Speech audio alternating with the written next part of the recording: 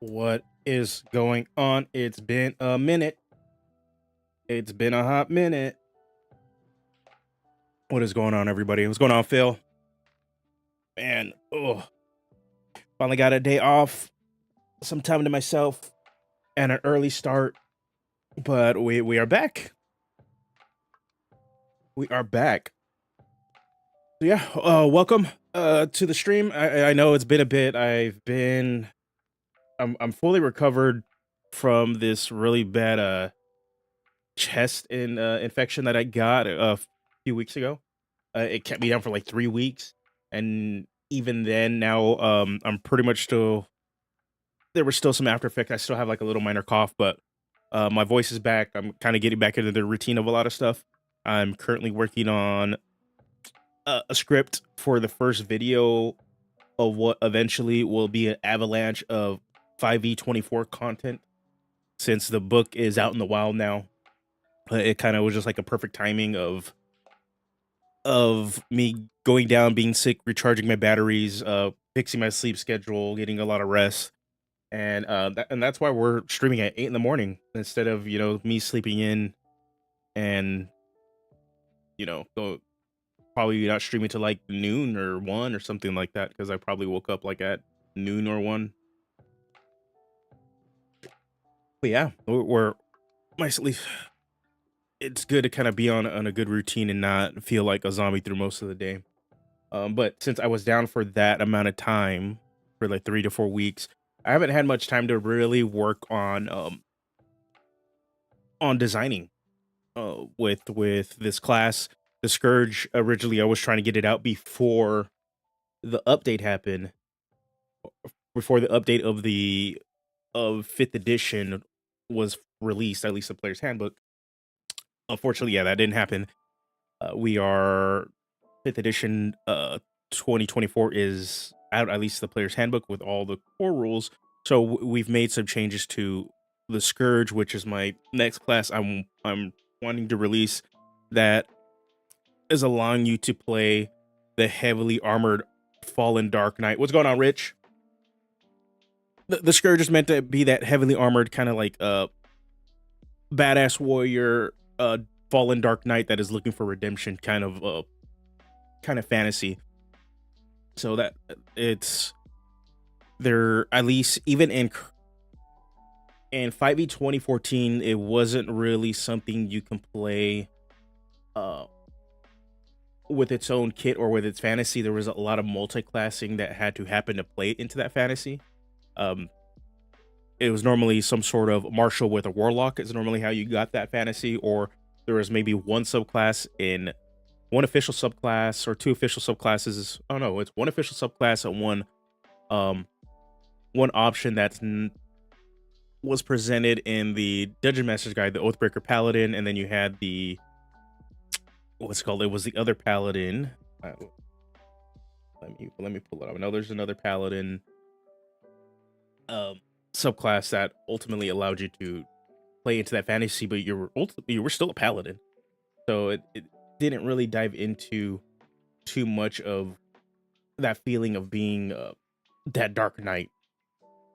There was a lot left to be desired. 5e 2024 made some significant changes to Warlock by removing pack boons and moving all the pack boons into invocations, which gives you more of that fantasy of playing some sort of like Dark Knight-esque character. What's going on, Maxwell? So while that's still there, you're still not heavily armored, which is like a big component to that, and you can't do that without multi-classing. Let's see. I'm trying. I want to see which Paladin. D&D Beyond did their full update, and it was Oath of Conquest. That kind of had that Dark Knight feeling. There's a lot of ideas for in the Scourge that borrows from the Oath of Conquest Paladin that is on D&D Beyond. Excuse me. There's that cough. But in terms of how the update will affect the Scourge, not much. I'm pretty much added in 2 options that are in 5e 2024 that need to just be added to the character rollout for for this, which is just great. It's weapon mastery and epic boon. Other than that, nothing changes for the Scourge. Everything functions as it does. There is some changes to the rules in terms of like pretty much the language that they use. That'll probably I need to go over and like fix some things, especially like D20 test, which I actually prefer because it's a lot easier to just say D20 test instead of whenever something does a weapon or attack roll, ability check, or saving throw. Like just saying D20 test is a lot easier. So yeah, so that's really the only changes that is happening to the Scourge. If you are still playing 5e 2014, I'm probably gonna have like whenever I can get this in the layout, probably have a little box saying, hey, if you just want to use it for 2014, just ignore weapon mastery and epic boon, and epic boon just becomes a ability score improvement. That's it. Other than that, the class is the same. So yeah, we're gonna be a D10 class. None of this changes with Great Weapon Warrior. Gives you a nice damage floor, because one of the problems I've always had with two-handed weapon sort of attacks and stuff is that when you roll those 1 and 2s, even if you have great weapon fighting style, you just get to re-roll it, and that doesn't really do much. This makes sure that you always have a solid level of damage. Also because you don't get fighting styles for this. The whole intention behind this class is that you are using a two-handed weapon.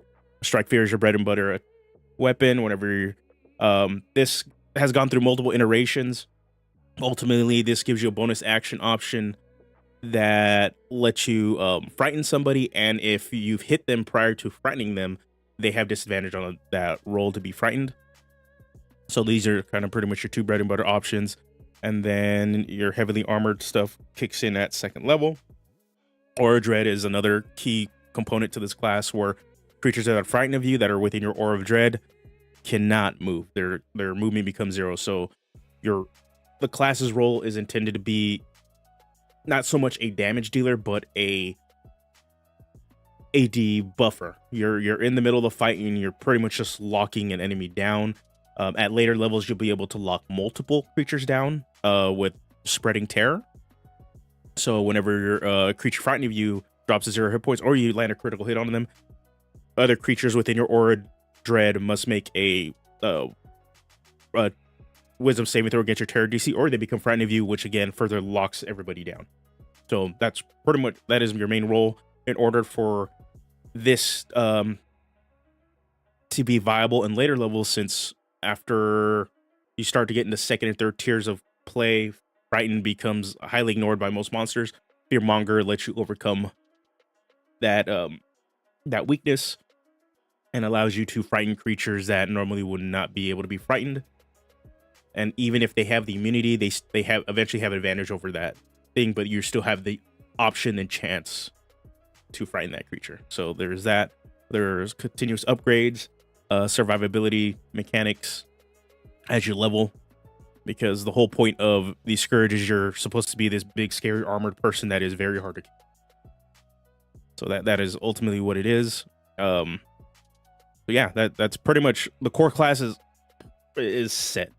What is needed to be finished is some subclasses. So I want to have a strong starting 5. That is the core thing. We want a strong starting 5.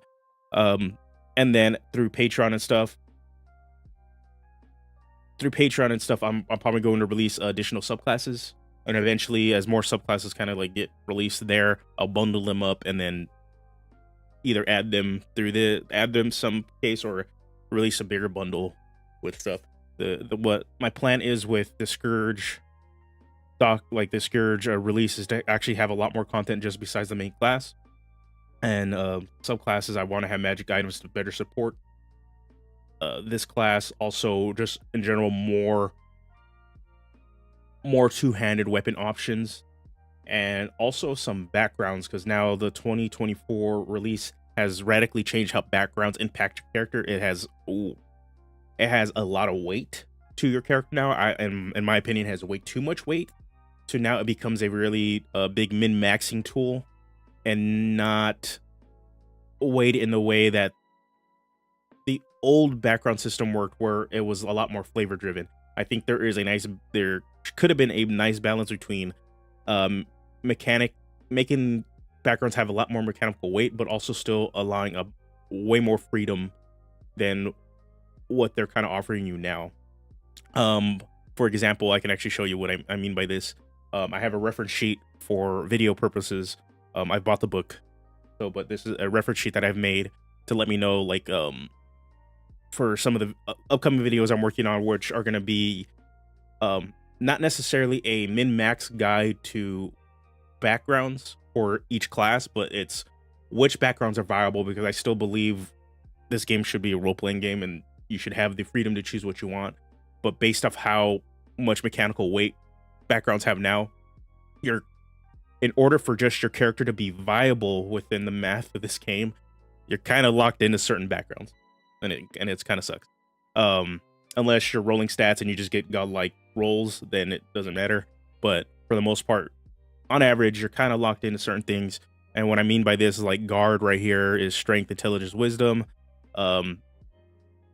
Certain classes this leans towards, while other classes are going to kind of want to ignore this, even if in the old system you could have been a rogue guard, and it would have been cool. Like, you were kind of like this scout for the town guard, that you kind of preemptively would go into areas and stuff. You can't really do that here. You can play it, but you're not going to be viable, because there's no bonus to dex here at this point. Part of the mechanical weight really is because of these two things. I like the idea that ability scores are moved into backgrounds, because the old 5e system, all ability scores were really in your species or race. Excuse me. And the problem with that really just reinforces bioessentialist racist rhetoric in the game.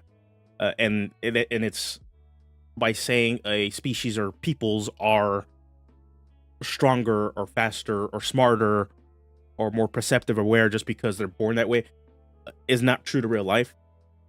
It is always, for the most part, it is your life experiences that kind of mold those ability scores. And I like the idea that they're here, but the fact that each one is designated a set, and also locks you into specific options only for your class. And on top of that, you have a whole feat, a rigid feat, that also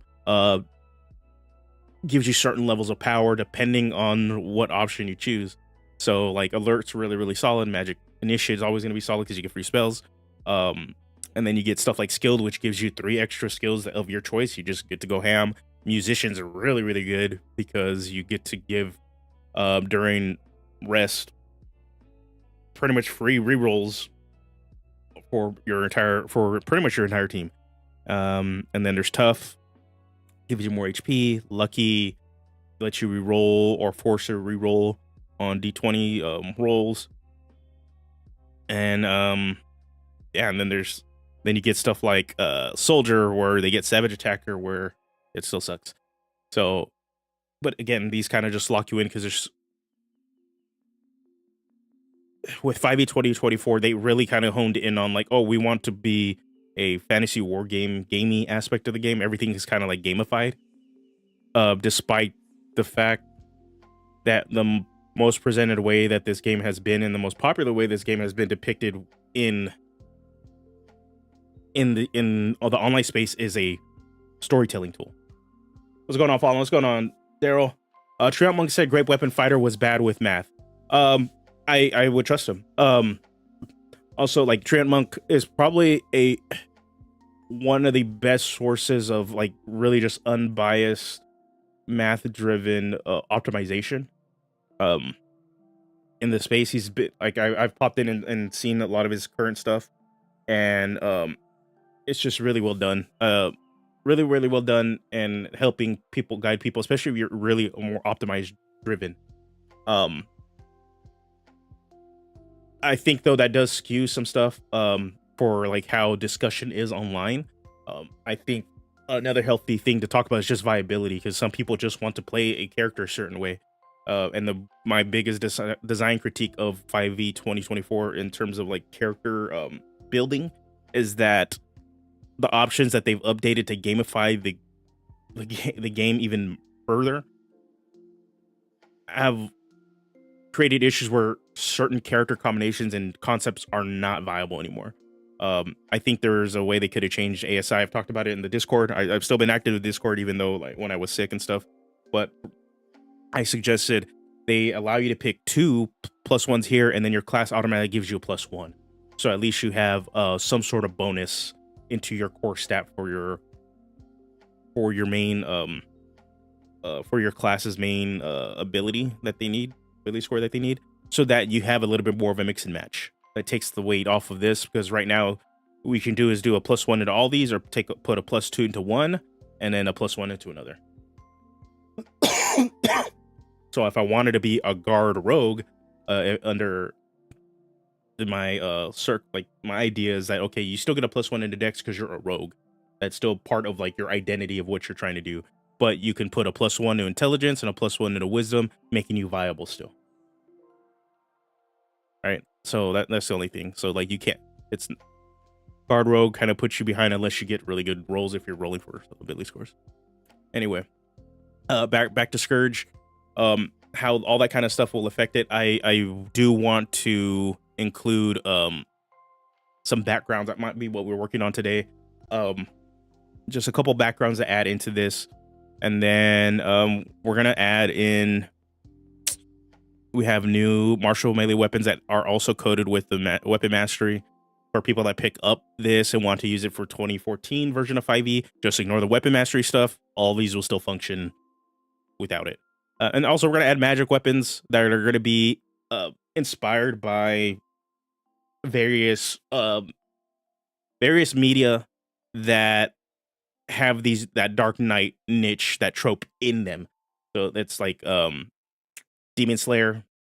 Like the Dark Knight trope is kind of all over the place in that anime. The Masamune, which is straight up taken from Final Fantasy VII. That is Sephiroth. That's going to be his deal. Berserker armor, that is from Berserk. So we're going to be working on that. And then I have transferred over a bunch of Elden Ring option or weapons I've made when I was in my Elden Ring binge, and I was originally, before I got sick, was going to release a Elden Ring conversion video of how to take ideas and what ideas work from Elden Ring and putting them into your 5e game. That also was a bit of a critique on how people transition ideas from games and how they put them in and don't really comprehend how the system can actually function. And while they try to make 5e into a simulation of the video game that they're playing, 5e doesn't work that way. It doesn't work well with it. And I was going to provide alternatives to have the same expressions, but just how they're better executed in working with 5e as a system. I got sick. By the time I got around to wanting to do this, all the 5e 24 stuff was starting to pop off, and I was like, yeah, I'd rather just switch gears and move into it, and then just convert and move over the Elden Ring magic items that I created into this. So you're gonna see the Dark Moon Blade, Blade of Blasphemy. Then we got the Sword of Night and Flame, Blade of Destined Death, which is it's a rename of the what's it called? It's like the third to the last boss, Malekith's weapon from Elden Ring, from the base game. Then for fun, Giant's Ring Finger, because in Elden Ring there's a funny ass weapon that it's a hammer that is a finger that you can flick people with, and it's from those giant creeper hand things. But I redid it so that it's a giant's finger. And then we got our Iron Briarthorn armor, which is like an armor set that when people roll into, when you roll into people and stuff, they actually take damage. So I was like, that's pretty fun. So we have some of those conversions, and there's new weapon properties that are created for these weapons. Um, also, so there's that. But yeah, like that's pretty much rad. In terms of subclasses, majority of the base ones are done. Um, we're trying to just draw from different flavor of like Dark Knight and a lot of different media. We have Aberrant, Mark of the Aberrant Host. This is kind of your symbiote. Somebody that's been corrupted by a magical or outer worldly extraplanar being. A lot of the inspiration, while there, it's going to be Venom and Carnage and all that stuff. Another big inspiration is Nightmare from Soul Calibur and the Soul Blade series, all that stuff, because he's been corrupted by the Soul Edge, and it was Siegfried that was corrupted by the Soul Edge, and then when they transitioned to Soul Calibur, he became Nightmare, and he was fully just warped by it. So yeah, so that's what Aberrant Carapace is. You're given the option to make unarmed strikes and turn that into your actual weapon, kind of like Carnage. So that's what that is there. And then you have Mark of the Black Order. This is kind of like your base bread and butter vanilla option for the Scourge. This is your Dark Knight, your Black Knight, your fallen paladin kind of class. You're just about being really scary, and you can scare a lot more people. This one has had a lot of testing. I personally played this one. It was probably one of the most fun times I had playing with this class, especially for a vanilla option. Mark of the Curse Bearer. This one still needs some work. This has gotten a full rework because we had the original system, and then I think it's still present in the playtest version of the document. You had a risk reward based system in the game, in the subclass. I've completely removed it, because the risk were not balanced around each other, and versus the reward you would get, and there was a clear optimal path of like a clear optimal options that you were always going to pick, and I didn't want that to be the case. I wanted them all to be weighted, but also to have, with 5e in general, the player base does not like hindrances. They don't like enlarged stuff that their options that hinder them in any way to prevent them from playing their character. Doesn't mean they don't like challenges. It just means they want their subclass and their options, the player options, to always work. And the options and the hindrances I presented did not allow for that. So so far it's been changed. This subclass has more of a theme of trying to make enemies fail and then punishing them for failing rolls. So that's really what it is. Like you're just kind of having this cursed environment around you, and that cursed energy is punishing enemies around you that you're targeting, or those that you're specifically targeting. And also we're still keeping some sort of like subsystem where you're imbuing or pretty much enchanting either your weapon or your armor and turning it into a cursed magic item, and based off of which one you imbue will offer a set of bonuses for you, while there is a cursed clause on there. Dread Hex, again, that's that's one of the options that allows you to kind of just punish people for failing, or it sets that up actually. So with Dread Hex, when you frighten a creature with Strike Fear, they become cursed until the creature dies, or you frighten another creature with Strike Fear. Any D20 test the target makes automatically fails on a roll of 1 or 2, so it increases the failure range. That is the whole point. On top of that, since they are frightened by you, they have disadvantage. So that's really what it is, just increasing their roll of failure. And then once you get into Cursed Domain, creatures in your aura dread fail a D20 test, they take 1d6 necrotic damage. Whenever a hostile creature and your Aura of Dread fails a d20 test, it takes 1d6 necrotic damage. Okay, they have to change that because that means your allies also just they fail. They're just gonna be taking d6 damage all the time. We can't have that. So yeah. So there's that. Cursebound armament improvement. Yeah, we're still working on it. Still not sure like how I want to kind of just build up these cursed magic items for you.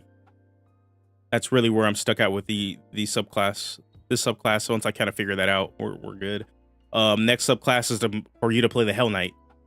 But I'm taking inspiration from the Butcher, from Diablo, Roadhog from Overwatch, and a bit of Kratos from God of War, where you have this you turn your Scourge weapon into like this infernal chainbound weapon that you're able to use as a thrown weapon to pull people towards you and beat the shit out of them. That's the whole thing. So that's what this does. You get extra fire damage, and that's kind of what this whole subclass is based around. You're just trying to throw them, pull people in, and then go to town on them. Mainly, what you're wanting to do is attack people from that are a little bit farther out of reach to bring them in so that you lock them down. That is the entire point of that subclass. Soul Broker, this is the one I just kind of finished. This one needs to get retested. This one has probably been one of the hardest ones to kind of like nail down. Obviously there's gonna be a want for undead leaning subclass for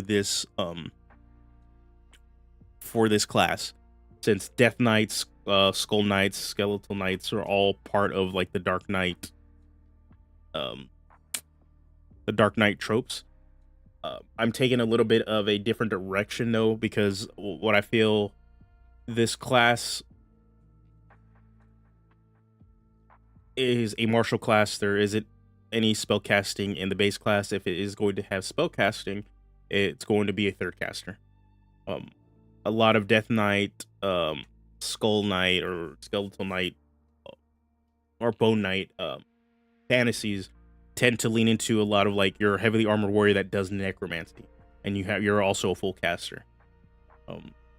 That's not where I'm leaning with this, obviously, and also part of the thing when during early development of the Scourge, we toyed with half caster ideas with it, and what I didn't like is that how much mechanical weight spellcasting takes away from a class, because you have to tie everything into the spellcasting because spellcasting is so powerful in 5e.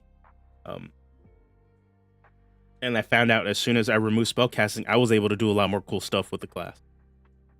It doesn't mean I don't think a full armored warrior spellcaster can't work. That is also like plays in the Dark Knight, Death Knight kind of realm, or even a half caster.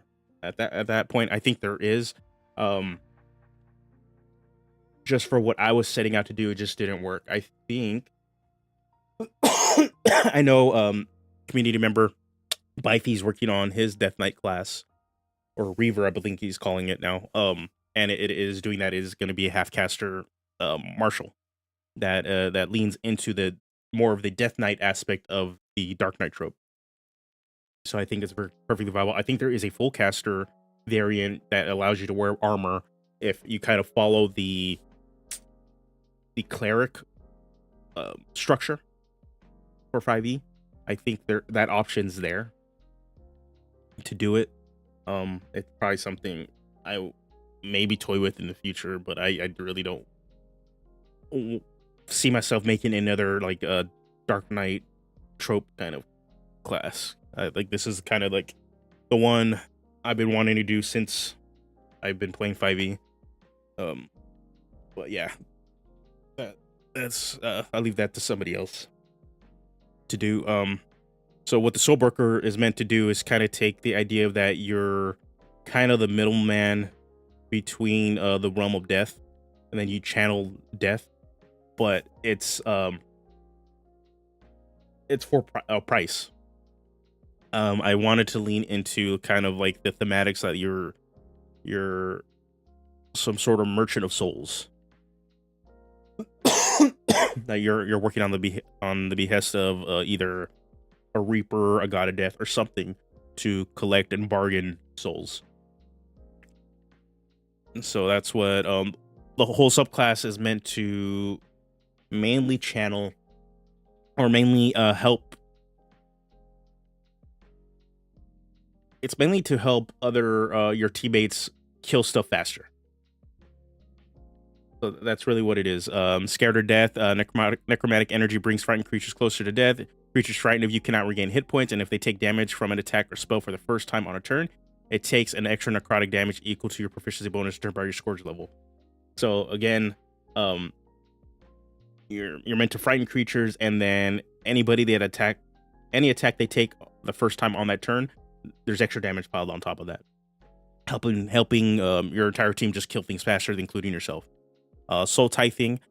This is as a reaction when a hostile creature you can see dies within your aura dread. You can bind their soul to a coin, which is represented by a soul die, a D8. You can have a maximum number of soul die equal to your proficiency bonus, and you can create one while at your maximum. Oh, and you can't create one while you're at your maximum. You can use the soul die in the following ways. This is mainly to give you more utility options.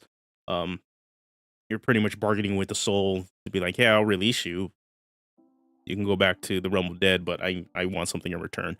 So we have borrow experience. When you make this needs to change to a D20 test. Pretty much when you do a D20 test, you can spend one die roll to use the soul's experience and add the result of the soul die to the die roll. Dead chatter. You use the soul die so you can cast Speak with Dead. So you can talk with undead creatures, or not, so dead creatures, to kind of just give you more of a roleplay tool and fill this role that you're able to speak to the souls of the dead. Essence Feed. It's a survivability tool just to give you more, give you temporary hit points so you can stay in the fight longer. And then you have Grave Stride, which is a mobility tool that also hurts enemies. You kind of turn into this a deathly specter for your movement, so you can kind of maneuver yourself in better ways. This is mainly just kind of help you reposition yourself in combat so that your aura dread can affect as many people as possible. And then as we level into this living death, your aura is increased. You also become resistant to necrotic damage or immune to disease. You just become pretty much a stronger undead creature. Dead currency. Your soul die turns into D10s, increasing the power of your utility tools. Also, in combat, when you get a special reaction that you can take once on every creature's turn except your turn, you can use a special reaction only to create a soul die when a hostile creature dies within your aura dread, and you can use it on the same turn. You can't use it on the same turn you take a normal reaction. This is just to allow you to ultimately make more soul tokens, and you can just do it on everybody else's turn. So until you hit level 10, you can only do it once. This will now, if multiple creatures die throughout a round, you can just start eating up their souls. Death Knell, bonus range or your aura dread increases to 20 feet, so allowing you to suck up more souls, increasing the range of that. And then once per turn, when a creature frightened by you is dealt damage from an attack or spell, creatures within 5 feet of that take necrotic damage equal to a proficiency bonus. This is just mainly just to help you kill other creatures. Hostile or creatures of your choice within 5 feet of it take. Yeah, that's that. And then its capstone is attack rolls against creatures frightened by you have advantage. So again, just helping you kill stuff more. And this is allowing your allies just to attack stuff faster. Attack stuff and get their hits in. Again, this is more of a I see this as more of a support debuffer that really helps your team just kind of kill stuff fast. Yeah. Okay. So give me a sec. I'm gonna just run to the restroom really quick. I think what I want to do, I'm not in the space to do try to figure out Mark of the Cursed Bearer. What I probably want to do, we'll probably do this today for a bit, is work on some new backgrounds for the class I want to include. We'll probably talk about also what's coming up for the channel, and then also we'll talk about what's going on with Luchador and what we're going to do for the update on that too. And then probably after that, I will maybe jump into some games, maybe some Final Fantasy 14 for a bit. We'll see how I feel. Yeah, I just need to run to the restroom really quick.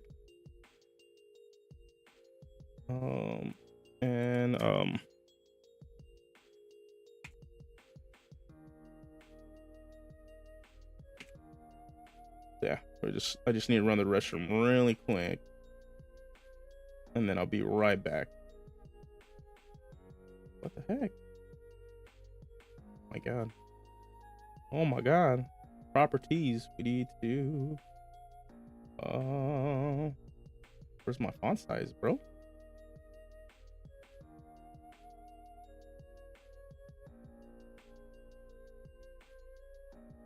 Okay, cool. So yeah, be right back.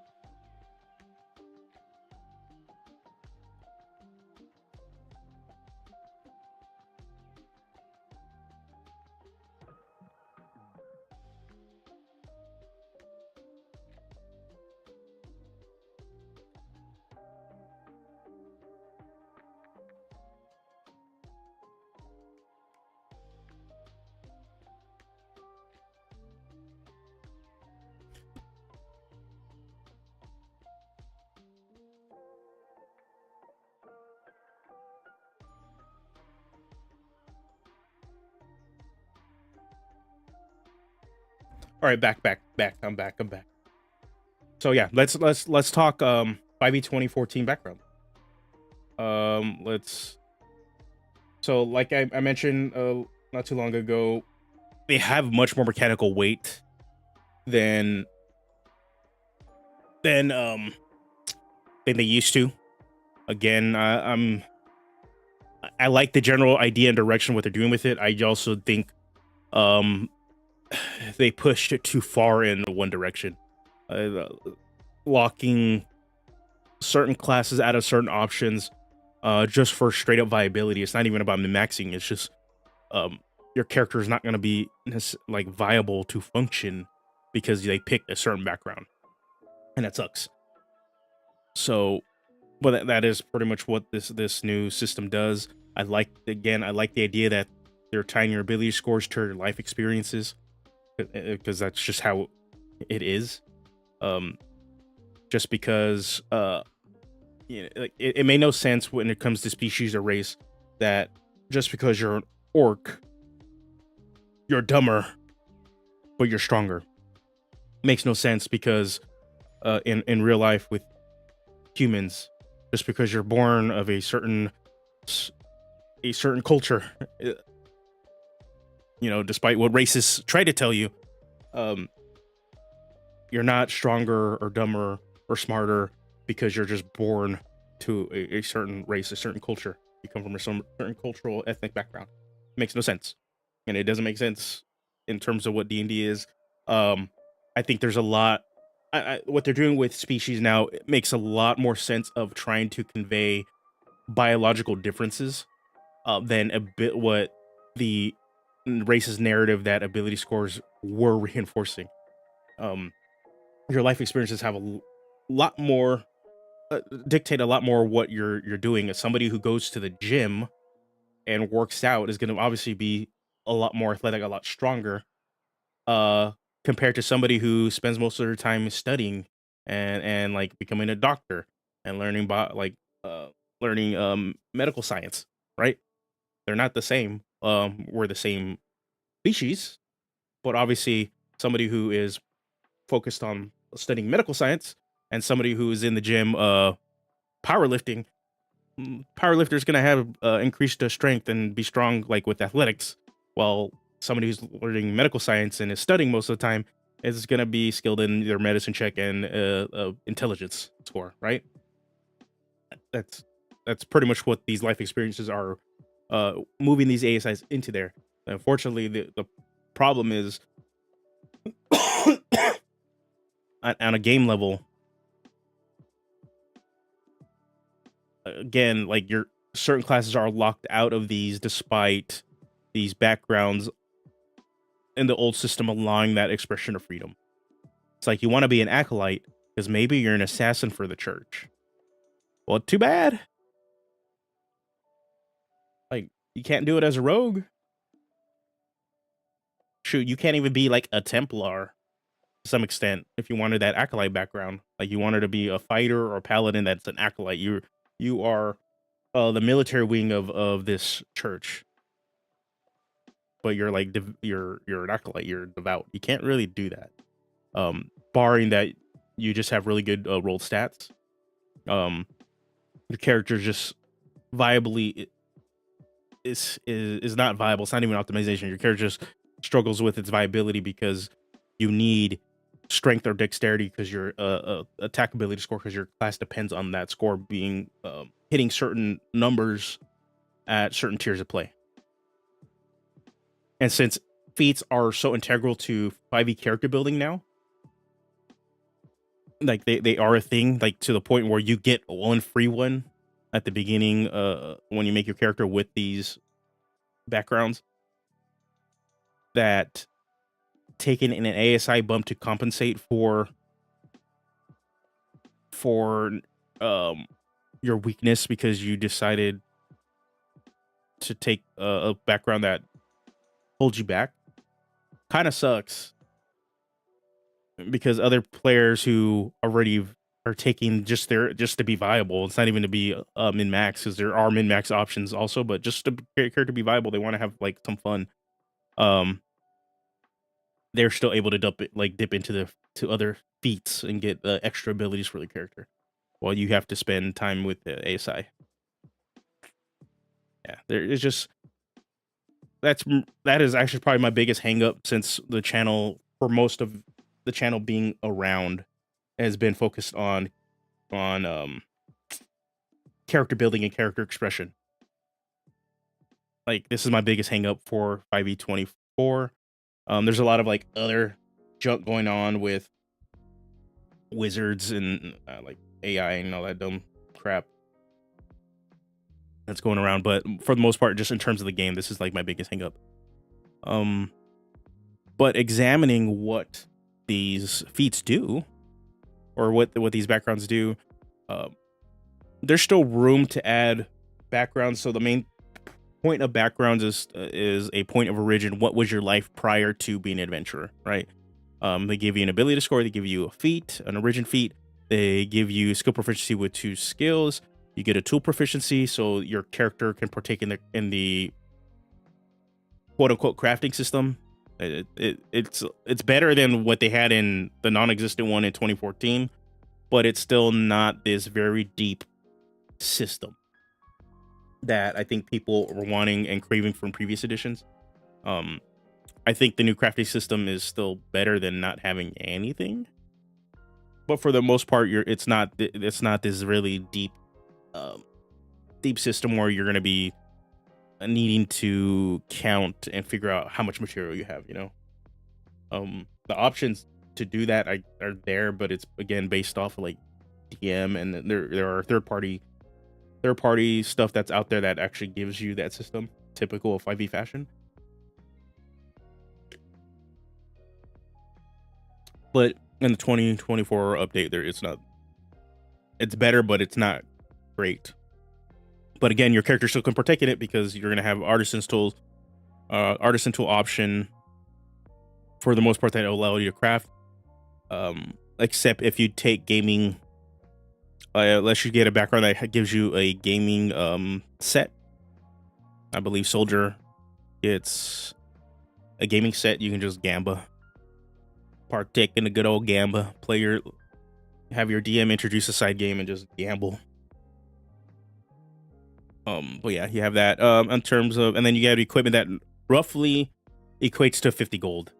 That's normally what it give or take. You have the option like, okay, you could spend 50 gold on whatever you want, or you could take the starting options and then you keep the leftover gold. So what I'm wanting for backgrounds for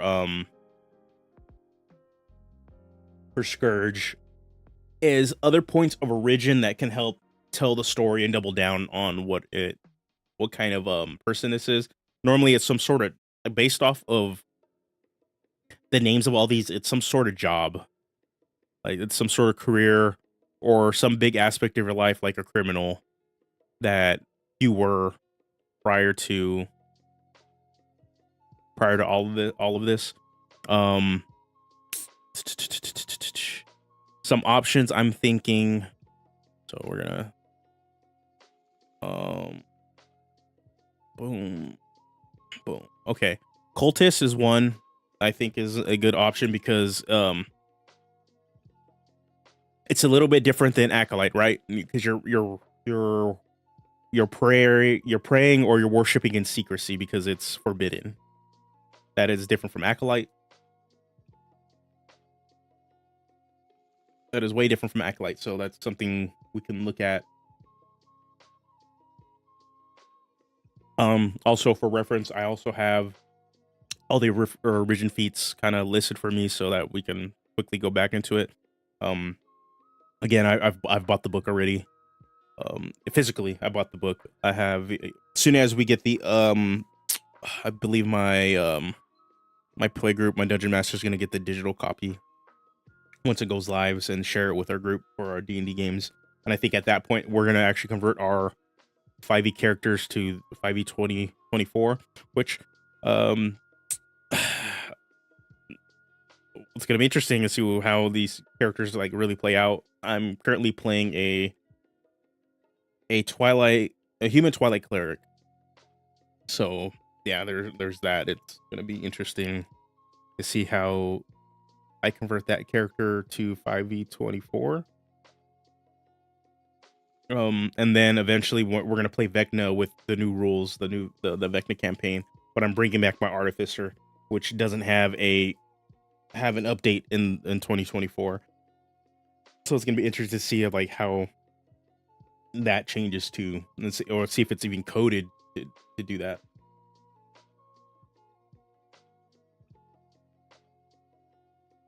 So, now, Cultist is one. I'm struggling with another. Let me open up another window and bring it up. We can look at. Let me pull up D&D Beyond back here. We can do that.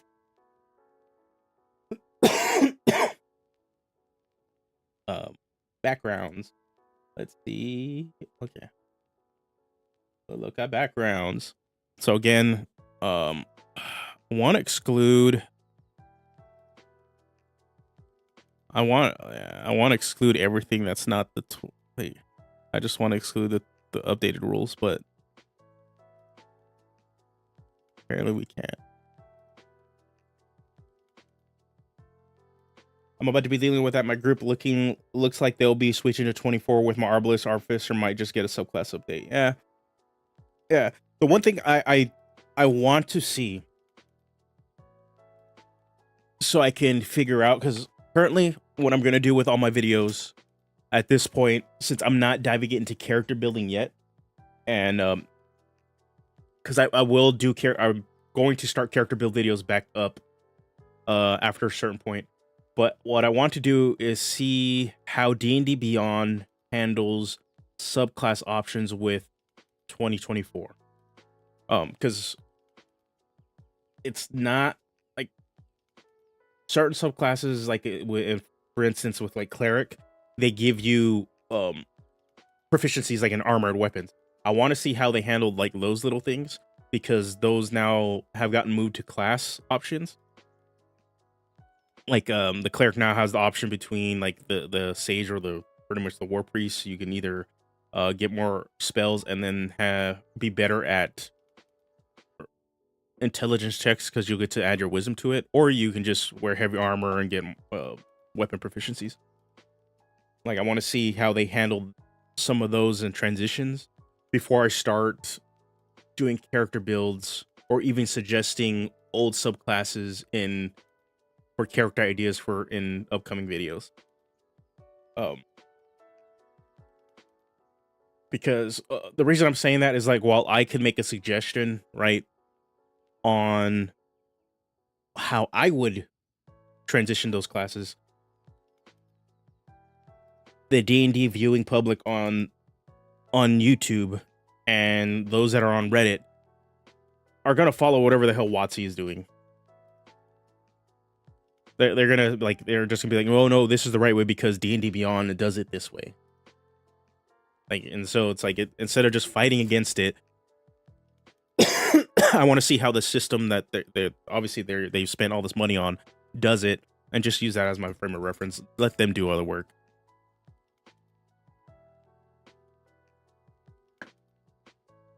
Yeah, like, I just want to see how that happens, because they've, like, for example, if you get the subclass and it's still going to give you those proficiencies, well, it's optimal to just take, like, it's just straight up better. Like, there's no point in taking the like, well, let's go look at the free rules, right?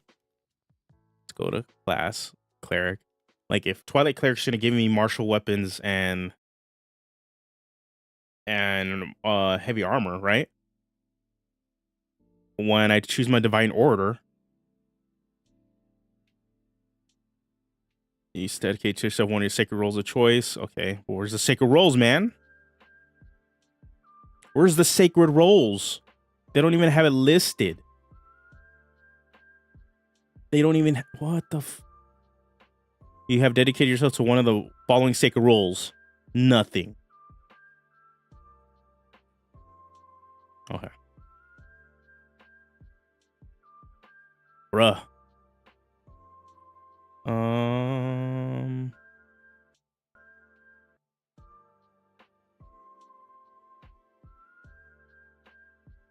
Yeah, you either protect or thaumaturge, but, like, okay. So thank you, company of losers, for listing it.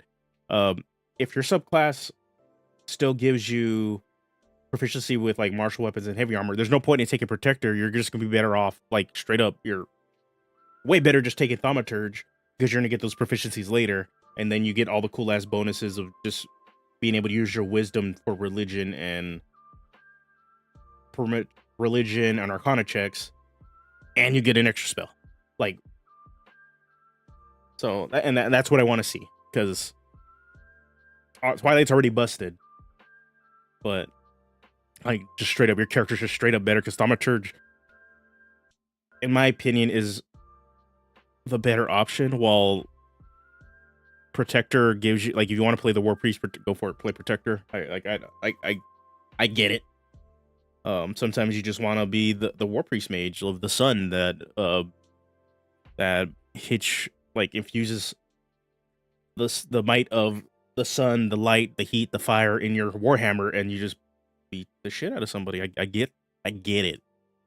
But man, Thaumaturge is just, for me, better all around. And it's not even just because of the extra spell, because that's always just going to be a good thing. It's mainly because you're able to use your wisdom for pretty much intelligence-based skills, so you can be the information gatherer. Like, you can actually play that role. You can finally use your wisdom for religion and actually be religious and know what your character is. Like, that, it's just a better RP enabler. And I value that a lot. Like, I would be able to lean into that. Like, when I'm playing my cleric right now, since I'm purposely playing my character really dumb, because he's a former Cult of the Dragon member that switched gods. Let me see if I can bring my characters up here, and I can show you my stats. I'm purposely playing him dumb. It's Tapatio Goodbelly. Here he is. This is my character, but I don't like 0 intelligence, so meaning my religion, while I'm proficient in it, I'm not the religious guy, you know, like, because I don't have intelligence into it compared to my human artificer, who has straight up a +5 just because he's at a +5, and if he was proficient in it, okay, he'd be way better, right? Your proficiency bonus, okay, he would be at a 10. But like, yeah, like, I need to. There's some characters I need to get rid of because I ain't paying for this. I'm at my max.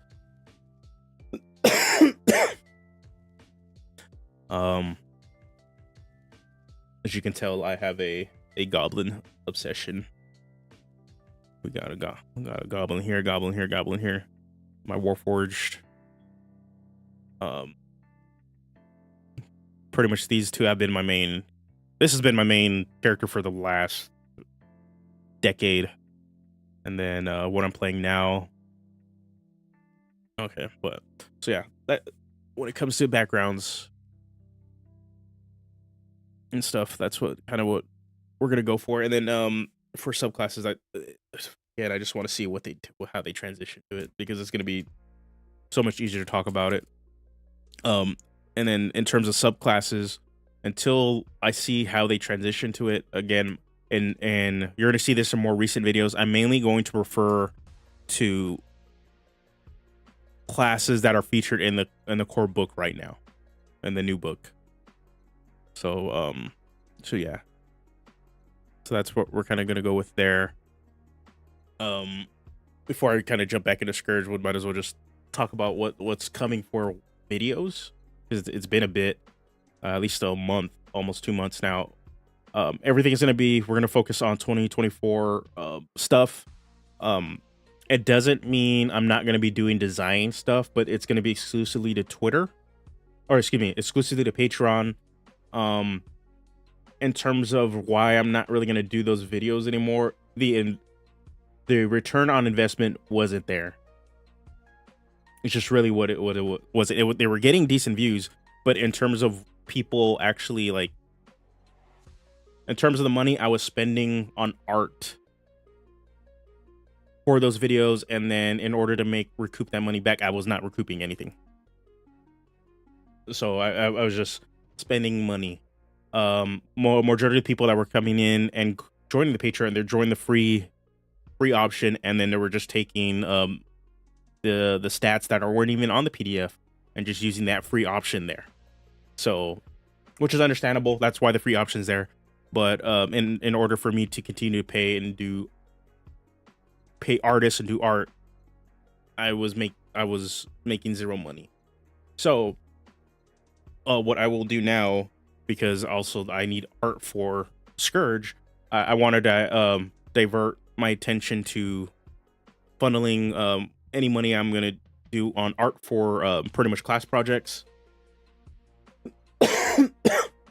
And anything I create in terms of design will still go up on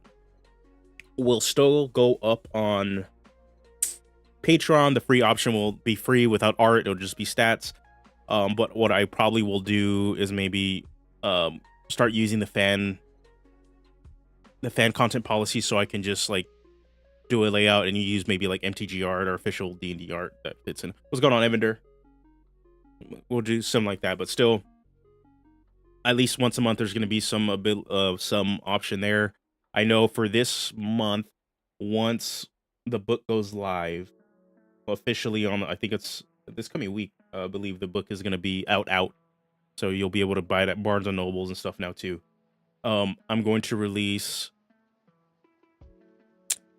a new variant of the ASMR. The Coatl ASMR.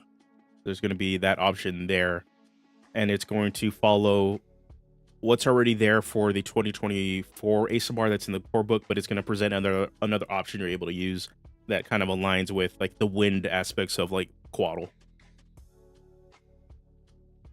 So yeah, there's that.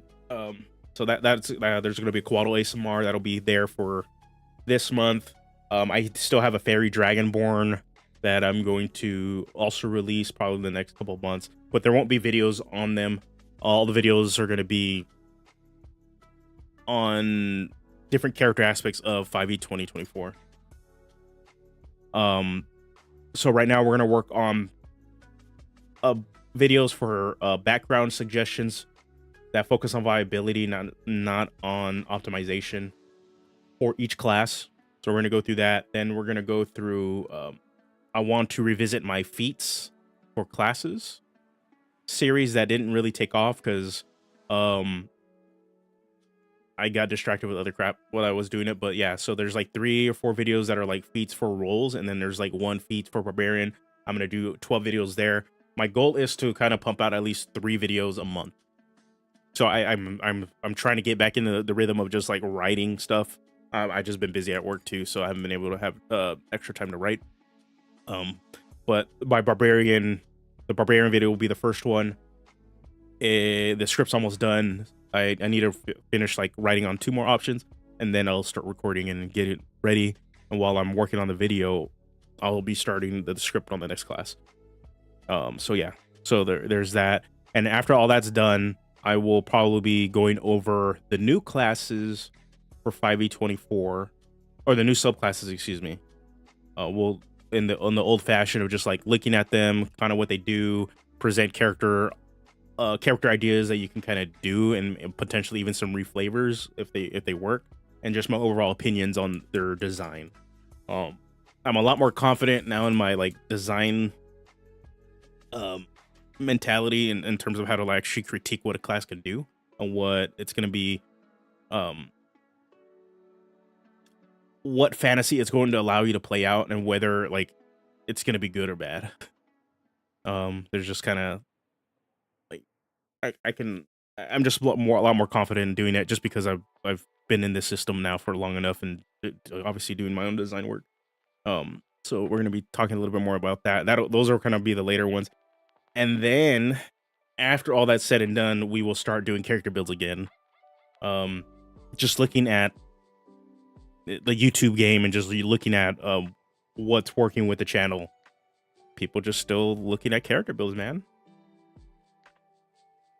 All the current builds have now been retitled, or at least put under a playlist that says character build 2014, 5e 2014, so everybody knows there's going to be a difference. What I might do is also revisit old builds and see how you can update them for 5e 2024, especially the popular builds that are out there, like my samurai build. I know I did some shorts with some popular builds, so I might revisit them in long form, and then also just say, hey, this is how you update this. You know, what's going on, Just the Craft? Evander, the Scourge class is something that I love and will 100% play one day. Just a big buff dude in the front line that strikes fear at will. Is such a fun gameplay loop. Thank you. Yeah, man. This is a class that I've been wanting to do since I started YouTube. I always felt that there wasn't a Dark Knight trope class, and it's like something that nobody was doing in terms of third party stuff and like creating custom classes. Obviously, everybody was like, we want guns, we want to do all these other cool stuff that are also missing in the game, but the Dark Knight trope character class just wasn't there. And even then, if you could do it in 5e, it always included like you needed to multi-class, or you needed to do an option that wasn't necessarily official, but it was still presented by Wizards.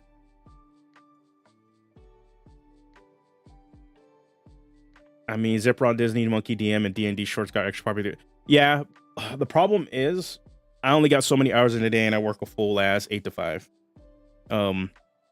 Got my grown ass job, so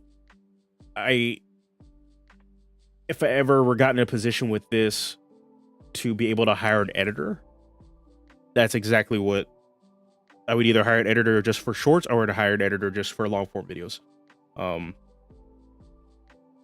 At this point, I can't manage to do both. It's just a lot of work. Pretty much, I think the biggest recipe for a lot of success in the space, for a lot of people that don't really kind of understand the behind the scenes stuff that I've seen, is a lot of time. You need a lot of time, so that's why you kind of see a lot of younger people on YouTube, is because they got no job, they're going to school full time for the most part, and they got a shit ton of time. Or if they do have a job, it's only part time and they got a shit ton of time. Or somebody that's transitioning and they have a shit ton of money and are able to invest in a bunch of stuff, like an editor, to help them get the ground going. It doesn't mean that somebody in a position like myself with a full 9 to 5 that has some sort of income to dedicate to this stuff can't do it. It's just going to be a different starting point, and it's going to take time. But doesn't mean that you can't find success that way either. It's just understand it's going to be a little bit slower. Like, that's just the reality, and that's perfectly fine. But that's just the reality of like kind of like the YouTube space. There's some people that just blow up because, well, they had the money to hire a really good editor. And just what it is. It's just, yeah. I've only ever allowed one third-party class in my games. I'm more lenient on homebrew subclasses. I can see that. There is a general fear of just third-party content in general, because the stigma of things not being balanced. That a third-party option or a homebrew option that somebody's presenting is not balanced because it's not official. There's that thing. And anything that what's proven to me as I've gone through my own design journey, official stuff is not balanced, but for the most part, a lot of it's just not straight up balanced. But since it's official, it has the luxury of like, well, we have to trust it because it's official. But that guy that is creating this third party thing, he's not official, so it must not be balanced, right? There's that stigma. And there's, at the same time too, there's people just presenting stuff that is out there and just releasing stuff that is not balanced. Like, it's just not balanced. Part of it is because the online space allows for a lot of people, and this is in a lot of creative areas. So this doesn't even pertain to just TTRPGs. This part, there's a lot of the openness of the internet allows for people that are trying to create art, trying to create games, trying to just be creative, to just release stuff into the open. And there's no filters anymore. So since there's so much information out there, again, people are at this point in time are having a hard time figuring out how to filter out what is it that they want. So that is what's happening. And in terms of the TTRPG space, and in terms of 5e, there is a lot of people just releasing content, either privately, like solo, or there's actual companies. And it's even worse in this space now. And there is a level of rightful stigma because people are just shoveling AI generated crap on official marketplaces like DM's Guild, which is supposed to be like the premier place for 5e um, third party content, right? But is being flooded by AI. So I don't blame people for being skeptical about not wanting to accept third party stuff. But I do say there are a lot of options out there and may work for your table, and to just give them a chance. There's a lot of people doing a really great work out there that are purposely creating 5e content to either fill in mechanical gaps that people are wanting that Wizards is not addressing, or people creating player options that are out there to fill in those gaps that again that Wizards are not creating, and their balance. And actually, for a lot of the ones that care about balance, they have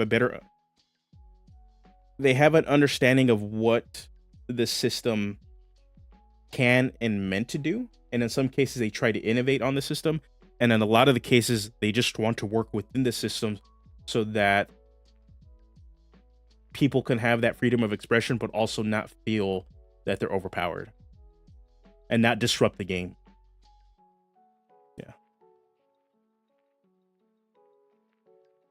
Yeah, and again, balance is relative to your table, and it is at least in terms of gameplay. When I'm regarding balance, there is system balance. So when people are professionally designing for the system, they're not designing for the table. There is a gap between a home brewer and a professional designer. A home brewer is always going to design for their table, right?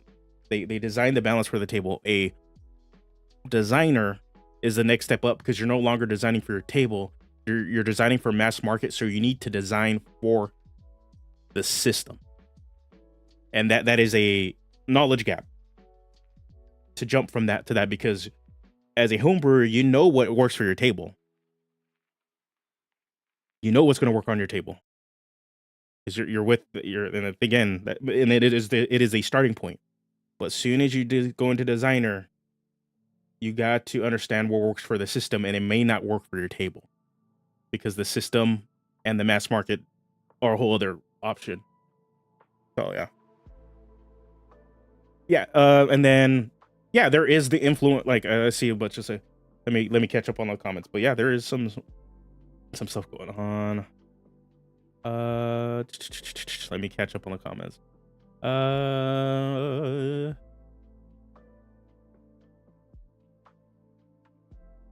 Okay. I'm the opposite. I'm not lenient. I just have a big list of homebrew. Yeah, I know your list, Evander. Like it's a long list. You got a lot of people on there. I feel like D&D Wiki gives homebrew third party a bad rep. I don't think D&D Wiki is as prevalent as it used to be. I think early 5e it was. Not so much because now there's other options. Again, when D&D or the DM's Guild released, it became the official option for third party stuff, and it had a wizard seal of approval for the time being, so people were a lot more trusting, at least prior to OGL. And D&D Wiki's prevalence is just waned. It's not particularly about balance for me, but it's about uniqueness. Homebrew classes really need to have their own identity, and most classes to me feel like a patch to an existing class identity. I think this is in part because the subclass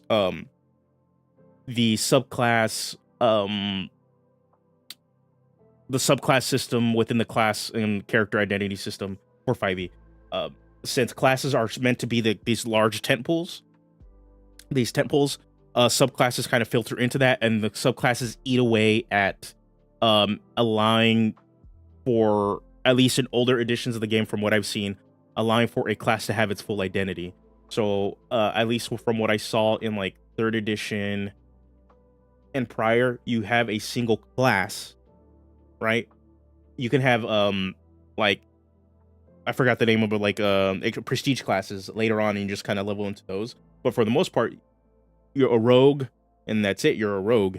So your whole kit has to be revolved around a rogue, and it's the other options that you choose that can dictate, like, oh, well, I'm a thief from this background, or I'm a swashbuckler. In 5e, it's like, I'm a rogue that's a swashbuckler, and these are the two identity options. But say I wanted to create a pirate class, well, I don't care because the swashbuckler's there. I'll just play a swashbuckler, or I'll play a fighter sailor background. I'm already a pirate, right? Even though a pirate class could possibly be supported at least a couple of subclasses, but still, the subclass system kind of eats away at potential classes that have that expression.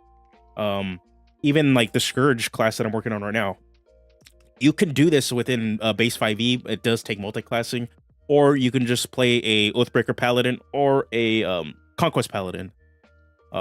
It's kind of there, and then within the 24 update, you can play some of this class as a full-on warlock now because they moved and redid invocations because they moved all the pack boons in there. You just play Pact of the Blade and bam, you can play some of the identity of this class in there. So like I get that. The thing with third-party classes, even if they fill in a niche that's kind of presented in official options, they're meant to hone in on the trope to give it better character expression.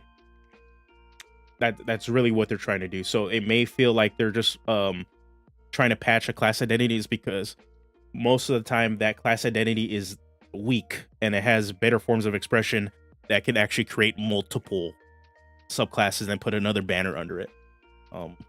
So yeah, I say I would say try to give them a try because part of it is because the designers are finding mechanics that better suit the identity and allow for more character expression that the current main core class tentpole doesn't do. Let's see. Well, not just that, but people tend to balance to what their group considers balance, like my stuff. Yep.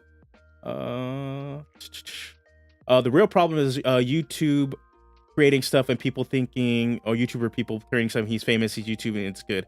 There is a lot of that in this space. Unfortunately, there is a lot of like pretty much fanboy behavior. There's a lot of projects that I wouldn't back that have been fucking making tons of money, and there's stuff that I'm like, yeah, this deserves to be funded that don't go funded or just don't make as much. And it's like, man, like, but there is that fanboy bias.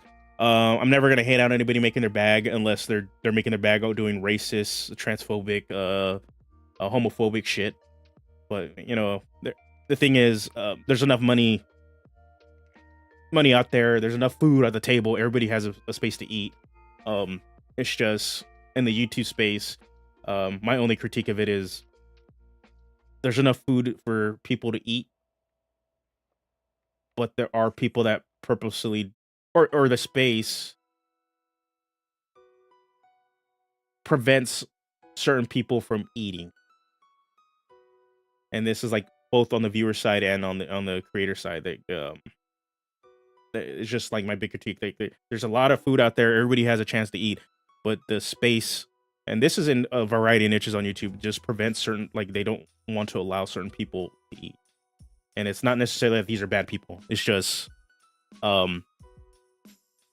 there is a lot of misogyny and racism inherent into the YouTube algorithm just because of how it is. So if you're not seeing POCs or more women represented in the TTRPG space, they're there, but they're not getting, or even LGBTQ, like they're on this platform. It's just they're not getting the exposure because of the inherent way the algorithm and just in general the space is. They're not getting as represented as possible. And then you have that bias where there's people out there making a shit ton of money off of kind of whole hum stuff. And there's people that are making rightful good shit amount of money because they just made some really badass product. Like a Shadow Dark, for example. It's rightfully deserved of all of its awards and all and the money it's making. It's from what I've seen and heard, it's a cool as fuck game.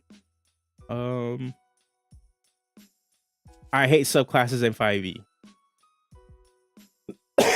I used to love them. I don't like them anymore. Yeah, you should judge the content based on its quality, not its creator, barring the creator being a piece of shit. True, but people don't. most of like YouTube success is like how much or how relatable people or enjoy their creator. There are creators in the D&D TTRPG space that I'm not gonna name names, but they are a piece of shit behind the scenes, and they're successful.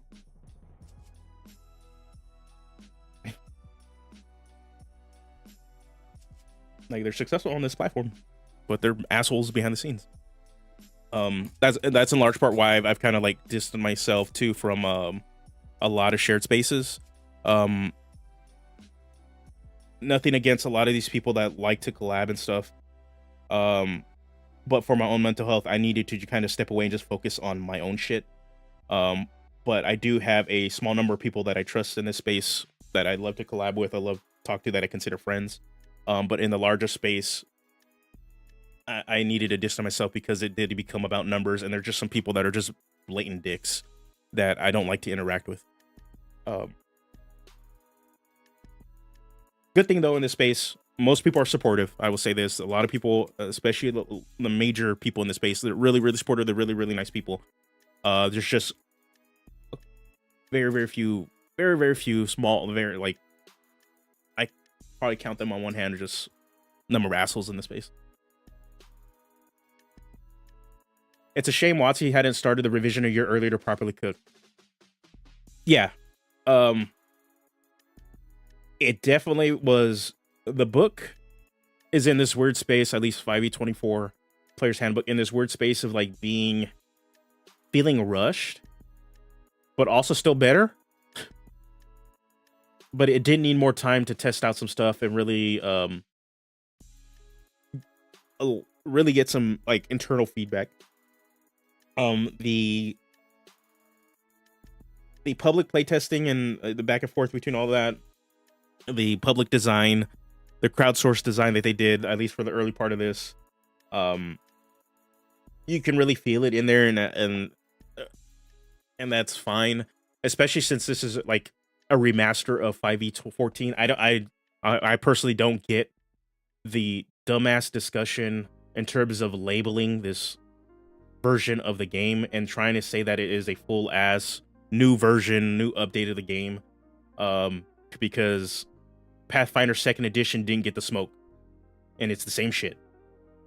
They remastered Pathfinder 2nd Edition to move away from the OGL shit, but also updated and gave quality of life changes to classes and player options for Pathfinder 2nd Edition. And while a small number of people were bitching and complaining about it, because I did see that on Reddit, and that's just Reddit, for the most part, people were excited and were like, hell yeah, remastered, cool shit. Pathfinder 2, let's go. D&D 2024 is a remaster of 5e, but it's getting a lot of bullshit thrown at it. Some of it rightfully so, I will say that. Some shit slung at it, but it rightfully so for some of it. And it's mainly how they're implementing the update, the remaster, in their digital space. But that's what it is. It is a remaster of the system. and it like, the biggest critique is that it feels like they're forcing that remaster on people that still want to keep the 14 option. They backtracked them on all this, but ultimately that's what this is. This is a remaster of 24. It made some quality of life changes, while it's also, since it's gamified 5e more, it's also going to create a little bit more it's going to create some other problems with the game. But ultimately it is a remaster. The naming discussion is more Twitter bullshit, engagement bullshit that people are literally fighting over. Like, no, it's 6th edition. No, it's this. We need to call it 5.5. We need to call it this. Like, shut the fuck up. Go touch some grass and relax. You don't have to play it. Like, it's gonna, like, from the get-go, I've always said this. Wizards of the Coast is aiming to move D&D into a living game. Nobody's believed me, but it's very apparent with this update that they don't want to have this called 5th edition. They don't want it to be called 5e.5. They don't want this to called anything. They just want it to be called D&D, because from a marketing standpoint, all they have to say is, oh, you want to play D&D? Go pick up our D&D Player's Handbook, and it'll get you started. That's really what it comes down to. They don't have to. This is what they want: a living edition of the game. They want to remove this idea of like editions. Now, whether that's successful or not will determine whether they can get the mass market push that Hasbro wants them to have, in the same vein as Wizards of the Coast, as Wizards of the Coast has with Magic the Gathering. I think that ultimately the market will dictate that, because there could be a down the line where they have to do a 6th edition because that market push did not work. I wonder how fast 2024 5e will get stale. It just depends on what they use to support the game. What other books that they're going to use to support the games. We get another Xanathars or Tashas and how good they are. That's really how we'll determine whether this gets stale or not. My prediction: the games, after the hubbub and people kind of get over which they're going to do remastered 5e or just or stick to the old shit. For the most part, most people are going to transition to this fucking update. They say they're not. They are. They're gonna. I'm pretty sure they've already stopped printing the old Player's Handbook. Whatever's out there on the market is whatever's last of it, and everything's gonna just transition to this shit because nobody wants to be left behind from a new product. I feel like if WotC just called this a D&D 5e remaster, made it a separate edition, they didn't have backwards compatibility hamstrung. Honestly, if they just said, WotC said this is 5e remastered, the bitching and complaining about this being a new edition or whatever the hell people want to call it, and like that Twitter bait combo will go away, or at least be very, very, very small and nobody will give a shit, because it says it right. It's on the tin, like it's a remaster of 5e. We're getting a full remaster. And that's where they fucked up on the marketing. Draw Steel's coming, so I'll probably play that. I haven't actually read anything of the MCDM game. I've only heard stuff, and if it is a more like a combat oriented war gamey experience, I'm not like, even if it plays smoother, that's not what I want out of my experiences. Even with 5e, like combat, like it's not that I don't like combat. I just don't like how long combat takes, and if Draw Steel is gonna kind of just be like, we want you to fight majority of the time, I'm like, okay, I'm out. Like, it's just, I want a game that allows me to kind of like do a little bit of everything. Like, I do want a kitchen sink style game, but I need combat to be faster, way more streamlined, because ultimately what I want out of it is a storytelling game, or combat is part of the storytelling.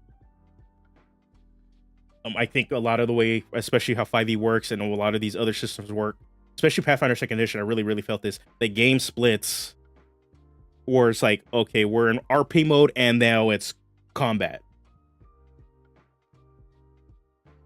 There's no, and combat is combat and doesn't necessarily help tell the story. Like, the best example you can see this, and it's a Critical Role, because despite them being so character and story driven on their show, and even they try to wedge story into combat, you can tell the players at the table, their brain shifts to like, okay, here's combat.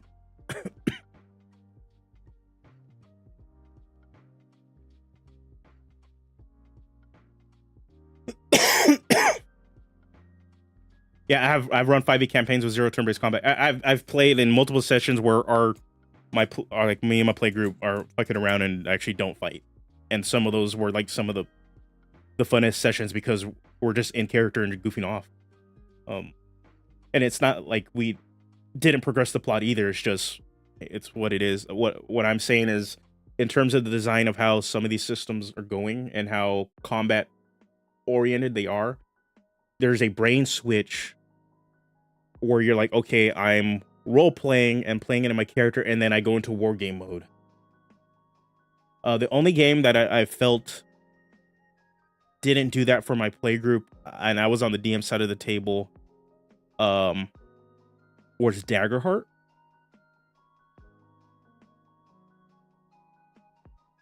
And that's because of the free-flowing nature of that system. There wasn't, because it's not based in a war game element, and I was able to see my play group just kind of like stay in character and help tell the story through the combat and still stay within the story of it. I think, to be honest, I think that can happen with something like Vagabond. Shout out to Taryn Pound, aka Indestructible Boy. Want to shout out to him. His game's up on GameFound. If it's a fantasy game that is more of a lighter approach to it's not even lighter, a more streamlined approach to fantasy gaming. It is based off of fantasy TTRPGs. It's going more over the pulp fantasy direction, so it's not super powered fantasy. It just it is a little, not necessarily grounded, because it's like you're still doing stuff, but it's definitely not super power fantasy like it's 5e. It's a lot more streamlined, so things move a lot quicker, a lot faster, and you don't feel stuck. You still get a bit of like the tactical combat that you would get in 5e, but it's done in such a way that it doesn't get in the way of like the role play. Doesn't get in the way of itself that I feel like 5e and even Pathfinder 2nd Edition does when in terms of like combat. It's on GameFound. You haven't backed it yet, and then you want another fantasy game and like a more streamlined, very pointed, like it knows what it's doing and it's fun and there's a shit ton of character expression in that game. Go check it out. It's called Vagabond. I backed it. I'm getting my physical book as soon as this campaign's over. So yeah, go back Vagabond. Shout out to Terran. I got to run it. It's probably as a DM on the DM side, it's probably one of the easiest fucking games to run. And it was actually a lot funner for me as a DM because I did not have to worry about the minute, like I was able to focus on the story with that game because the system was already clean that I already knew what to do. I didn't even have to roll any dice. So yeah, it pretty much runs itself, and it can run itself. I think the role, like you being a GM and Vagabond, is to help propel the story, and I think for me, Vagabond will be a good system, in a sense where combat can help tell the story. Yeah, but it's definitely on. I think if like combat oriented, like war games, in terms of combat, and say 5e is the middle ground. It's definitely on the left side where it's a lot more streamlined. You still have options. It's not like you're not able to do shit, but in terms of the speed and where you're concentrated on, it's left of D&D being more streamlined, while something like Pathfinder is on the right side where it's very like super crunchy, where there's fucking rules for everything. Yeah, what I want to do, like, I don't know if my group needs more time with Vagabond to really take to it. That was pretty much their feedback on it. To really get a good feel of it, I want to Vagabond because I want to do solo play. I want to kind of like do it, see how I can, what I can do to play with a solo play. But also on top of that, I want to, if I like it enough, I might do it as a small series on the channel. Part of it because like, here's what I originally wanted to do for like Dungeoneers Pack, like way back. I wanted to kind of like just build a bit of a base, have like discuss character builds and stuff, but eventually move into more of like actual play arena. But now the actual play market is like space is like super flooded, and I want to do something different for actual play, but also might do so. For me, it's like doing a solo play of Vagabond and like in a small run of actual play-esque situation where it's heavily edited. Might be something I might try to do. But isn't combat telling a story more so on the GM rather than on the system, or is it more gameplay loop and pushing buttons, character sheet? It's on the GM and on the players. In my experience, when you're it actually it's on all three. So if a system is written in a way where there is only an optimal path or a set path of what your characters have to do in combat, say for like Pathfinder Second Edition, where there is a specific combat loop for your character to be viable and to the point even be optimal, um, your character expression is limited because you're in wargame mode. The game is dictating, is telling you, hey, your character is meant to do this. So in order to actually function in combat, you need to do this thing. Right. And that's what I felt with Pathfinder Second Edition. I think other people may feel different. But despite all the buttons and stuff, in order for my character to do and be helpful and be viable for my team, I had a set of abilities that I had to do every turn. I had a combat loop. And it reminds me of Final Fantasy 14 a bit, where each class has a combat loop that they have to rotate through. They have a combat rotation. That's what I felt Pathfinder Second Edition reminded me of. That didn't work with my playgroup because we role play in combat to the point where some of our characters will sit out of a fight because their character is purposely not knowing what the fuck is going on, or they just would not attack that thing.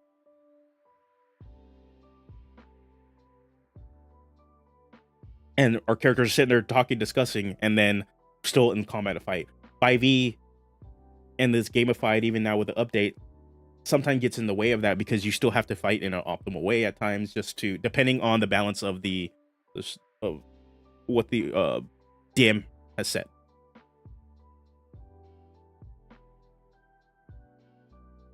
So yeah, so like, and it's the DM kind of sets the tone. The GM sets the tone. Hey, thanks for stopping by, Craft. Thank you. The DM sets the tone. The players also have to play their part. And that's also dependent from playgroup to playgroup, because some playgroups they want a war game, and that's perfectly fine. My playgroup is, they want enough combat where they feel like they're tactical, but they also want to stay in character. And some games don't punish you for trying to stay in character while not playing to the combat system. Daggerheart was really was the first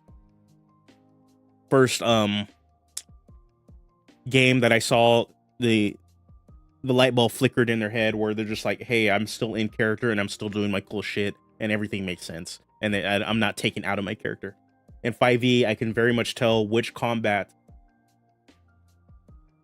my play group, we are still in character and still doing stuff, and where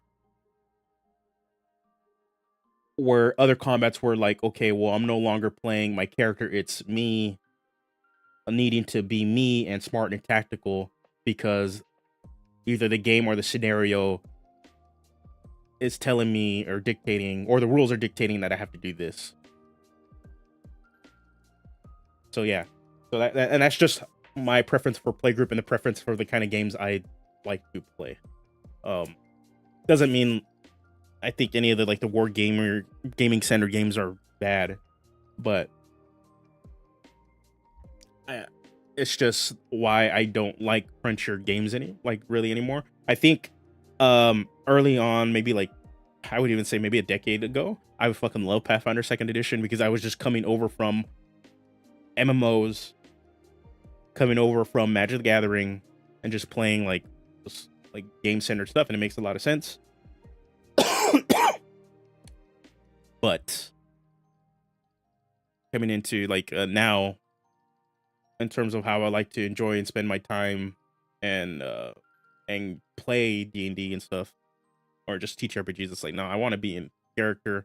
I want to think in character for combat, and I want the system to reward me for being in character in combat, or at least not get in the way of me being in character in combat, to help push the story.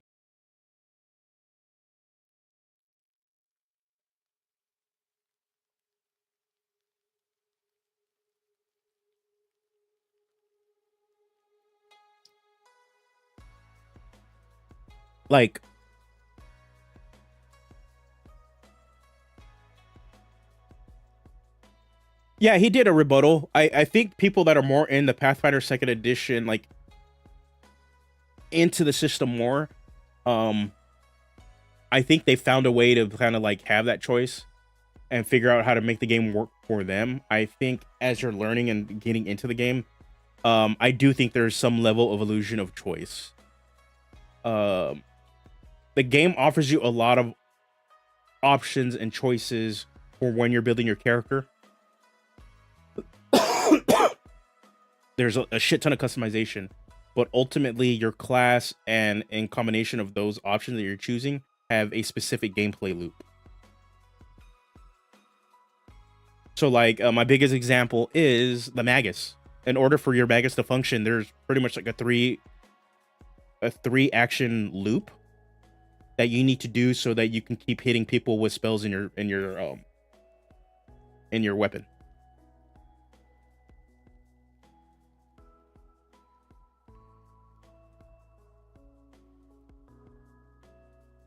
And that's just to continue to function. When I played the Bard, there was also kind of like this thing where I'm like, okay, I need to be supportive, and I constantly need to have this one buff up, and the buff has to be casted every fucking turn. Yeah, see, so there is a loop. It's not a bad thing, but it's a style of play that I think appeals to obviously appeals to people that want that crunchier wargaming stuff, and I'm like, that's perfectly fine if they want a role-playing game that's like that. But for me, it becomes a little bit too much like a video game or a board game, and I was like, well, if you guys just want that, and you're constantly just playing the combat action part of the game and not really getting into the role play, just play the board game. Like you're probably your group will probably fucking love playing a board game, and there's nothing wrong with that. But yeah, I think when a game leans too heavy on one stuff, it's like leans too heavy on an aspect of that game. I kind of think they're kind of a little better off playing a full game that's designated to that. Hey, thanks for stopping by, Phil. Thank you, man. It's good. It's good to be back. Yeah, I went like 2 to 3 weeks with no voice. My last week of being sick, I was back at work, but man, it was rough. Just not being able to like really talk too much and still trying to recover. My stomach was a wreck for the medication I had to take. So yeah, like I'm glad to be back. Trying to get this class up and going, man. We're almost there. Trying to think what else, like what other backgrounds we can add to this. I kind of want to add a prisoner background, to be honest. One board game that I think people would really enjoy if they like crunchy combat and maybe are not too much into the role play, but they love the idea of like a fantasy like dungeon crawler. I would say Gloomhaven is probably like the best bet. And the cool thing about Gloomhaven, it's a bit on the pricey side. It's $150 for the main game, but you can solo play that shit. It's awesome. So you don't even need a group. You just play Gloomhaven, you get all the bits and bobs and all the stuff, and it's like you're playing a TTRPG, but it's all there on a board. It's all visual. Gloomhaven's a really, really good game. It's won some awards and stuff. And it's for those that like the crunchier combat of TTRPGs, and maybe just don't like the RP aspect of TTRPGs. Gloomhaven. Pick up the board game, $150. I know there's a digital version of it. I don't know how well it does. But yeah, there's that. I think another like an actual game for those that kind of like the TTRPG-esque stuff, but maybe aren't even into D&D. For the King and For the King 2. There's that, and it's a co-op game. You can play it solo also. That kind of has that tactical board gamey aspect to it too. Obviously, there's Baldur's Gate 3, Divinity Original Sin 2. You want like actual stuff, like more gamer side. I think like those for digital options are fine. Okay, yeah. I didn't know how well the game transitioned into digital on Steam. I have an expansion that I can play solo, but I have yet to crack it open. I don't know. I went through a big board game buying phase um, for a bit, and but man, that shit got expensive, and I didn't have space.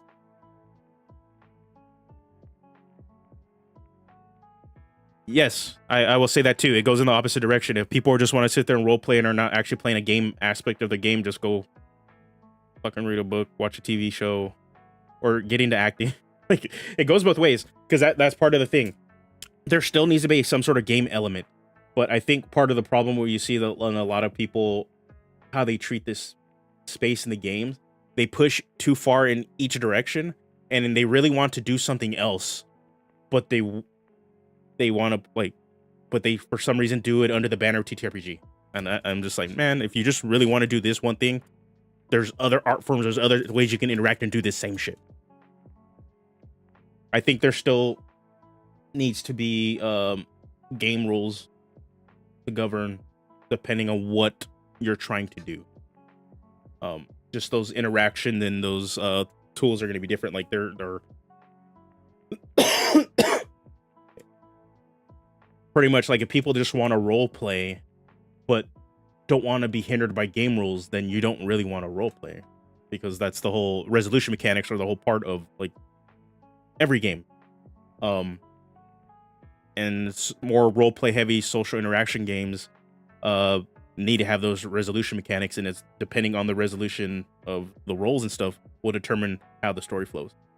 So that's really a big part of it. There are people that want less of those rules, and they really just want to role play and act.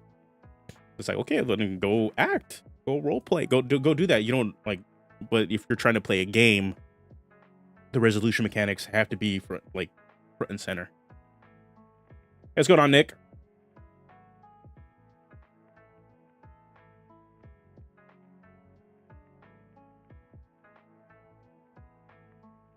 Yeah, because the whole point of like the TTRPG stuff, like, is the resolution mechanic. But for me, when it becomes too crunchy, where the focus of the game is too much in combat, it's like, okay, well, if I'm just going to be playing combat the whole time, I'd rather have a game that is fully suited to just doing that combat aspect, right? And the same thing with a role play aspect. I don't need it. Like, if I want to role play and just LARP and don't want to interact with resolution mechanics, then I shouldn't be playing a TTRPG. You see what I'm saying? Like, that's really when you push too far into other directions, and you have more fun with certain aspects of it, but you're still trying to do within the confines of the TTRPG, you probably don't want to play a TTRPG. Like, my group is somewhere in the middle. We want combat. We just want faster combat, and we don't want combat to hinder our character's roleplay. So we still want the resolution mechanics. We still want to interact with all the aspects of a system. It's just, we still want to be allowed to play our characters while within the system and not get punished for it.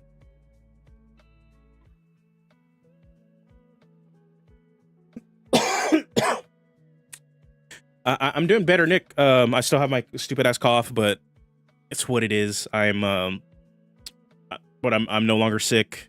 I'm pretty much recovered, and yeah, we're trying to get back into the swing of things and just try to finish this class, and also start working on videos again. So yeah, we're gonna be jumping into 2024 5e remaster, 5e.5e, 6e, whatever the fuck Twitter wants to call it. But we're gonna be jumping back into stuff, into that. Design stuff will still be going up on Patreon, and will still be shared on Discord. So we're still gonna be doing all that stuff.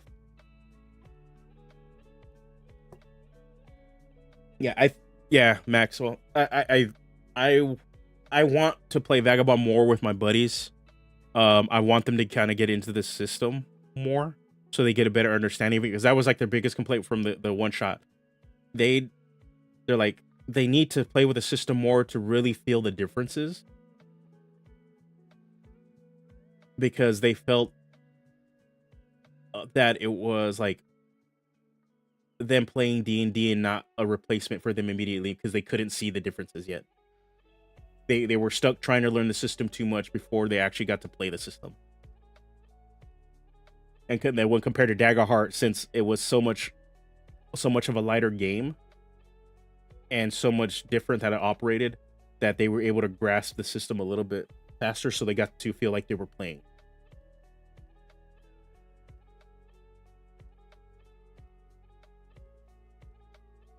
You're saying you're biased? No joke. When I did the Luchador, I was biased as shit because I purposely made that class so I can play it. I ain't gonna lie. I made Luchador because I wanted to play it. Next week is gonna be a Storm more content everywhere. I don't think so. I think I think the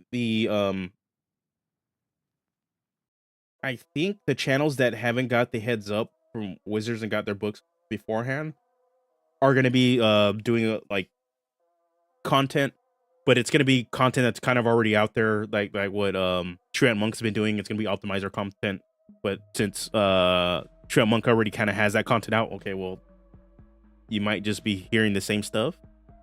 I know, what's it called? Dungeon Dudes have done like class breakdown and changes for every class. What's it called? Pointy Hat has kind of done a big old videos with differences out there. But for the most part, I think it's all the smaller channels are gonna just try to play catch up for a bit. And for those that already have had their own lane or already are ahead of the game, are just gonna continue to do their own thing.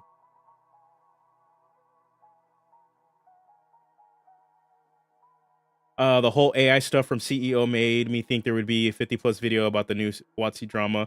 Probably there isn't many. I think it's because, and I was prepared for it, but I also have a lot of those drama bait content creators like not being forwarded to me on my feeds and stuff. I think motherfuckers are just tired. I really think people are just tired of some of the drama shit. It is getting tiring. Chris Cox needs to get far away from Hasbro. Like, they just need to like eject his ass as far away as possible. He's going to hurt that company in the long run. Everything they're doing is very, very short term, and they are going to screw. The funny part, they're going to screw over the thing that's making them the most money, and it is keeping Hasbro afloat. None of these businesses are long term. Chris Cox will probably screw over Hasbro, make them lose some money, like lose a shit ton of money. They'll fire his ass, and he'll just go to another company and do the same shit there. Like, that's just how these assholes operate. Our government is a failure and does not hold any of this shit account like nobody at accountability for any of this stuff.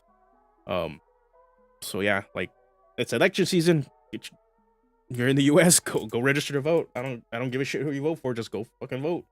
And even then, if you're voting, whether you give a shit about what's happening with the presidential election, just go vote in your local election, because that matters a hell of a lot more than you really think about it. Like, what you realize. So yeah, like, those decisions of holding like businesses accountable and stuff happen at your local and state level. That allows them to put pressure on the feds to actually do their fucking job. So you can. This is a little soapbox rant.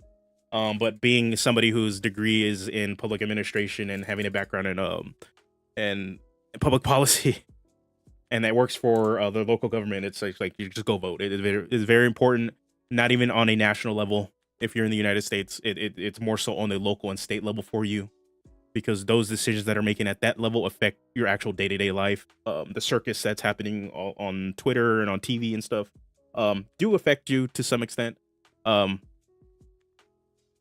I understand if people are just tuned out of it and burnt out because like our you feel disenfranchised by the options that are presented to us. But your local and your state, that matters. Vote for that at least. Because that allow for people to take action, so people like Chris Cox can be held accountable for doing the bullshit that they're doing. Like, they're making statements on AI. Nobody likes AI, but these stupid investors are just like, but I need a return on my investment. Everybody's doing AI. Like, nobody cares, man. Like, it is a failing technology because they've burned all their goodwill on it with the public. It does not do well. So it's like, why keep pushing it? Not gonna do well.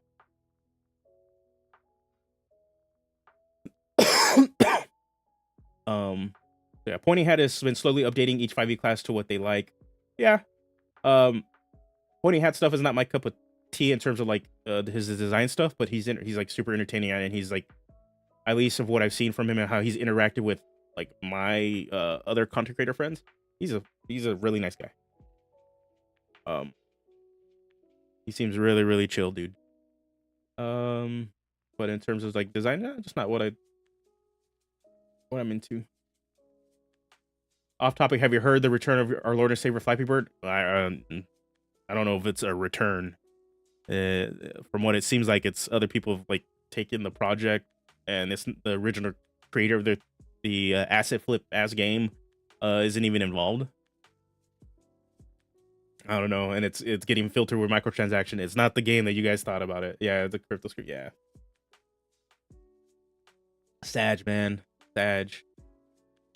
We'll go cultist, prisoner. We can differentiate. Okay, so here I'm looking at backgrounds so we can add into the Scourge document to kind of have like a good idea of what to do, or give you like your giving you options to have like a good starting basis for your like your Dark Knight trope character, because that's one of the things I think is looking to better support it compared to like your backgrounds that you get from or what's presented in the update, the remaster. Right, so we got acolyte, artisan, charlatan, criminal, entertainer, farmer, guard, guide, hermit, merchant, noble, sage, sailor, scribe, soldier, wayfarer.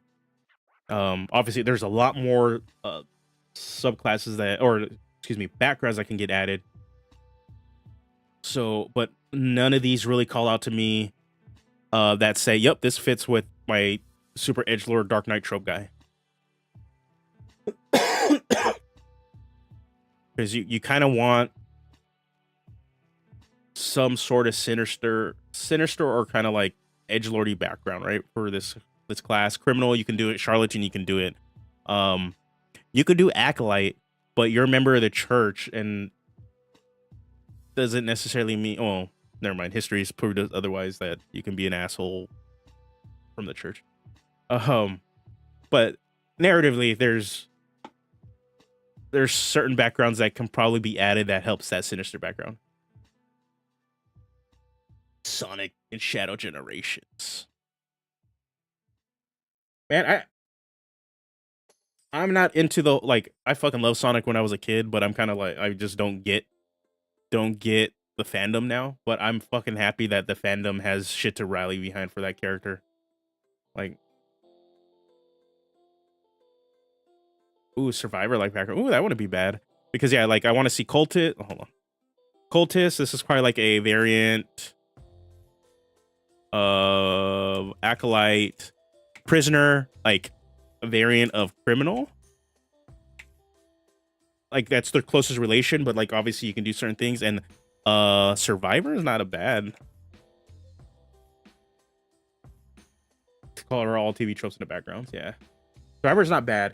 I know we wanted Fallen. Like I was trying to look for like the most like Dark Knight like background, like a Dark Knight, Fallen Knight, and maybe just a fucking Knight background would probably be the best thing. Stairs and Bethesda. The Executioner. I don't know about that. Like a background as my job was to chop people's heads off. My current job is to still chop people's heads off. You know, that's. I'm just taking the show on the road. I'm the Executioner Scourge. Ooh, Disgrace is good. The thing is, yeah, Executioner's that's fine. The thing is, like the old background system allowed for stuff like Fallen, Disgraced, like allowed like hold on, do we still have? Let's look at backgrounds. Allowed for those things to exist, right? The new system, on the other hand, is like, what was your job? What was your career before all this?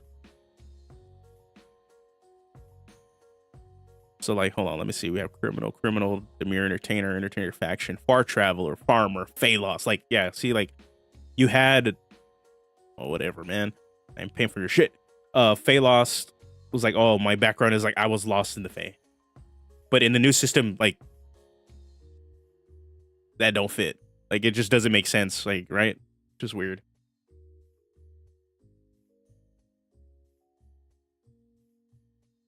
Any advice on making a class? Don't make a class. I'm kidding. If you're trying to get into, like, in general, if you're trying to get into just homebrewing, I would not start at a class. I said this when I finished the Luchador. It was my biggest mistake because it's the hardest fucking thing you can do if you're really getting into homebrew or just design, like, for the system. I'm grateful for it because it was a crash course into learning 5e, like, on a design level, not even on just a gameplay, like, as a player or as a DM. It is a very different mindset to have. I think you're better off, and people have all probably already heard this advice from other designers, is like starting with magic items, monsters, subclasses before designing a full class. Because you get to learn those other aspects of the game that really help you towards building a class. Also take your time with it. With building a class, it does take time. There's some people that are just fucking design wizards that can just knock out, like, features back to back. In my case, I'm a very, very slow designer. And that's okay. And sometimes you're gonna have an idea that just doesn't fit with your class that can divert you to work on something else, and that's perfectly fine too. But yeah, that's mainly the big thing is, like, designing a class is tough. It is scary, but it is, if you're really up to it, you're going to learn how the system you're designing for operates. And it's gonna just take you some time, like, and spend time with it. That's the one thing. And you're gonna hit walls. You're gonna hit a shit ton of walls. But as long as you're persistent,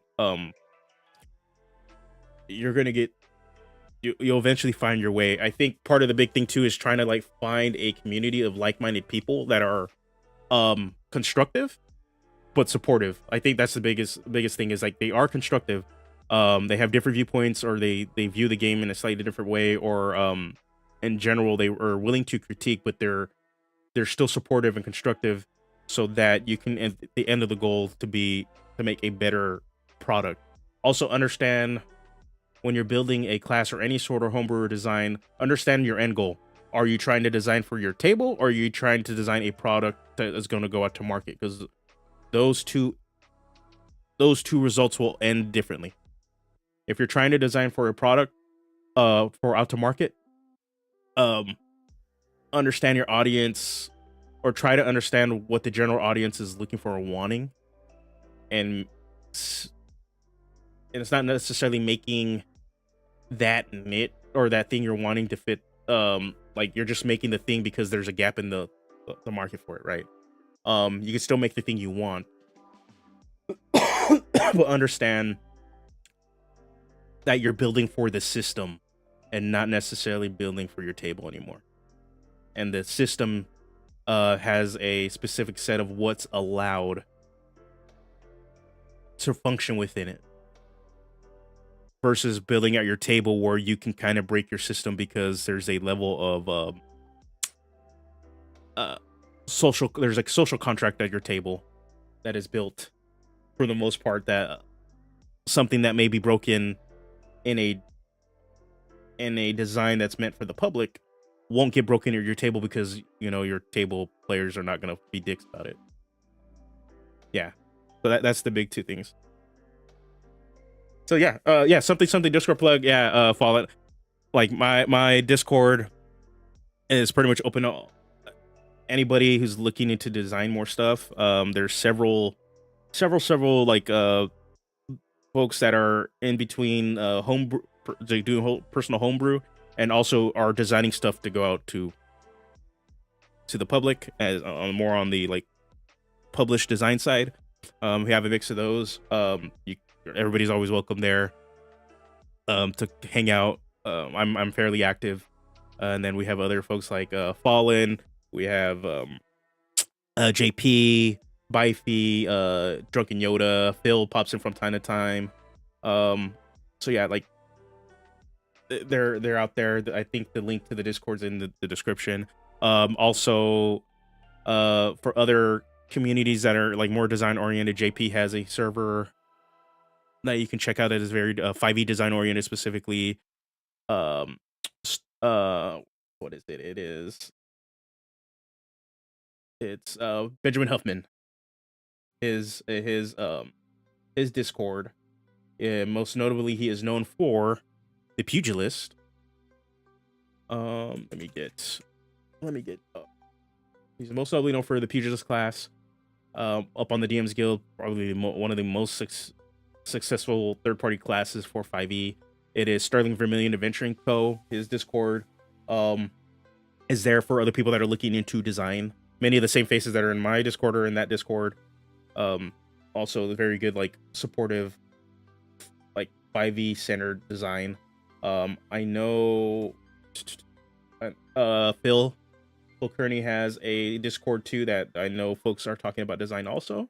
You can check him out. You can check out his channel too. In general, other design oriented, like just content. Indestructible Boy here on YouTube. A lot, like you mine through all his old content. There's a lot of 5e design content there that you can actually learn from. And it's, if you're branching outside of 5e and are looking for other games to just learn design, his channel's like personally his channel is the only one I think that's actually doing it, that is looking at other systems and how they're designed and how you can apply that design. I know the author of Shadow Dark, I believe her name's Kelsey. She has a channel also on YouTube. I forget the name of it, but let me look it up so I know. Oh, bro, that's not even right, man. Here it is, the Arcane Library. I know she's had a documented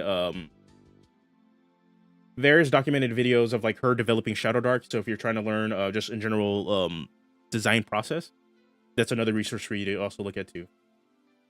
Especially since the game is a super revered and has won awards at this point now for this game. So like, yeah, there's resources starting to come out for like just in general like design.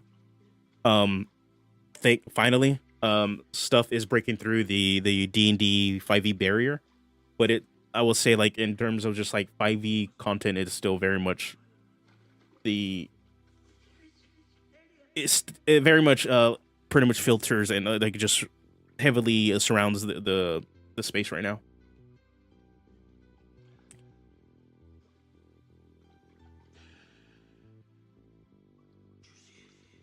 Yeah, but if you're designing for your friends and stuff, I would say there's a lot less pressure on like what's going to be acceptable for the table. I unfortunately design for public. That part of it's because it as a YouTuber, that's just what it is. Like, but again, I will say this: I fell into design. This is not the thing I wanted to really do. I just kind of fell into it. I think eventually I probably will stop or just like not design as much, because I do want to get into other aspects of like what I originally intended for my channel, which is like more actual play stuff. Pretty much if the channel hits 10K, me and my buddies are going to record a game of ours. I'm going to heavily edit it. I will admit my buddies are not necessarily the most PC at the table all the times. I ain't trying to get canceled. Man. But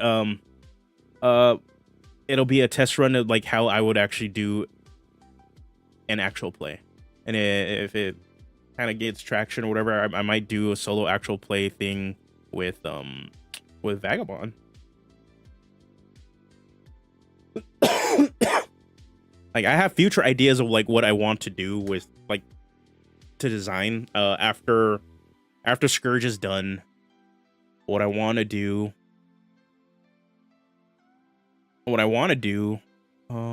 is obviously update Luchador so that it works with the 5e24.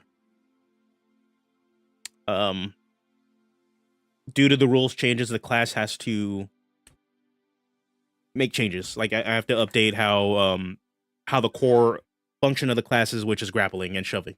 That has to update and change so that we update and function within that. Also, I'm probably gonna make some quality of life changes for the class just because I played it like for almost half a year myself, and there's just some things I'm like, hey, that doesn't feel good as I'm playing it. It doesn't function in a way. It doesn't. Like, it needs to function smoother. That stuff I figured out. I was my buddies thought I was just doing cool shit, but I was like, as my designer hat was going, I was like, hey, this needs to move faster. This needs to be cleaned up, just to function the way I intended it to function. So there's gonna be some of that, and after that, I want to finish my puppeteer idea. I have another class idea called the puppeteer that would add that to the game that I want to add. And after that, I have no clue what else. There's been ideas of like doing like my own remaster takes of like classes.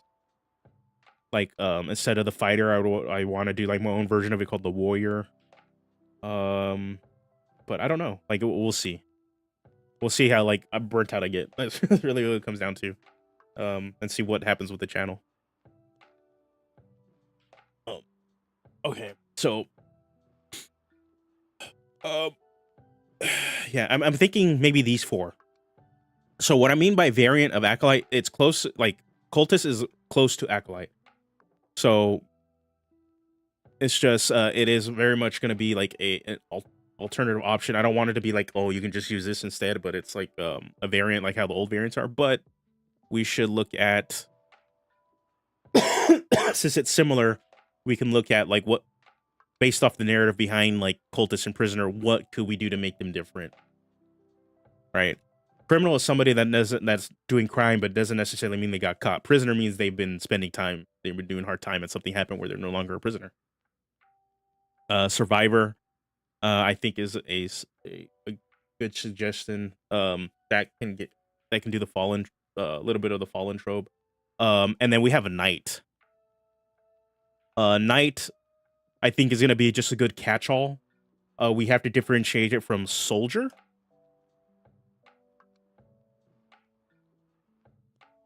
Of noble and soldier.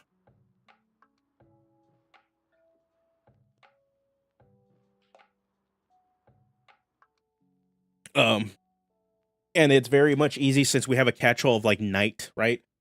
People that just want to play a knight, but don't necessarily want the fallen aspect of it. They can still use knight, right? But if you're playing a Scourge and you're a knight, you're a fallen knight, you can still take the knight background. So that kind of gives me like everything I want. For this Cultist, you're just, you like doing spooky shit. Prisoner, you're doing hard time, and then Survivor, you survived some crazy shit. I could make a new origin feature for each background. I'm not. I'm gonna be too lazy. I'm gonna be extremely lazy because part of it is like, look at this. We got magic items. We got new weapons already. And these aren't even done. I still got like a couple more magic items to do. We have ultimately one subclass to finish. I still have to get art for 2 of these subclasses. I need to get a cover done. And maybe another piece of art for internal stuff for like the weapons stuff. Yeah, okay. So origin feats, I have a reference doc here too. Bam. There we go. I have a reference doc with all of them. This shit is to help me write write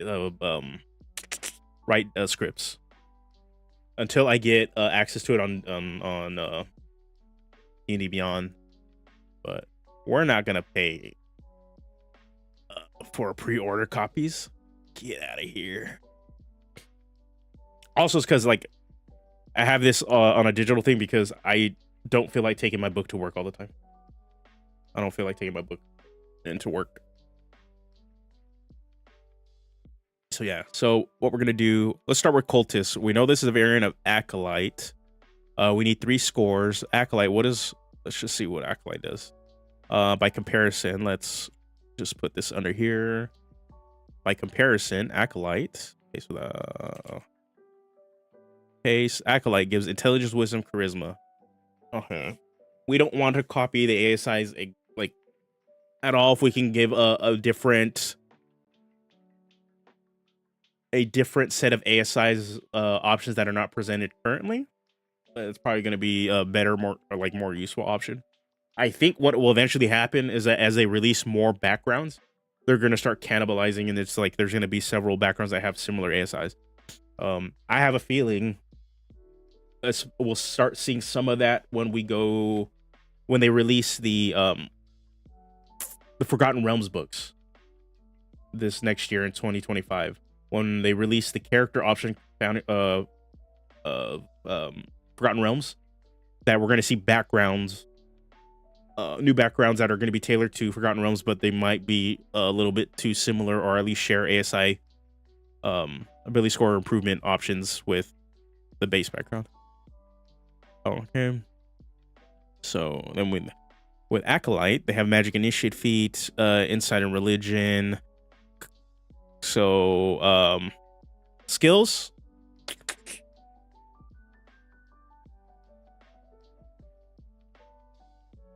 Boom, done. Deception and Religion. Use a liar. You lie. You lie.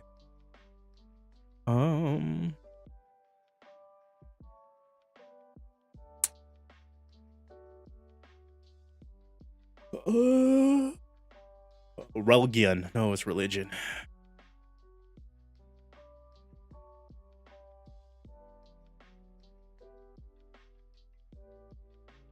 Charisma, intelligence, and dex. Okay, so hold on. What I want to do is hold on. What we're gonna do is dex is normally up to the front, so we're gonna do dex, int. Huh? Do we not have that combination? We have dex whiz ka. Like, yeah, dex whiz, dex int whiz, con int. Okay, that's actually a good combination. We do not have a dex int.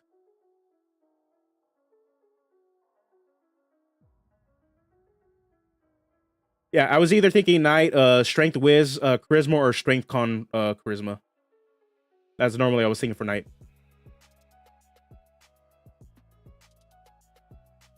I think I'm going to be disappointed with what's going to be in the FRDM book. We got Baldur's Gate and Icewind Dale are going to be explored again. Baldur's Gate guaranteed is going to get heavily featured because of the fucking game. Even though you only visit Baldur's Gate on the 3rd act, but it's going to get explored anyway. Yeah, like that's see what you're going to get with that one.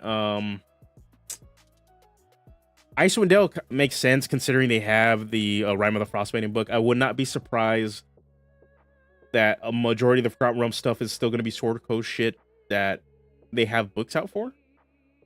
Or they have adventure campaign books out there for, so that they're better supported. So yeah, so we're going to go this. Let's go dexterity, intelligence, and charisma. We'll do that. A rigid feed, deception. Equipment wise, I'm not really focused on what we can do with here. Cultist origin feat, this strength. Constitution, and charisma.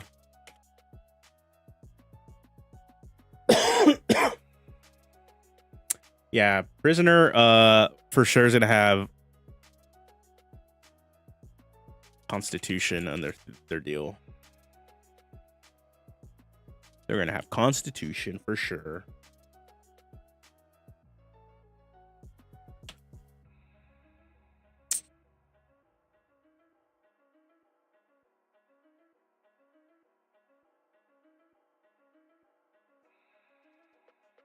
So Knight, okay. Actually, let's finish Cultist because we're practically fucking done with it. Cultist, Ridge and Feet. What makes sense for a Cultist? Part of it's like, oh, we should get a Magic Initiate. What classes can we pick? We can pick everything but Warlock. Way to go. Way to go.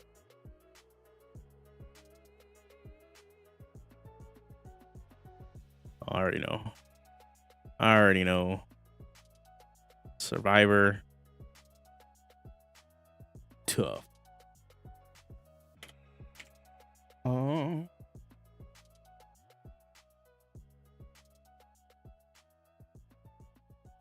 Well, is it lucky for the dark look from Dark God?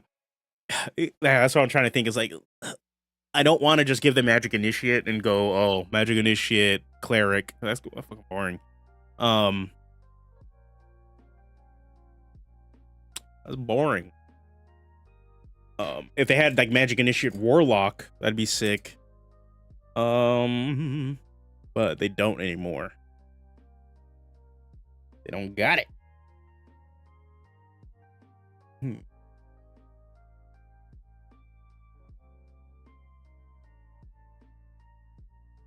Yeah, Knight's gonna be interesting because let's see, because there is a Knight background here. There is a Knight. We have an old Knight, Legacy Knight, so we can kind of see what because Knight is a variant, right? Is supposed to be a variant of the noble background, correct? That's what it's supposed to be.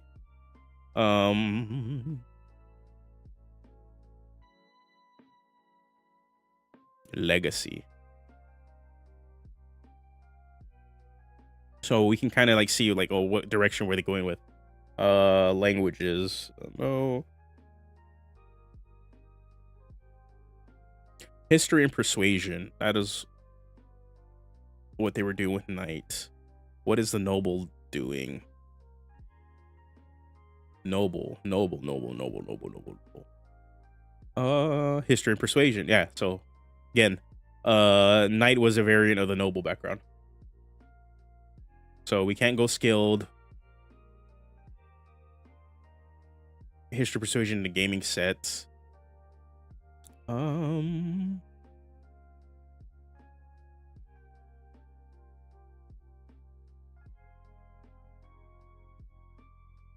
on, let's go filter. Yeah, there's not that many origin feats. Knight of Salamania. Knight of the Order. Knight of the Order.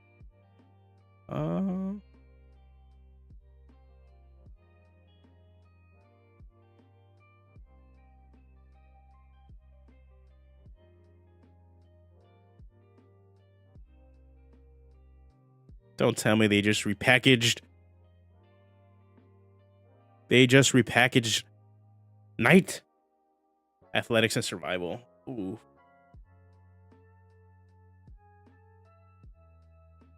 I know. Survival. Gonna be one of the skills here.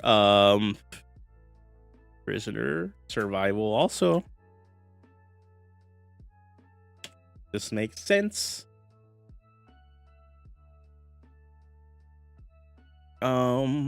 Skills. We want persuasion. Because knights are nice guys. Or in general, there's a standard. Fortunately, I don't want to give him history because it's kind of boring. We want persuasion. I'm tempted to give him athletics though. To be honest, athletics and persuasion, do something a little different for them.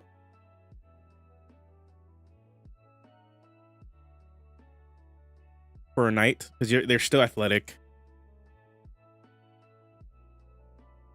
Is there a background that has that combination? Athletics and perception.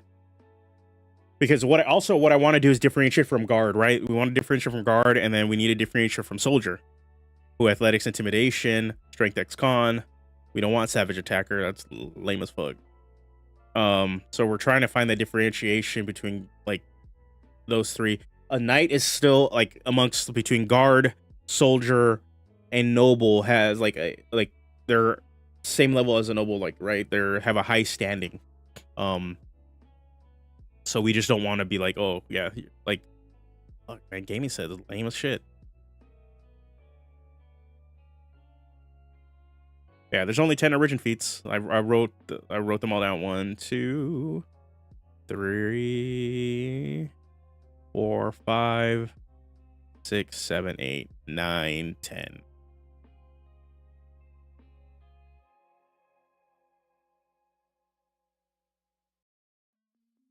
Only 10.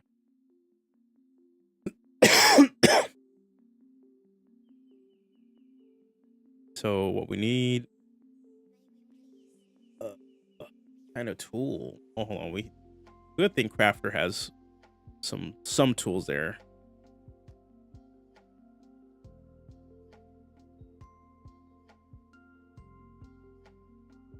Not all the tools. Okay.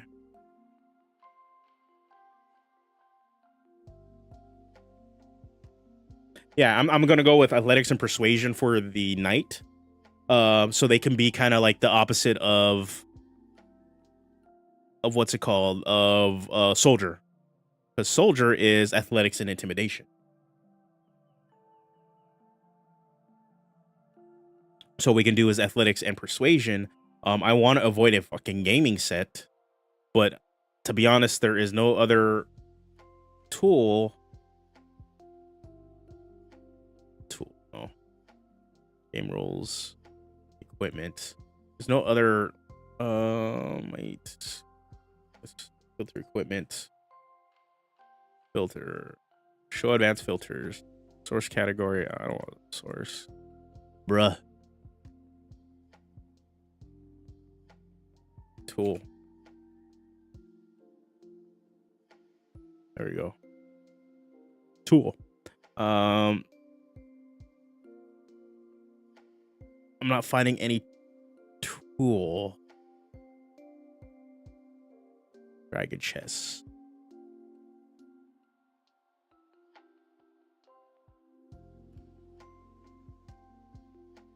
Ooh, that is true.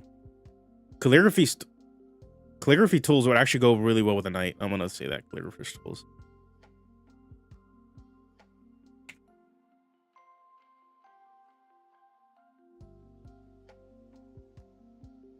Calligrapher's tools. Did I spell that? Do that right? May Knight write poems. Yeah, calligrapher's supplies. Excuse me. Supplies. Painter supplies. That'd be.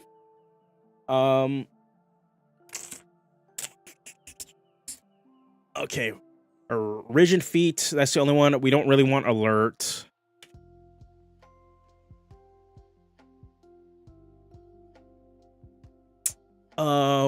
What origin feat would be good? Skilled is fine. Boring. Savage attackers, hell no. Alert.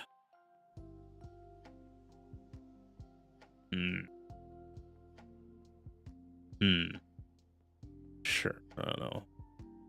Healer, savage attacker, skilled.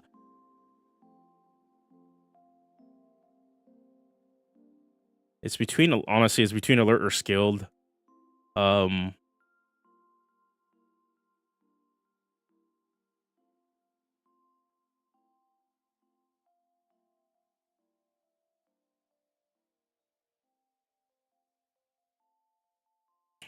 put alert or skilled here.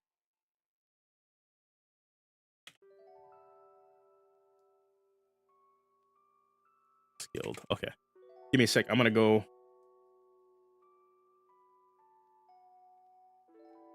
I just need to run the restroom really quick. I have too much water.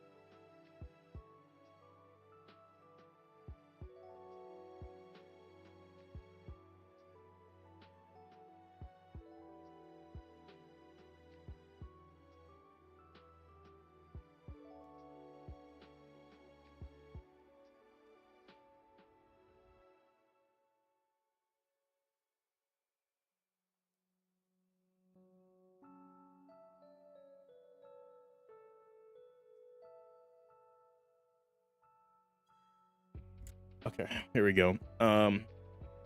Yeah, I'm thinking for night either alert or skilled. Skilled allows for customization. Alert, I think, goes a little too close to me personally. I think alert is a little too close to guard. I'd rather have somebody that um rather have like give it anything but alert. Oh.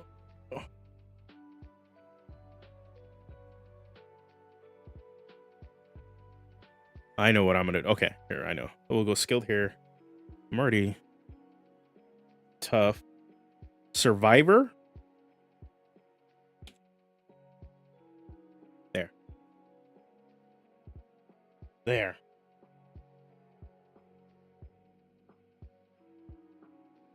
Origin fee for cultists and an artisan's tool. Wonder if we can we just do a forgery kit?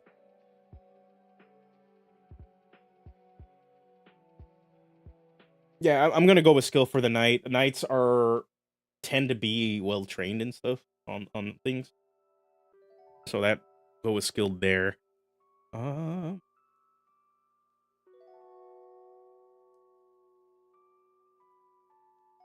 so yeah, we have knight is pretty much done. Well, all we got to do, like starting equipment, I'll just look at something else. But ultimately it'll be there. Knight is done.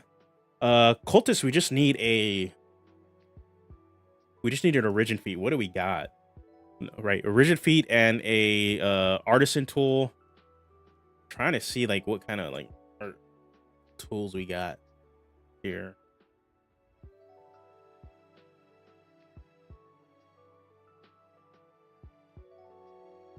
Nobody has thieves tools, right? Calligrapher's gaming set. No, Wayfar has thieves tools. Okay. Navigator's tools, thieves tools, criminal has thieves tools, forgery kit, charlatan has forgery kit.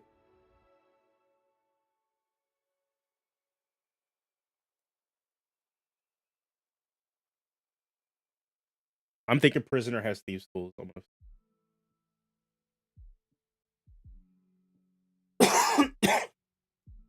Now I don't mind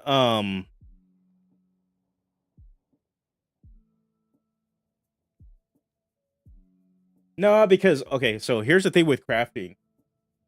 It is very apparent crafter is meant for not necessarily a MacGyver as thing. Oh, you know what? That might be bad. That might not be bad. Just because prisoners are crafty as shit. I'm not gonna. So yeah, they're okay. So we can go crafter. My wife works at a prison. And she tells me about what the officers tell her about, like all the crazy shit that these fucking people are making in there. That's not bad, but also like tough is also good for it because you kind of have to survive there. So it's like, do you want crafter, or do you want? Yeah, I know. It's like, can crafter let them make a shiv? Hold on, no. They can only make a great club recorder. quarterstaff with a woodcarver's tools. I think the only reason I don't want to give crafter, because then you open up to having to give them, oh, I think it becomes too close to artisan, because then you have to give them crafter, and you have to be like, choose one kind of artisan's tools, and part of the narrative is like, now you're like, how are these fuckers getting tools in prison, right? It becomes, for me, it becomes too close to crafter at that point, because you have to do this and then you have to do this just to compensate for like them having all those abilities to make stuff.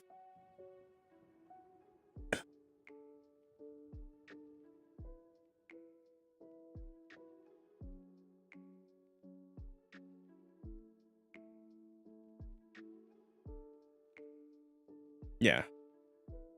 Yeah, that's the only thing, is like, it does throw off the narrative, because you're like, crafter, then you have to give them artisan tool of their choice so they can actually use their crafter feat, and then you have to figure out, at least for the narrative, is like, well, how are these guys getting tools in prison to actually do stuff? Because most of the time they're using makeshift tools and not actual tools, and artisan with crafter and the artisan tools feat suggests that they actually have tools.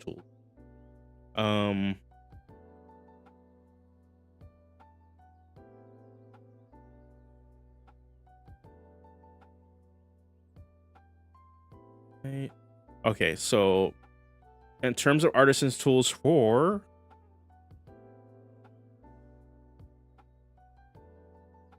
cultists, I'm thinking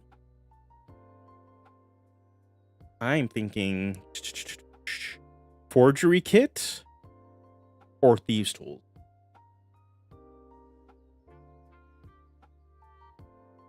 That's what I'm thinking for cultists. Forgery kit.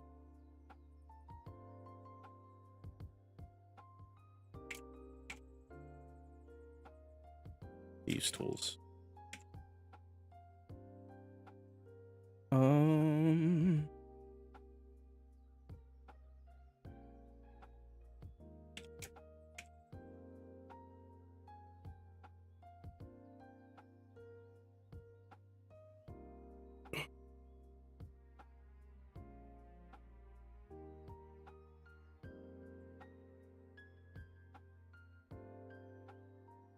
Healer feat. Oh, that's fucking funny. Yeah, that's like the original feat for cultists is be funny. Just give him savage attacker or tavern brawler.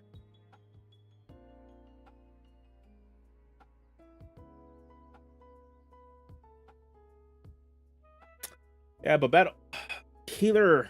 Oh, like, which background has healer? Hold on. Hermit has a healer.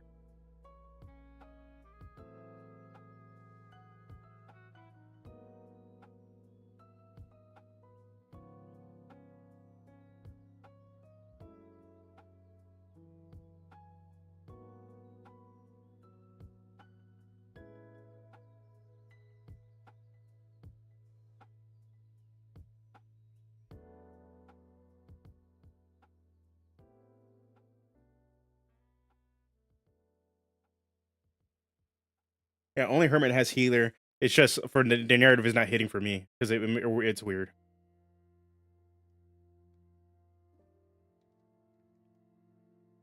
Okay.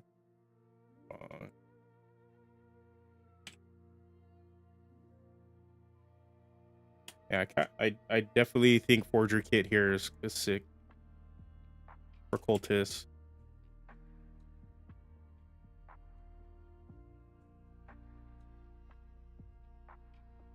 Yeah, it's not original. That's the only problem. Is like, feat for cultists is weird. Knight is locked in. Survivor and prisoner. Let's see what criminal gets us. Sleight of hand and stealth. Oh.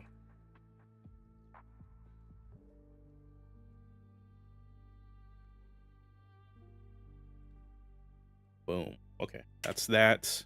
Sleight of hand and survival. Survivor, it's going to be survival and perception.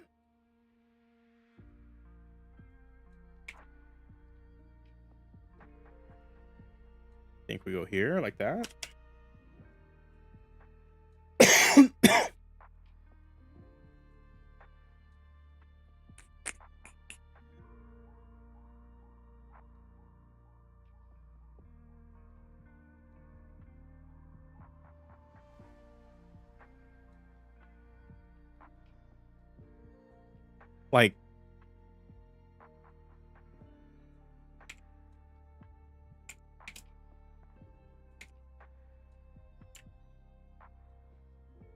Like, this part right here, like this is fine. What the fuck? What? Hello? There we go. Oh man. Like that's fine. Like it's boring, but it's fine.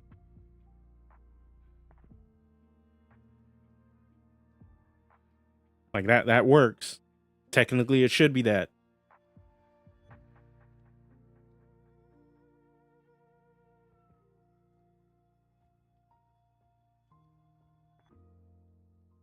I think it makes the most sense.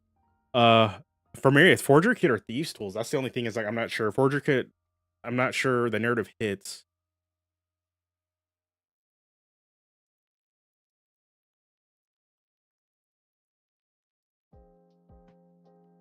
Like Thieves Tools makes the most sense in terms of like what occultists would have in the as their equipment. Oh no. Fucking A.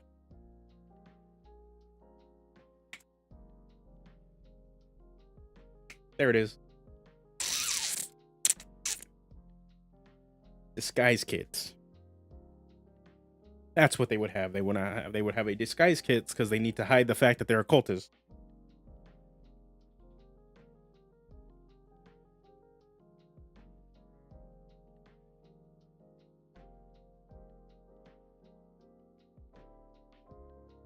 There we go. Done. Cultist done. Knight done. Prisoner. We need to figure out other ability scores.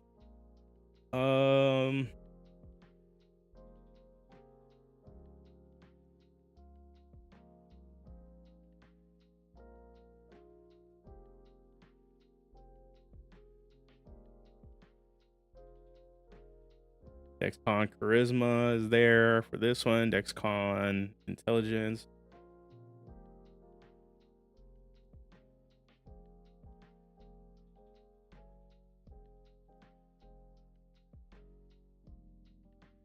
There's Con Wisdom Charisma. There's Con Wisdom. Yeah, right here. Permit.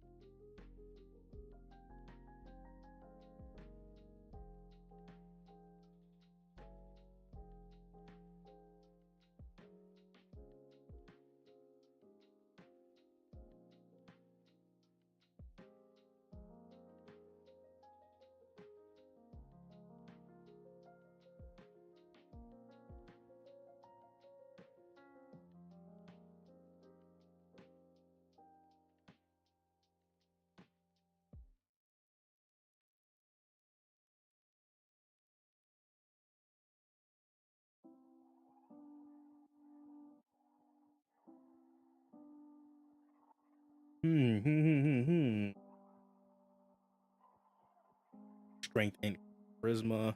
I want to know. Okay, we're gonna look at.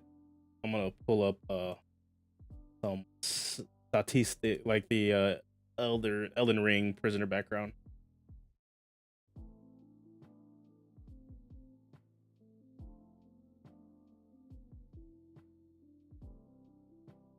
Okay, Elden Ring prisoner. What was their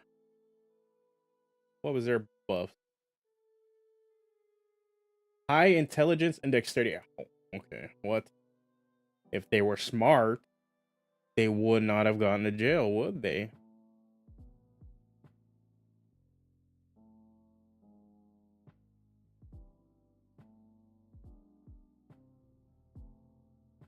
I have not been playing Star Rail. I haven't played for like the last 2.5 months. I got really bored with Penacony and all the new characters that came out. I'm just like, nah. Yeah, yeah, like they prisoners are good starting point if you want to go Mage Blade.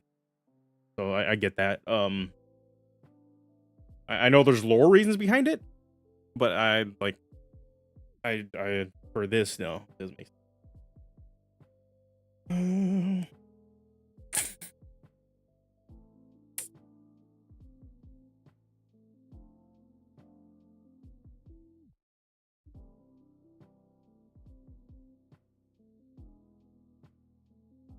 Yeah, Boot Hill was good.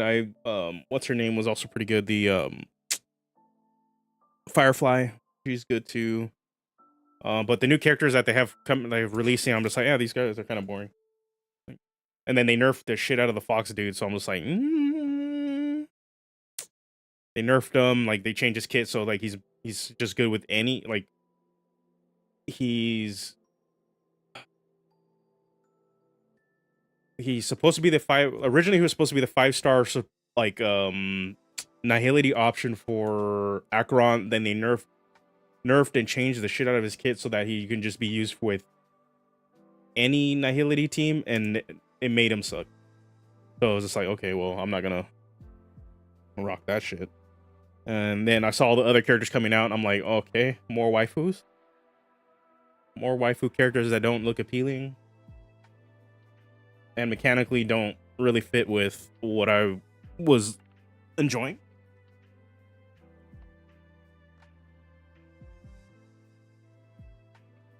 Like they're really hard in on follow-up stuff right now too, and I'm just like, okay, well, I'm good. I can kind of skip. I know this current banner has like 4 repeats that you can choose from, plus their new follow-up character that is like a win hunt, right? But I'm good. I'm not sure if I'm gonna go back to the Star Rail. I've been playing a shit ton of Final Fantasy 14, so all the money that I was spending on Star Rail is just going to that game.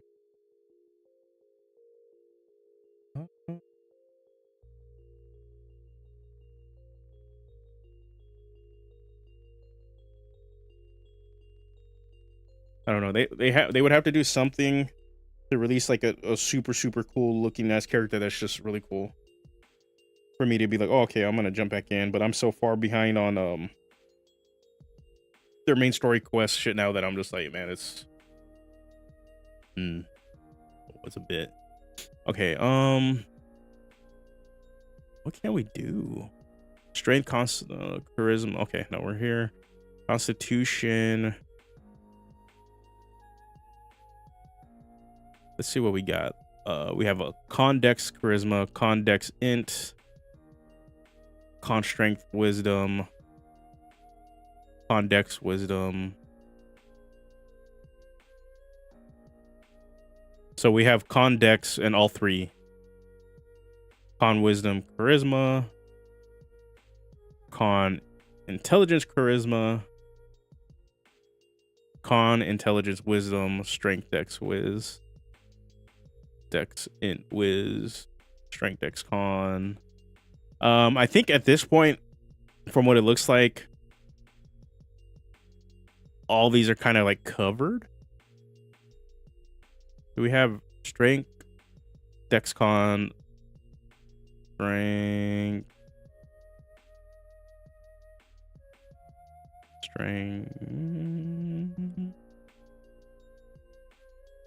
that is funny. Okay. So you have every variant of Dex Con with any mental stat, right? But you don't have the same for Strength Con, Int, Strength Con, Wiz, Strength Con, Charisma. Con, Int. Yeah, so like Strength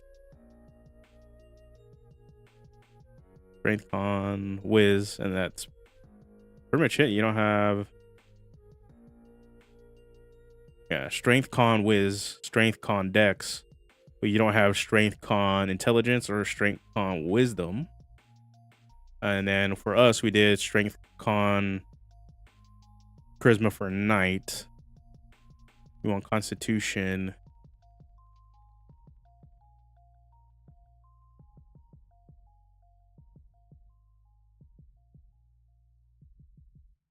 I'm wondering we just do a combination that's already present.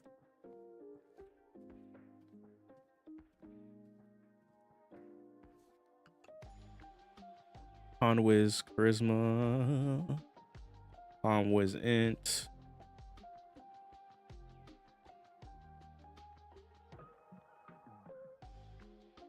Is there con int whiz? Or con, yeah, con int charisma.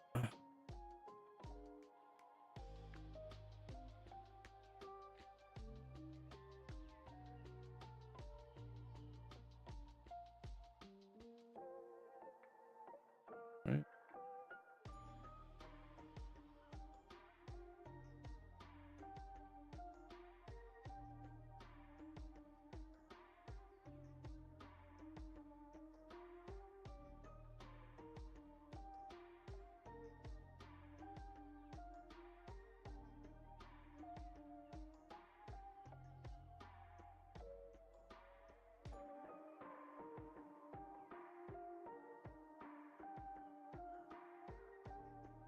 Con int charisma. Okay, that's there.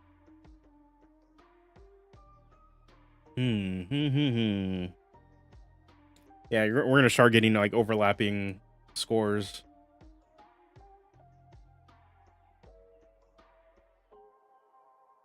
Unearthed Arcana allows AR, and it's sad to see them allow. Unearthed Arcana Reddit has been shit for a while though. They've been really shit for a while.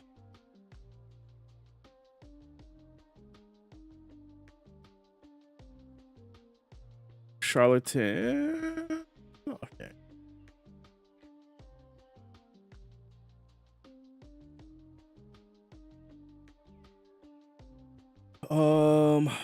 Part of me for this wants to go like Constitution, Wisdom,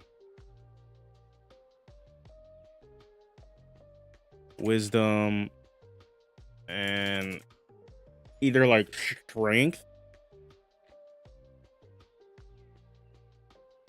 Because I'm trying to think like what that conveys for like in terms of like survivor-esque, somebody that has like a lot of health, somebody at least is perceptive, that's very, very aware. Like survivor can have the alert or lucky feat, like legitimately like either one.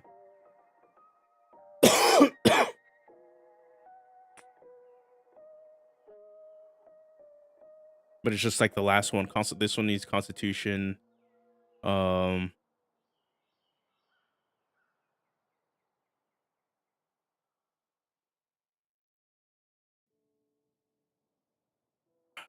of me just wants to go Con Dex Wisdom for prisoner.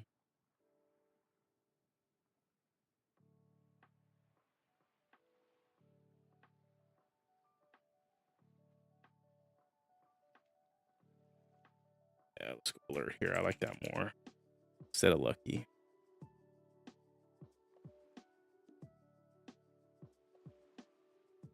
Like I know there's already a con, like a Dex Con Wiz, right here with guide.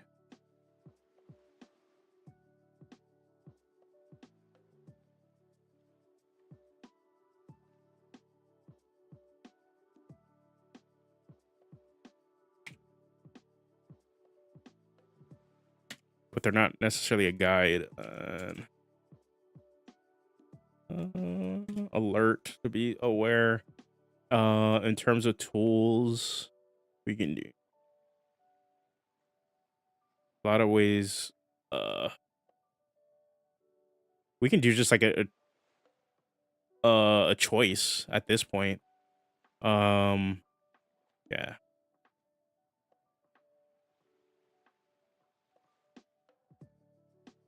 Like I'd rather just do this for this one, a little bit more freedom that ties you into your background. Like you just decide like, okay, there's one kind of tool that you use that helps you out, that helps you survive, and you just tie that into your background. I like that more for survivor. And even though dexterity, constitution, wisdom's already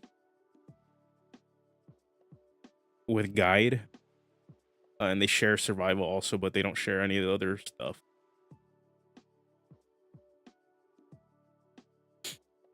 There's that. Prisoner. That's the only thing. Like with prisoner, we kind of have it set. We just need other scores.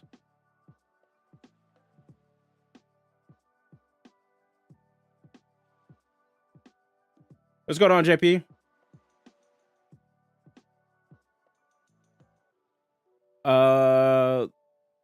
Our Unearthed Arcana has been pretty crap because they're very hostile to anything that doesn't. There's two things that I've seen personally, but also other creators that like have attempted to break through. They're very hostile to anything that doesn't break, that doesn't fit typical WotC stuff. And in a sense that they don't care too much for innovation unless it's a creator that's gotten big off of there, that is known for like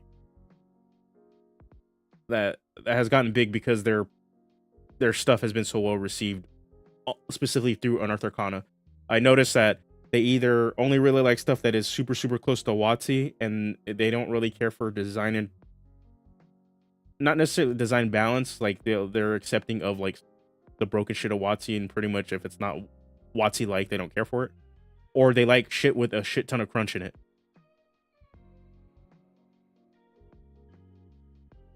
Oh no, like Kibbles and Laser Llama are both like big off there because they managed to break through early on and make a fan base on there because they presented a lot of stuff with a lot of different options that are variants. And nothing against them, I just not my cup of tea. But they somewhat are the exception to everything else that's on that is considered accepted. Like if I were to present any of my class options, or like even on there, they would say don't, like, no, because WotC wouldn't do this, or you can just play XYZ. This doesn't present anything new. That's something that would happen, like with Luchador.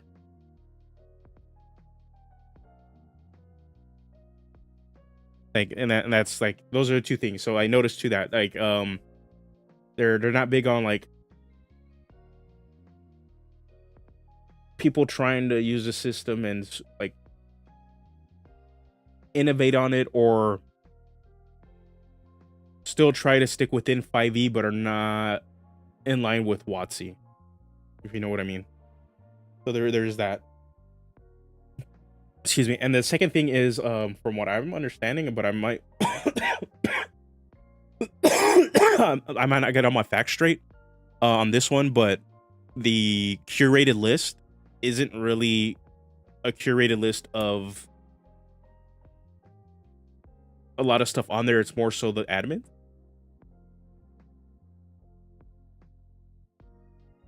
It's like the admin stuff on there that is curated list. So like that's why. So and in general, they're just like most D&D subreddits. They're just hostile to YouTube. Like they don't like fucking YouTubers. So it's like, okay, well, bye. Like, ooh, what's that? But yeah, like it's just general, like they're kind of just like in that space. That's why a lot of like designers just don't put their shit up there anymore. And now this AI, like we're okay with AI art shit, is just like accepting. It's like, yeah, man, it's like whatever. Like that just hurts them more because they're very much aligned with, we don't give a fuck about artists, and that very much is like, well, a fuck you to other designers and stuff that actually are paying artists. to actually produce cool shit.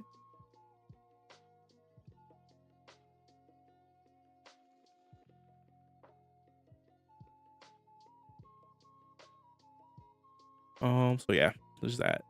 Okay, so we've got Survivor, Prisoner Knight, Cultists. Where we have a Cultist.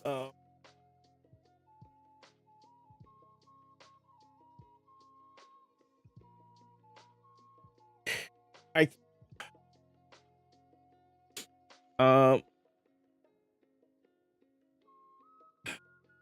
Wizards just they need more like roleplay centered features or roleplay enforced features besides just being spell list deck. Like they are just a spell list class, which is fine because you do need a base level like magic. Like this is the magic system class, which is meant to be the wizard, right? But in the same way that the main 4 classes, the iconic 4 classes, hold on, we can look at the main 4 iconic classes. They're right fucking here. Cleric, fighter, rogue, wizard. Cleric, for the most part, has features that say I'm a divine caster, war priest, whatever, right? They still get stuff that says like they have flavor and they're flavor driven while being a full caster. Rogue still gets all the sneaky stuff and skill intense abilities that they can while still being the rogue, right? With some level of simplicity. Fighter and wizard don't get that for whatever reason. Fighter, from what I've seen, I haven't dived into, is in a better spot now, mainly because like now they use second wind as an actual resource for cool shit.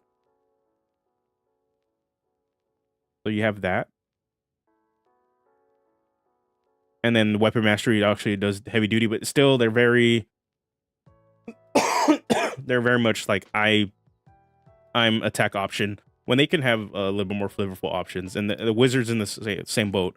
They are the baseline. I'm introducing you to the spell system, but they don't have flavorful supporting features that lets them like be like I'm looking through my book for cool shit.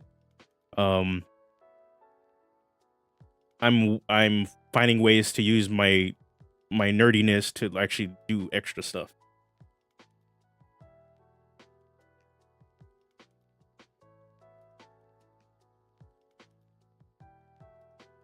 I think that's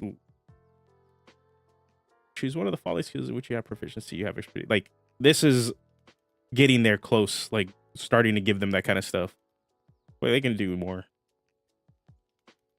Like I think the idea of them like having the wizard attempt to eventually create their own spell was a cool idea, but it's also a mechanical nightmare. And it's just trying to find the right way to like present it. A right way to actually mechanically build it. And I'm not surprised that the community was like, no, we don't like that wizard. We want old wizard, because people generally don't like change. But it was a cool idea and concept. It just needed a better execution for the class being the one I'm going to create my own spell, because that is a sick fantasy. A lot of what they could have done with the wizard, I know Terran's done this, and I agree with it. Like, let me go old wizard, legacy wizard, order of scribes. Like, just take some of this shit and put it in the base wizard. Cool as fuck. Like, order of scribes is the wizard. Like, this should have been like the outside of like the manifest mind and shit that they did with it, but the fact that they can manipulate, there was a focus on their spell book here, and that they can alter the their spells to change it because they are so like in tune with like how they're casting their spells, is the most wizard stuff you can do. That this feels like, oh, this should be the baseline, like If we're gonna have a vanilla option, or order scribes, right? That's kind of like my feeling, and I like taking some of the what this class, like, subclass can do and putting it in the base wizard.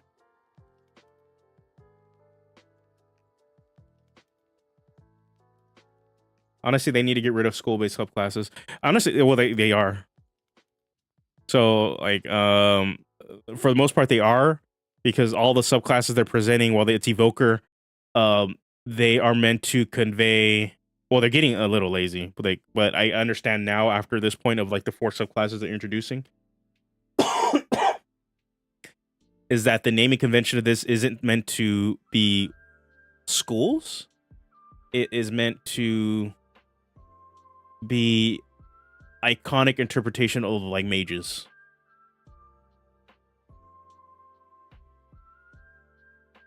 So that's what I'm seeing. That's like a good direction to actually take this. Like evoker is like I'm the fire mage.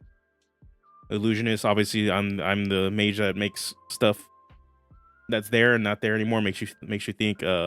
Diviner is the oracle mage, and what is the other one that they included? I forgot. Like it opens them up to like, I'm gonna make a summoner subclass for the wizard now. Like I want to be the summoner mage, and they can literally call it summoner, and they're going to be the class that just focuses on summoning, summoning a single creature to fight for them. Yeah, it's still linked into it, but now that they changed the naming conventions for this, they have the option now to kind of do what they were doing with the old wizard, right? Which was they started to move away from these schools and started doing like different arcane stuff, like, oh, Blade Singer, this is a variant of the Mage Blade. War Magic, this is a War Magic thing. And then these don't count technically, but they're still official, right? We have some of that Gravitating Magic and Chronergy Magic, but you started seeing these Order Scribes. We just didn't see a lot of them because, well, damn, like how many subclasses did they have? But you can see they started moving away from School of Magic to an archetype of some sort of mage. So like I see the potential for them to be like, I'm gonna do a summoner, and they're gonna be like the one that cares about summoning a pet. Their Pokemon Yu-Gi-Oh mage. There's potential. Like just see if they follow through with it. Hey, what's going on, Taryn?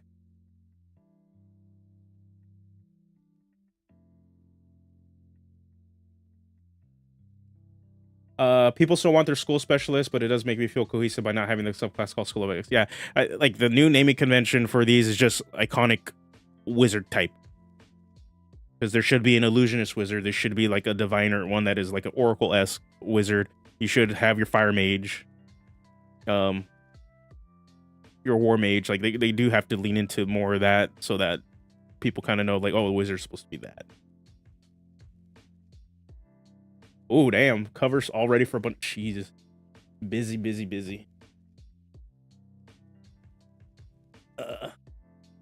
Now we're working on we're discussing 5e24, but also adding some background options to the Scourge so that people can play their Fallen Knight and have the right background options, while also critiquing and hating and liking some of the ideas behind the backgrounds.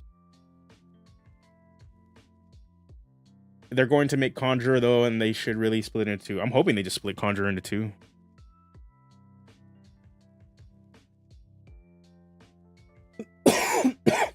Like what? Where's my... Hold on.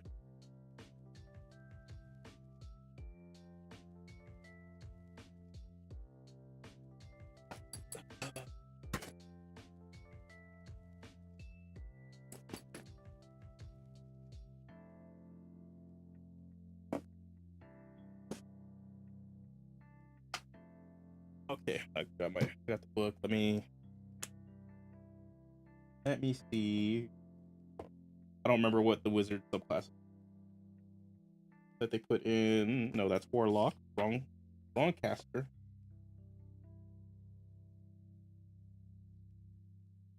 Okay, they have Evoker, Illusionist, okay, Abjurer, and Diviner. I hope they don't go with Conjurer. I hope they do split it also.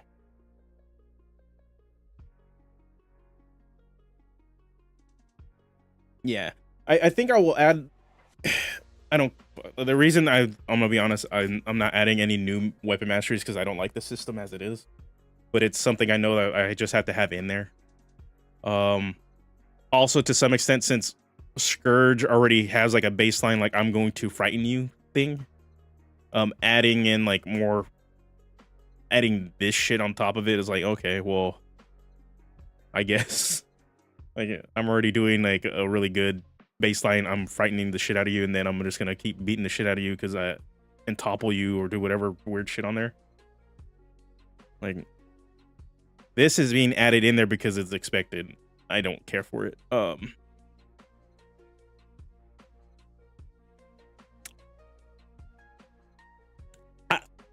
My group is transitioning over like probably at the end of this month to the update, so we will find out how fucking terrible and slow the firsthand that thing is gonna be.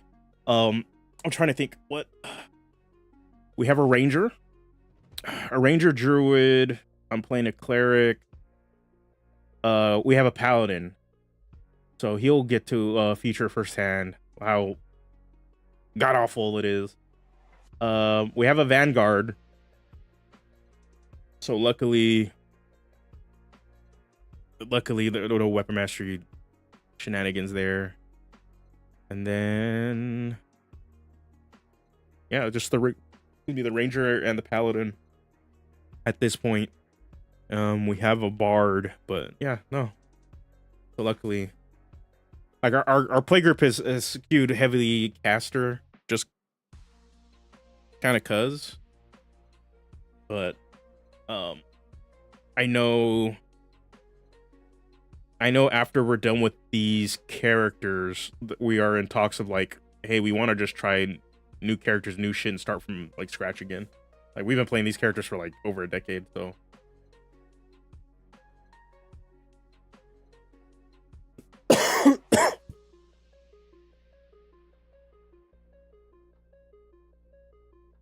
Yeah, like I don't know, like my biggest issue is that it's going to slow the game down, and my group already like is slow. Like it was always going to be one of those things like it's reliable, like that the melee guy, we know what they're going to do. They're going to hit the thing. But now it's like they're going to hit the thing and got to remember they got to do that extra option on top of it. With AI talk from the CEO, the AI DM is looking more real every day as the future with hot seat. I wouldn't be surprised they have some sort of like choose your own adventure bullshit option online for people that want to play D&D by themselves. If they really want to play D&D by themselves, just go play Baldur's Gate 3. I honestly don't think so. I don't know.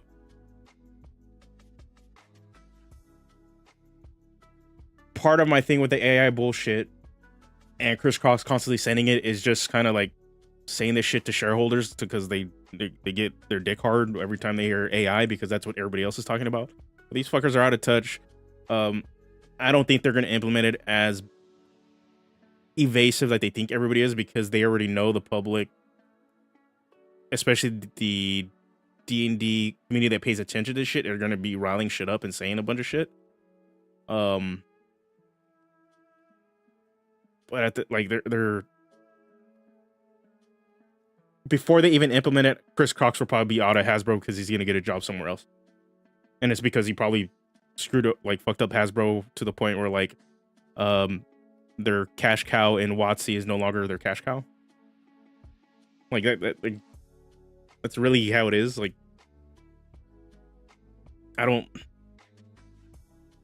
WotC keeps firing people to the point where they're never gonna finish AI projects or any of that shit either.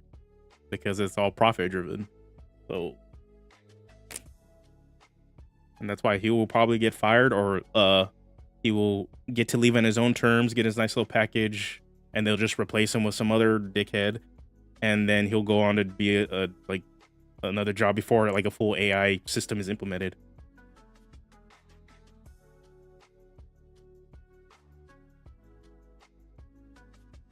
Yeah. Yeah, at least what I've heard is pretty much everyone on the team hates the AI forward plan. Cox isn't liked by Watson. Pretty clear is out of touch with the community. Yeah. Yeah, and it's just their cash cow. Hasbro is being held up because their cash cows are Magic the Gathering for the most part. But there is so much product being put out on a regular basis. There is a fatigue. On top of that, they are poorly supporting their pro. It's not even their professional, their competitive formats. They're poorly their professional formats or competitive professional leagues and stuff already have died. They pretty much, there isn't really true professional Magic the Gathering like they used to be like 10 years ago. They're pretty much dead because of influencers instead are like more marketable.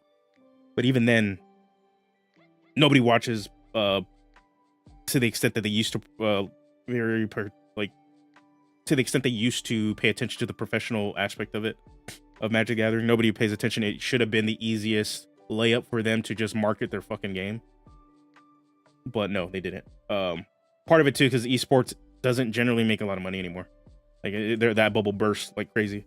And on top of that, they've done a really shit job in Magic the Gathering of supporting their competitive play at local game stores because they keep introducing so much product and cards that are not balanced, and they disrupt entire seasons of competitive play. Like Modern, which is kind of this legacy at like a format where not many things rotate out of it. You build a deck and you're supposed to kind of stick with it for a while. It's a higher power level. They introduced a card that ran rampant for almost majority of this year, and they barely banned it, but the Modern season is over now. Nobody gives a shit about the format, and people stop playing the format because of this one card. And that's still not one of the problem. That was one of the major, very apparent problems, but there's still problems with that format because they don't want to ban cards that are featured on their product that they get to sell shit. Yeah, damn straight up admitting that bird thing and MTG was a design mistake was hilarious. And that was even the funny part. It was in a product designed specifically for that competitive format, and they were more concerned with their cash cow of Commander that they changed the design of it because they were worried about another format that they shouldn't be worried about in the design of that product, because the product was designed for competitive play to introduce new cards into a card before a competitive format, and they fucked it up, and that whole season just washed.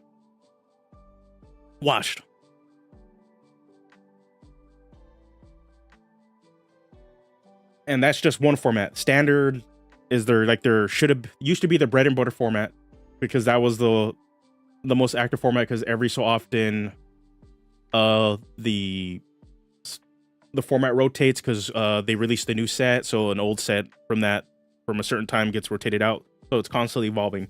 And the reason it was a cash cow, at least back in the day, is because they were constantly having to buy new cards whenever set comes out because it changed the competitive format. It was expensive, but it was fun. Nobody gives a shit about Standard too much anymore.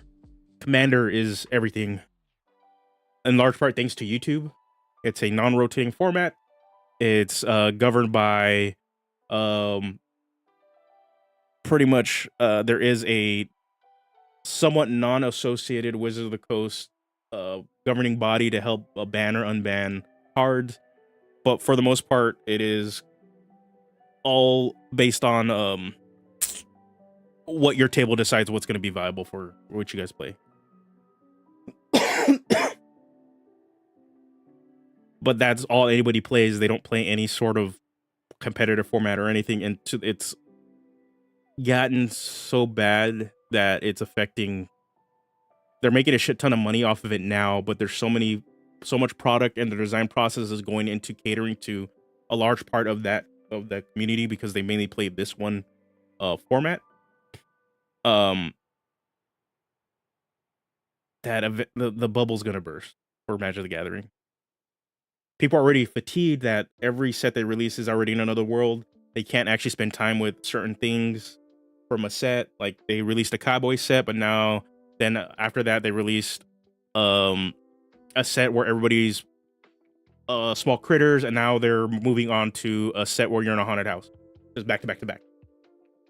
In between all that, they released numerous like special art cards and special like limited edition cards and other sets catered to supposedly other styles of play, but it's all for Commander. Every month they have a new product. They've already been told that it's too much. The bubble will burst, and by then I'm pretty sure Chris Cox will dip out of WotC. And then whatever AI push that they decided that they're going to try to do, they're just not going to have the money and manpower to do it because that dude will be gone.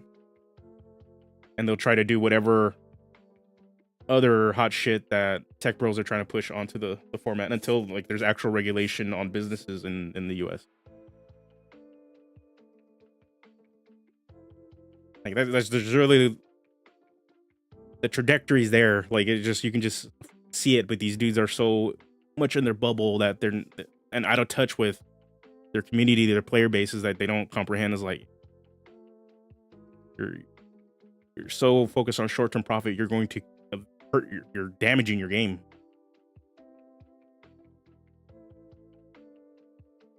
Like, cause without Wizards of the Coast and pretty much Magic the Gathering and a little bit of D&D, like Hasbro doesn't really have anything. So if like they kill their cash cow, they actually damage their cash cow. Like they're, what are they gonna do? How many games of Monopoly can you sell? Like how many Transformer movies are you gonna produce? Shit, they can't even get Power Rangers off the ground. Like, and they own Power Rangers. And the crazy thing is, like, the bubble will burst on Magic the Gathering, and you can tell they try to push their luck with a lot of shit, but they actually have competition in that space because you guys mentioned they got Yu-Gi-Oh! They also have Pokemon, and Pokemon sells fucking crazy numbers because Pokemon doesn't really care. Like, there's people that play Pokemon, but majority of people buying it are the collector and flipper community that's in there.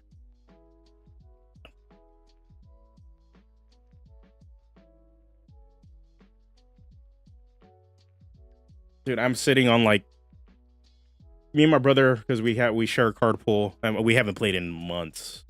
Actually, probably like 2 years now. We're probably sitting on a 3 to 4K worth of like actual like value on our cards.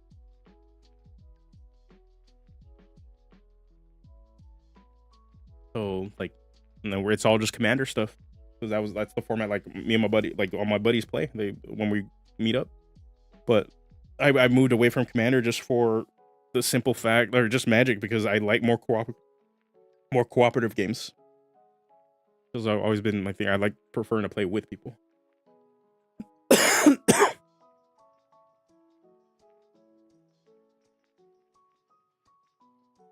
Yeah, the scalpers are a fucking huge problem in Pokemon. They're not a problem in Yu-Gi-Oh! Because Konami doesn't like have any regard or mutual respect for the secondary market. And Magic the Gathering Wizards claims that they don't look at the secondary market, but they do. Most of the people they partner with to run events are other like big gaming online stores, and they mainly function off their secondary market. So everybody needs to be like Konami, man. Oh, this deck, it has $100 card. Reprint the shit out of it. Now it's $2.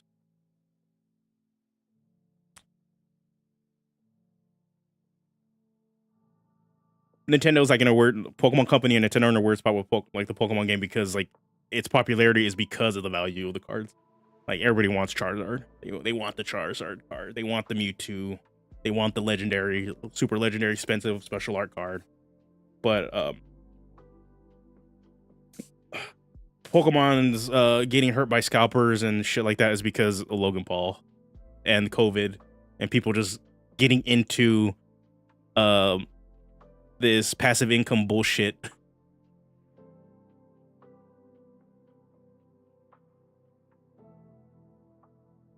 Like it's really passive income bullshit that really just hurt the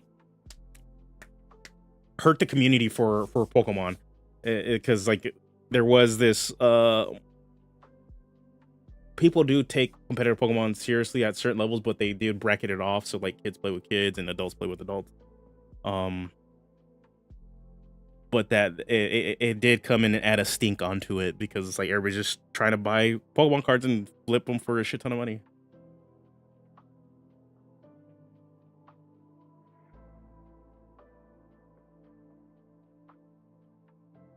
Honestly, I like Konami's stance on secondary market. Like fuck collectors.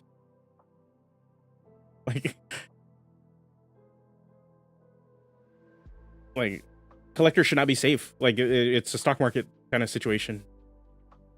The reason WotC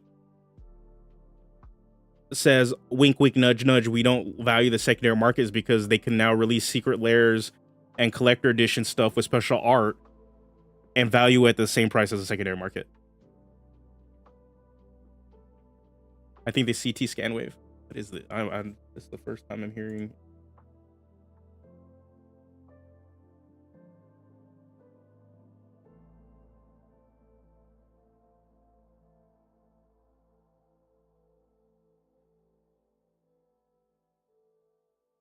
Yeah.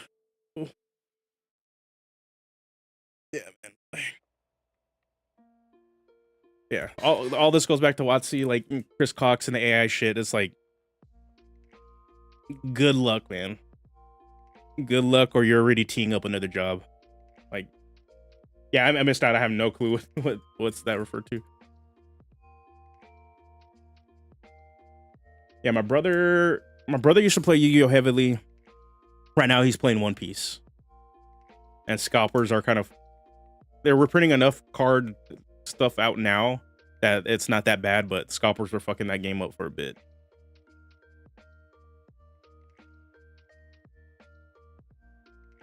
Okay, let me.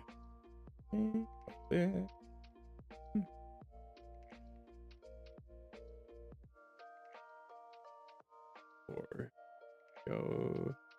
All right, let me. Okay. Oh, let me lower music.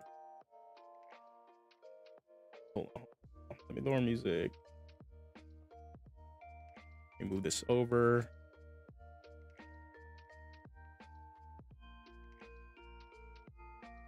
What the hell? Browser? Why am I not hearing anything? Hold on.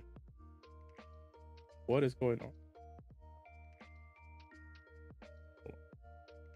Or hold on, my browser source. Don't tell me it's on this. No. What is going on? Is it not? No. Oh, okay. That is.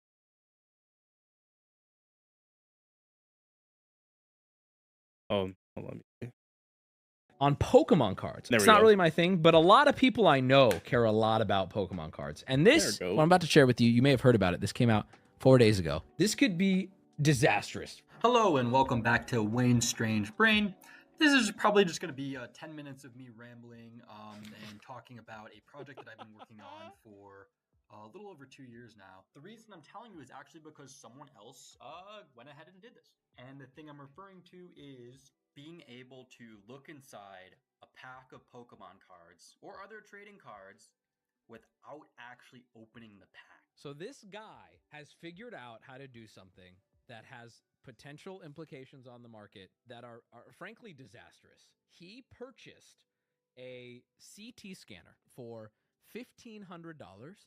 He spent 3 months fixing it himself because he had a sealed pack of cards that his dad gifted him. He wanted to know if he would be able to see what cards were inside of them without opening the pack. X-ray machines and other scanning machines, people have used them in the past to look at Magic cards, not to see what cards are in there, because we actually can't Value do too low? that with Okay, hold on. Magic Let me packs, but to raise it see back the up. corners on alpha cards. Alpha cards are cut differently, so if you scan an alpha deck, you can know if there's alpha cards in it because you can see the corners through the scan. Why is this different? This guy set on a quest to see if he'd be able to scan these Pokemon packs in a way that lets you identify the actual card inside. Not just like is it an alpha or beta, but what is the rare?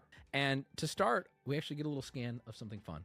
Wayne is here, who bought a CT machine on eBay and scanned a burrito. Is that true? That's what I want to hear. That is like the meme internet culture that we live in. People are buying CT scanners to be like, I gotta see what's in this burrito. Is there carne asada in there? We're gonna find out. So a very small burrito. The fuck? Honestly, anything bigger would make me too full, and it would hurt my jaw. The bigger ones, I mean, they hurt. Anyway, I think that's The heck? That's not even a Bolo-sized burrito, man. A little Huge, taquito. right, chat? I mean, this whole community A gathered taquito. around CT scanning to try to read these ancient scrolls, and it got a lot of attention on this, but this community was able to, they were successful. They were able to successfully scan these scrolls to read them without having to unravel them and destroy them. They were all like carbonized and shitty and blackened and whatever. Okay, so where does that leave us? Once they figured out that technique, our boy here was like, it's time to put everything we've learned to the test. Can we scan a Pokemon card? I'm setting it up. I'm gonna let him explain it, okay? One of the things I did was I looked at 2D images, actually. I was like, hey, maybe you can just like take a picture of a card.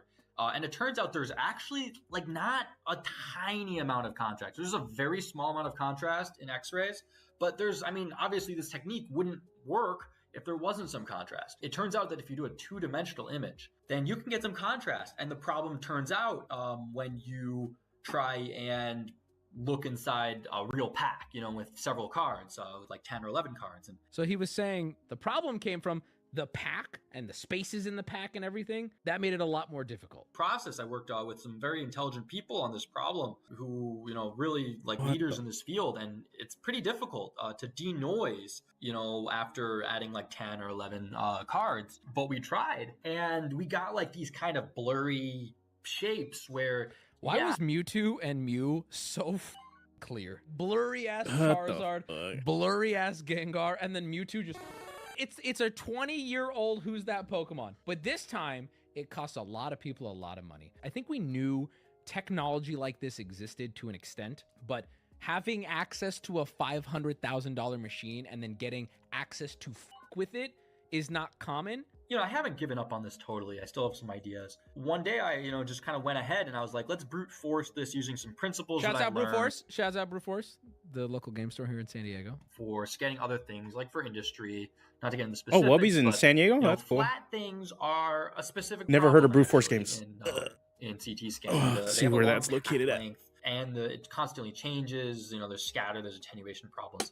But there's some principles you can take in mind. And then the big leap that I think actually enabled it was trying to virtually flatten it, which again was something that I learned from... So this is where it all goes over my head, but evidently what he's saying is the stacked cards were problematic because we weren't getting clear image. So he virtually flattens the packs. I don't know how, through some wizardry. Here, I'll let him explain this. I've got these two packs. I was actually in Utah, and I saw these packs for $250 each. Jesus. They were in a little game shop, and they said they were brought in by an old lady with a shoebox. It's always brought in by an old dude. I bought first edition Fossil, first edition Safari. It's been sitting in Joey's the second and third sets of closet for fucking 30 years. It's never been touched. Nobody's ever seen it. It's got fucking Italian GI Joe cards in it. Okay, yeah, it's never been touched. And if you know anything about packs, you know that they can be weighed. These old ones. So this is important. Pokemon packs, old Pokemon packs, the way the card market figured out a way to find out what was in them, you could weigh them, and if they weighed more than a certain amount, they statistically would have a foil in them. Old Pokemon packs got their value from big hits in the form of foils. Old Magic did not. But old Pokemon, if it had a foil in it, it would be a heavy pack, And if it wasn't a heavy pack, it would be a light pack. Scammers would say the pack's unweighed. Yeah, sure it is. Every loose pack of Pokemon at this point, old Pokemon, has definitely been weighed.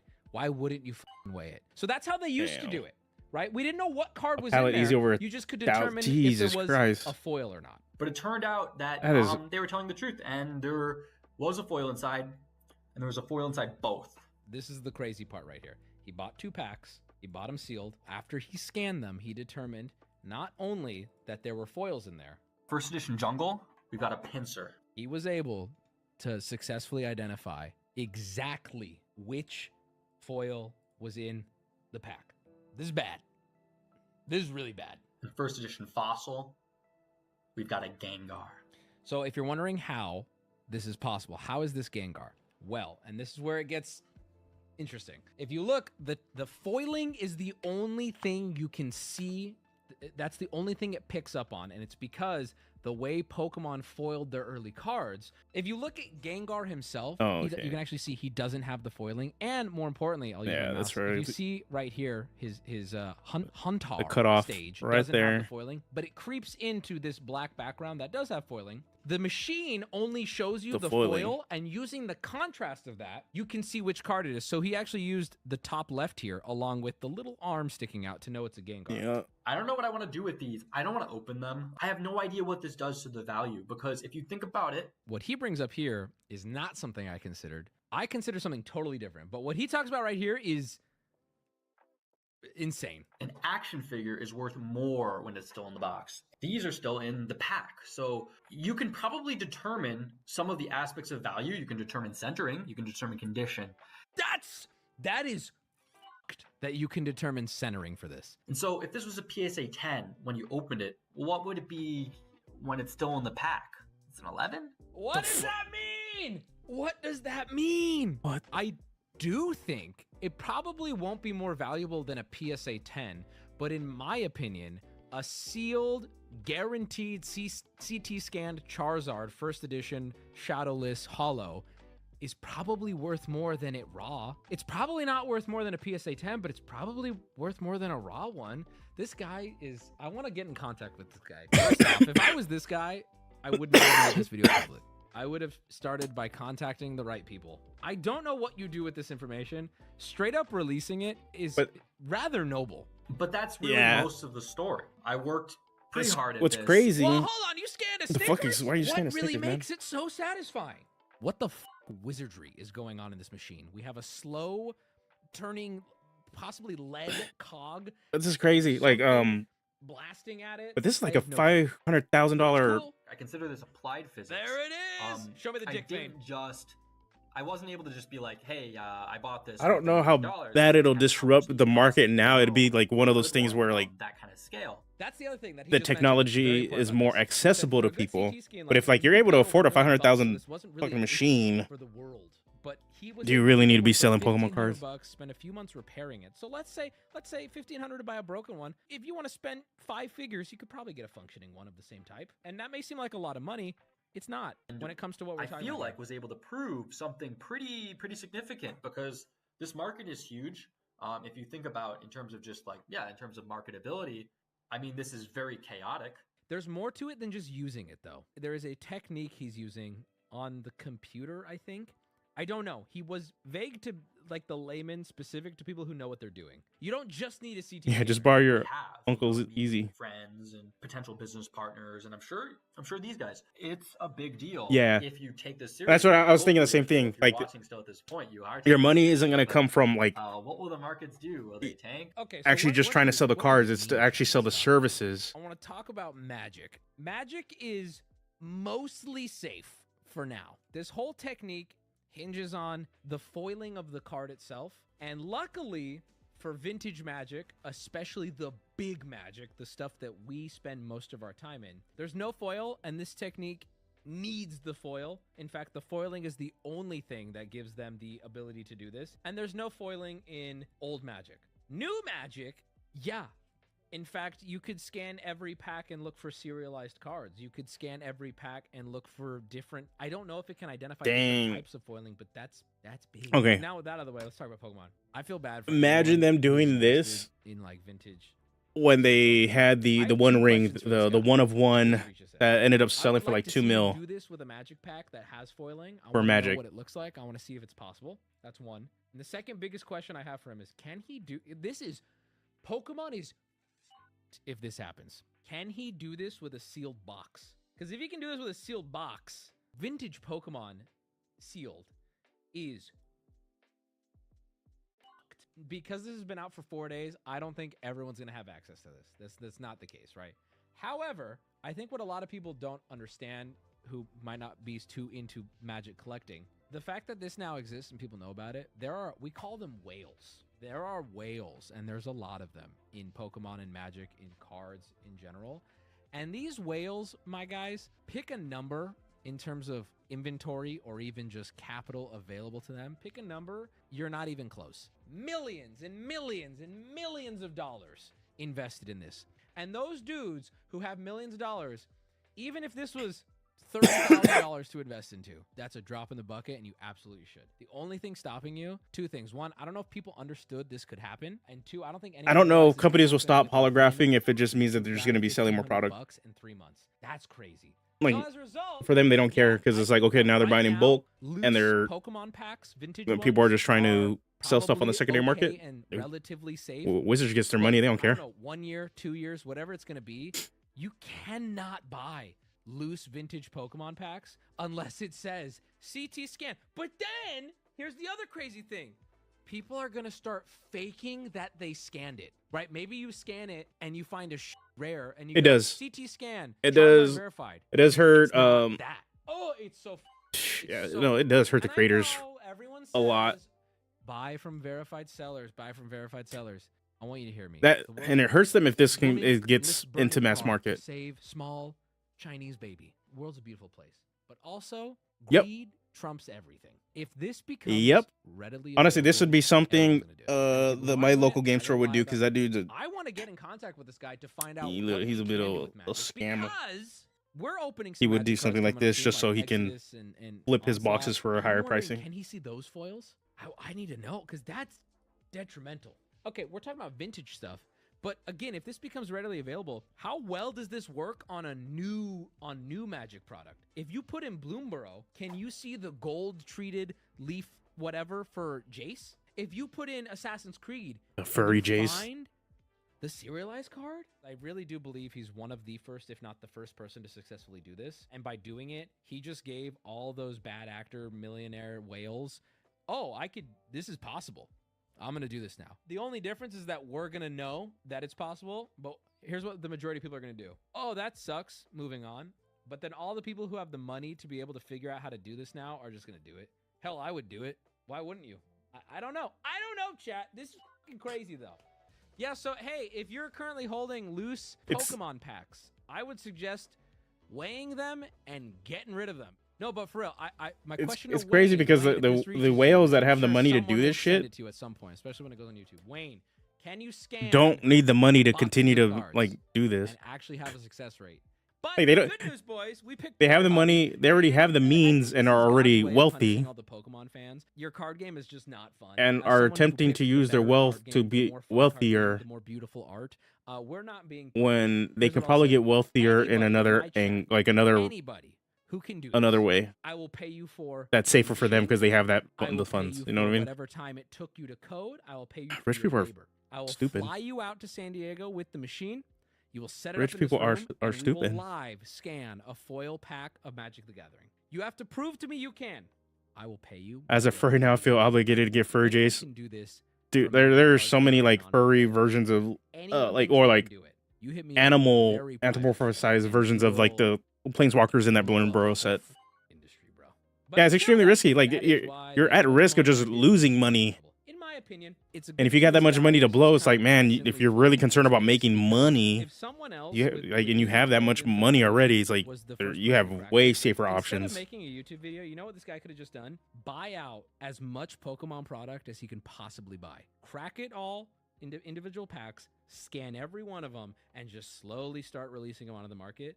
He would make so much money. Crack the Charizards, crack the Blastoises, crack everything, and then just start releasing dog shit onto the market. No one would ever catch him. You would never get caught. Approach a whale with this and be like, hey, bro, I can scan your whole collection. Oh my God, that's so fucked up. People are telling me to stop. Bro, I'm just giving you the truth. I'm giving you the truth. I want to do this on my stream. I want someone to come in and do this on my stream. Full stack developer and consultant for 15 years. Here, I want to crack programming this.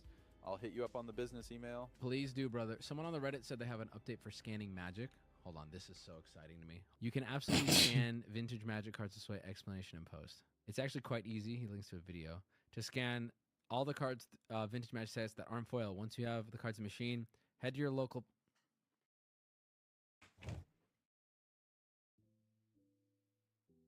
Dude, I actually might like head to your local park. Make sure to bring unsalted peanuts with you and some. Why hard-boiled eggs? Find some crows. Oh! What is the video even? True facts about crows. He linked just to a fucking crow video. Oh, that's funny. This is. Why? Why do this to me? Why bait? Why don't you care? Anyway, that's all I have to say about Pokemon. Ryan, Oh, that's good. If you can turn that into a video, put it up there. Not you, Ryan. There's a lot of people named Ryan in the chat, I guess. Who looks at their beautiful baby boy and goes Ryan? That's crazy. Like I'm sick. Frankly, I'm sick. Yeah, it really just depends on like how widespread that can get. Really, like, because it could be legitimately just a scary thing that disrupts the market, but it's like it's just rich assholes wasting their money on stuff to think they can make more money off of it, because it's legitimate weirdo behavior. Like, man, you got that much money to already like blow doing that.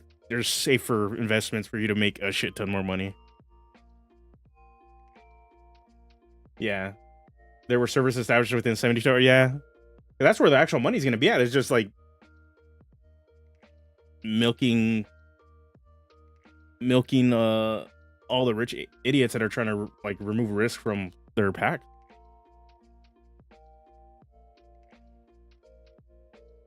All right, we're back. I'm gonna go restroom really quick.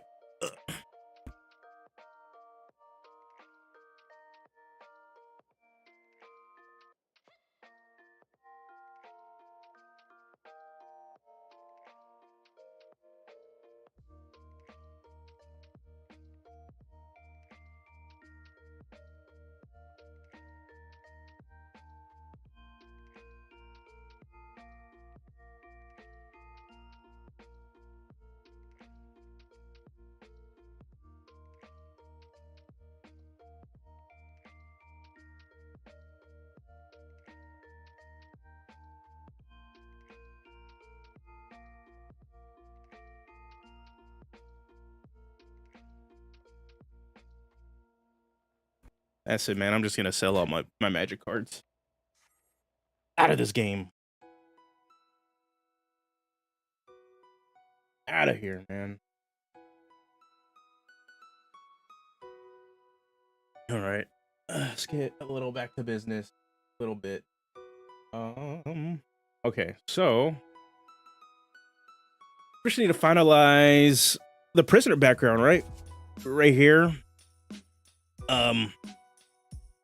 And that was funny. I was talking in my Discord, and I was saying, oh, I don't want to add too many backgrounds or anything. Maybe just one or two. My ass is adding 4.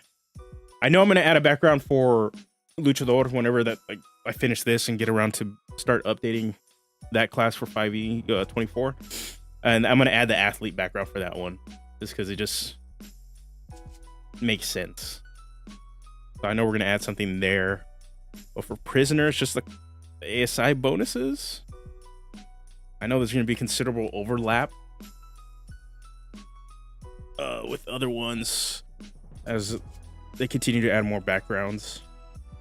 And I would not be surprised for the backgrounds that they do add, and like in the Forgotten Realms player book, are just going to be variants of these base ones. I think that's just what they all are going to be. So what can we do?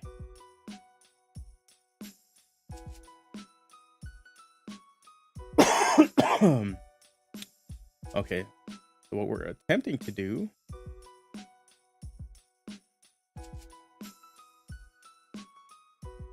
What we need to do, okay. We know prisoner. Oh, all right, man. You have a good one. Thank you for stopping by. I know prisoner variant constitution. We can go back.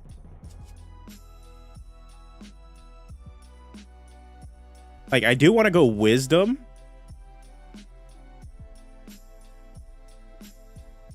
Because they're, I don't know, like, part of me as a prisoner is like, do you want mental stats for them because they were dumb enough to get caught, you know? But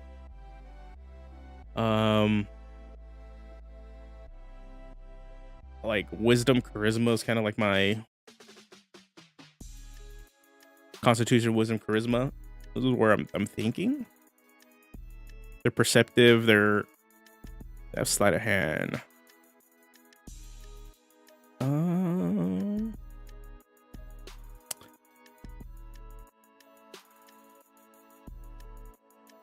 Oh, who has Conwiz? Oh no, here we go. Conwiz. That's hermit. See, I don't.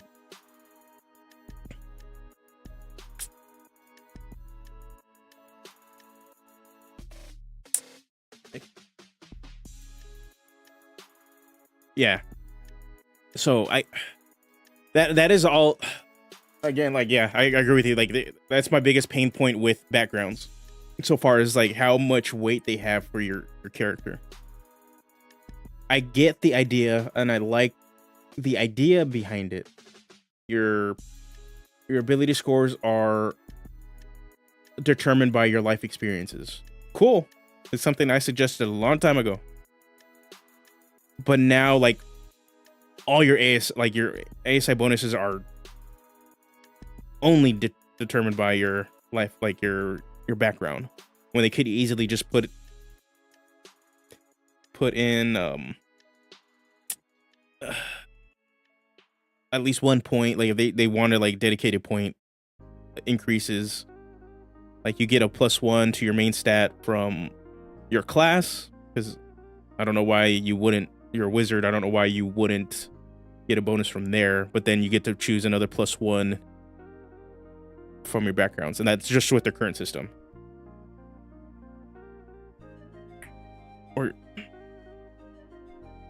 Or they could have, you know, just kept the cool ass idea that they had in the 1D&D playtest and just say, hey, it's a build your own background system. Pick your ASIs, pick a feat for a rigid feat from here, pick 2 skill proficiencies, pick a tool proficiency, and you're good to go. So, like, I've said this, like, I don't know how many times, like, backgrounds are now like min-max fodder tools, and it kind of sucks. And it's because you have these 2 things right here. Even if they're trying to limit the amount of choice that you have, and you just kind of have these preset whatever, the choice paralysis is now going to come from this specifically, and overall, which option do you want? Because which combination of ASIs and feat are you going to want?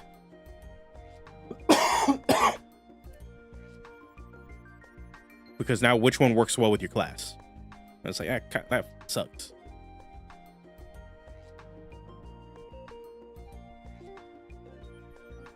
Because they could have just took this part out and said, okay, your acolyte and you get a feat feature, a rigid feat feature that is designated to the background, whatever, and you get a +2 and a +1 or a +3 +1s in the stats, and just leave it like that. Yeah.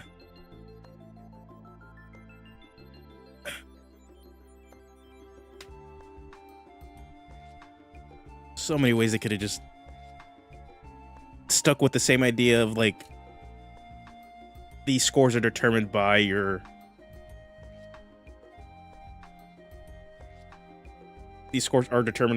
life experiences, angle that they're doing, which is good, but man, the execution is just frustrating because now you can't have an acolyte rogue because it's going to be generally, it's not even about optimization. You're not viable because you do need those bonuses into your decks to stay competent at certain tier ranges.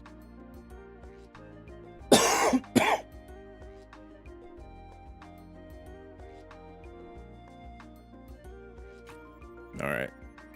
So the goal is to kind of like add more options that kind of give you more things. A couple ways we can do prisoner. We can also include strength, as they're just sitting there getting yoked up in prison. They're hardy. They have that constitution too.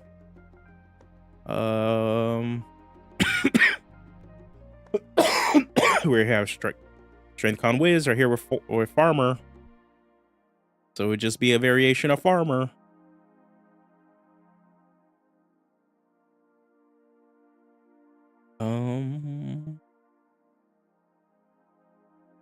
Con and Ka, or constitution wisdom charisma. Either of these are fine that we can reuse for here. Yeah. And that ultimately my biggest complaint, because it kind of goes against what at least the popular what's popularly depicted on how people play 5e, at least in their actual play space. And what people expect out of it is that they gamified a lot of stuff, and while some of it's warranted, like actual gaming language to help people understand that there is a rules language, well, I get it. They gamified so much that, yeah, like you said, they closed off character expression, because now, like, I can't be a certain combination of background and class because I don't have mechanical viability within their system, and it is frustrating. And for people that like to optimize, they're just going to choose. They're always going to choose the best option, but now they're like more incentivized to choose the best option. Because it's like, not only do they need to be viable, they just need to. The options are kind of just there for them. Like, farmer is going to be pretty good in general. Skills or whatever, but like normally if you're just playing like a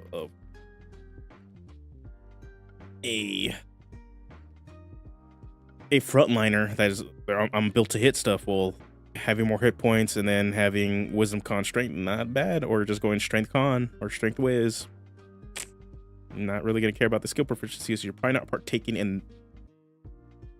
in challenges that use those.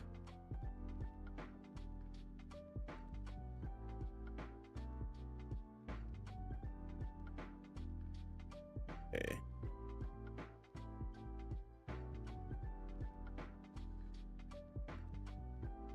The full roster for DBZ Sparking Zero got leaked by a Japanese company. Damn. That sucks.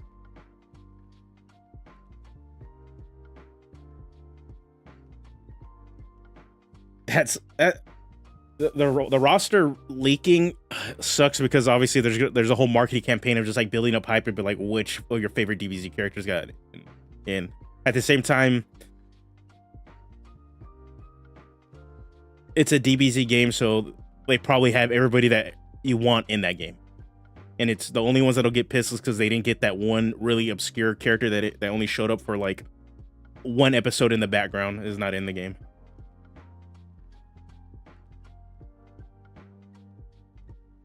But I would assume it's a Dragon Ball Z game, fighting game, that everybody's character is going to be in there. Yeah, I think figuring out using the character options is all good, but when your game is so busted that people say these are the must-pick options, yeah. JP also said create a background should have been 100% have been core. Yeah, it should have. I think Wizards needs to stop being afraid and thinking they need to handhold everybody on like building the character. I know the biggest whatever complaint was that it's too hard for people to kind of like get in and build their character. like there's too many options to choose from, but it's like, well, that's not necessarily because your background and all this other shit is that you're putting too many. Let's pull up a. Oh, bring up a character. You were putting too many choices of like up front with everything that you're attempting to pick, right? Let me. And even then, if you're converting people to a digital format, half of this shit's already built for you. That was only really an issue or an early 5e, right? Where everybody was at pen and paper. But even then, when people were playing on pen and paper, it was normal. It wasn't even the masses that got introduced through like Critical Role and other actual plays and like Stranger Things and stuff. Because when Stranger Things and all started to come around, there was already D&D Beyond.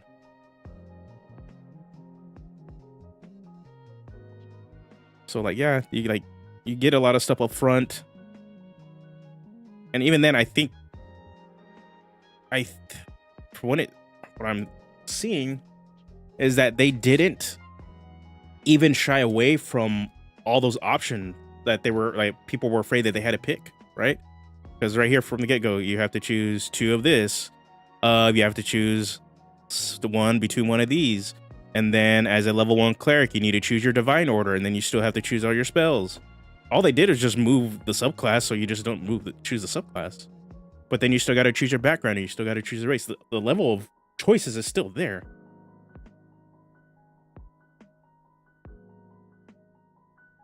So like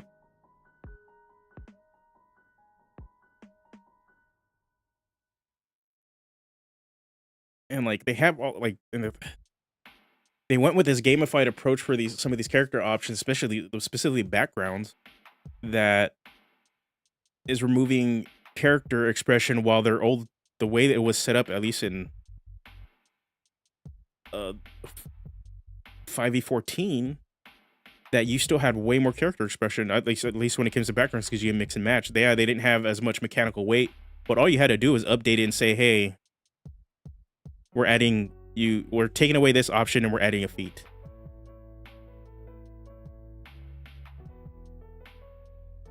We're taking away this option that you're not using, and we're just going to say, hey, there's an origin feat that is tied to this thing. Your ASIs, you can just choose between these. Or better yet, if you want them to choose ASIs, you tie it to your core class.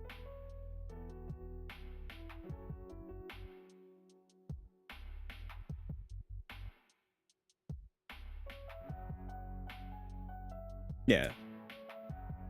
I think there is a system that they could have done where all classes could have got their subclasses at first level. Because for me, it just makes more sense. As a player, you're more excited that you're specializing. You're getting to be, especially in their subclass system, you're being a specific kind of fighter, right? You're being a specific kind of warlock. You know, like where the powers come from. Even how we talk about these classes, and it's more so what subclass do I get to specialize in so I can have that character expression. I think there's a space where they could have did that, have that at first level, and still have a background. And you still have your species option.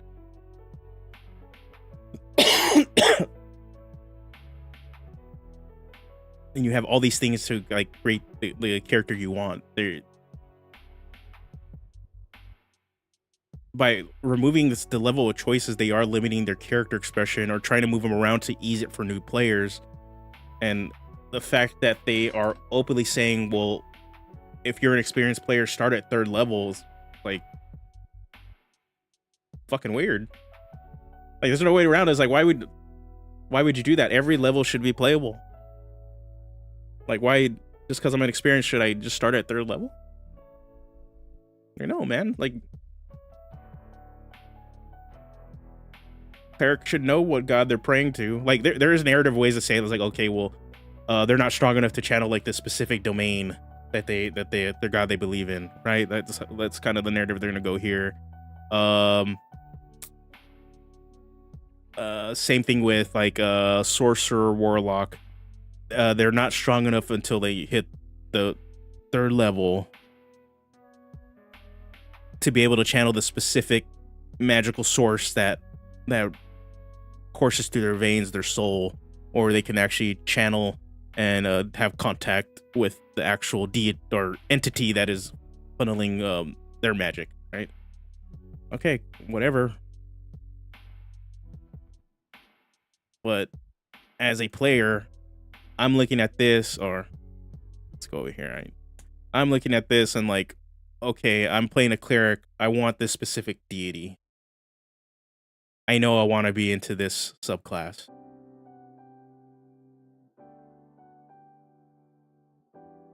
Like, even as a new player, when I started playing way back, I picked my starting class because I started looking at subclasses to see what I wanted to funnel into.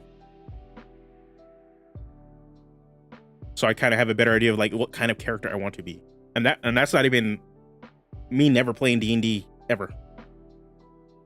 And TTRPGs. I was just like, I'm used to coming over from playing MMOs and other RPGs that have like class trees and specializations. I want to know what I can evolve into.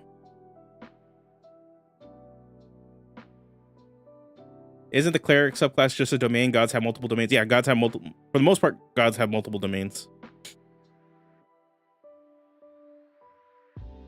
But still, it's just like, okay, well, you can't be good at your heal and be like super life domain because you got to wait to 3rd level.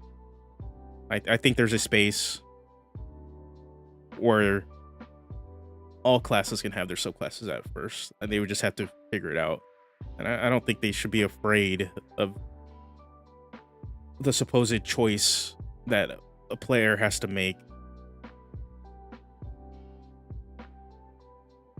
Obviously, there is a limit to how many choices a person should be able to make, but come on. Yeah, ultimately, yeah, it is good. That is one solution. Get rid of subclasses, but then we'd have to trust wizards to actually develop classes.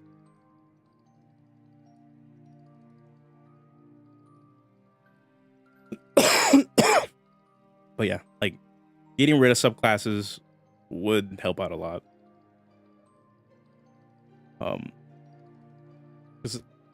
Just my own critique of like the character building system for 5e. I'll pull up Fighter, right? Or even here. Okay, we get our background. So now we have to choose a background that it just makes our subclass viable. See, they even tell you primary stats. So we need something that gives us wisdom. Cool. That gives us a feat. All right. We go scroll down. We have to pick this. And as you go down, okay, we have to wait to pick our subclass. So we're kind of like, we're funneled into specific character expression. And then they have ability score improvement, which in reality is just the feat system. So now they made feats a bigger part of what this game is supposed to be. While commonly people were playing with feats, it very much was a alternate quote unquote rule set. Now it is integral to the game. So now you have kind of like a half-baked feat system that was only giving you options at every, for the most part, every 4th level.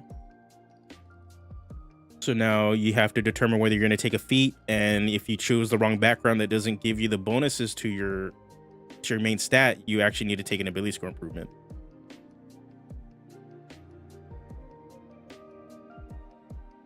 Like, if they were going to introduce and make feats more viable, they should have did a better job at integrating feats into the character system instead of just leaving it as is. Especially they want it to be that important to your character.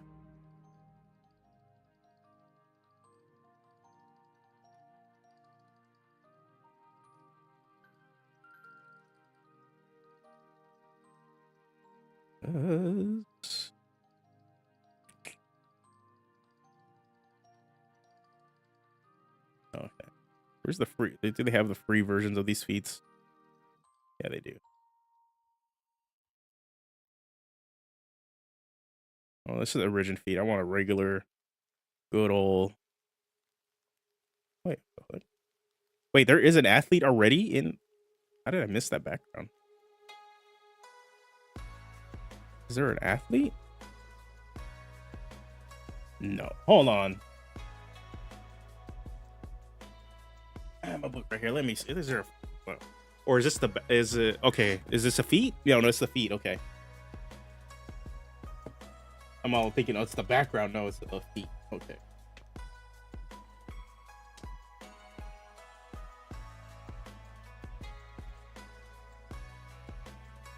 Okay.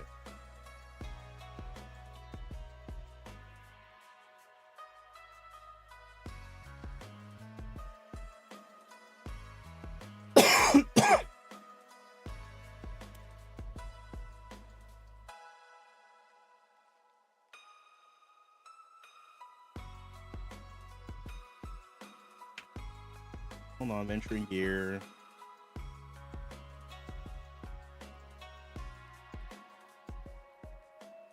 Very quick.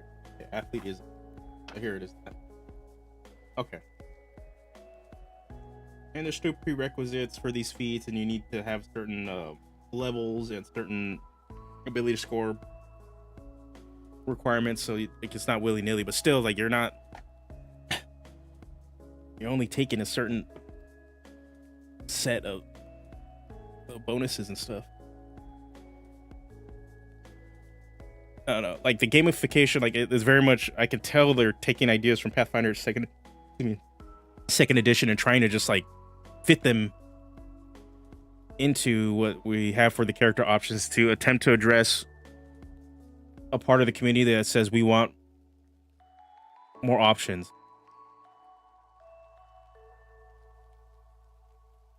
Without like really seeing the implications like those options can, the options that they're attempting to add actually is going to do with how you build your character, play your character, but also addressing the part of the community that's like, this is too hard for new players, when now more than ever there's tools to help people build characters. Even without D&D Beyond, like there are apps and online tool sets now that allow you to build your character. I don't know, man. Just, there's some changes I really like, and it's just a lot of the character expression. I'm just like, oh my god, why did they take their steps back?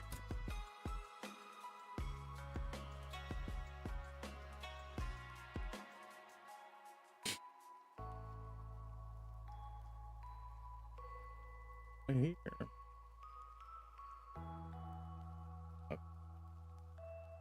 Yeah, popping off in Discord right now. Okay. What can we do?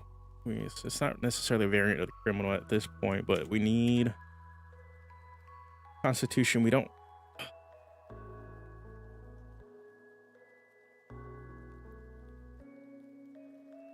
What do we want to have for this?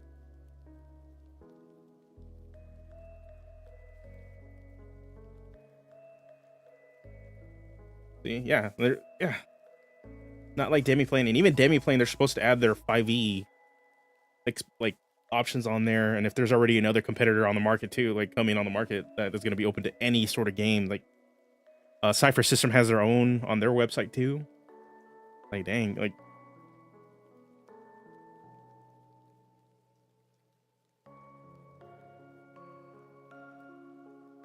they just did. I don't know, man. Wizards. That's all I can say. Wizards of the Coast and Hasbro. What's going on, Nick? Okay, what can we go with prisoner for ability scores? We need Constitution. Hold on, I want to see what. I know Elden Ring had like high dex, high intelligence, and that's a lot for lore reasons for their prisoner.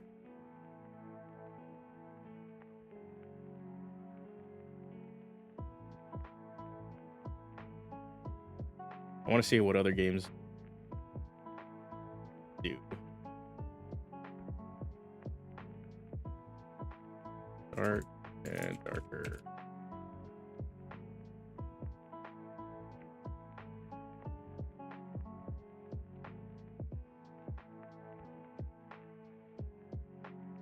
Darker and darker classes.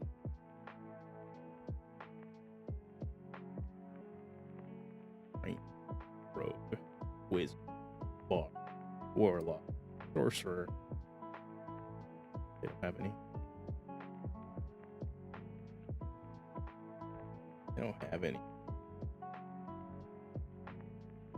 Strength con int. I know one con for sure.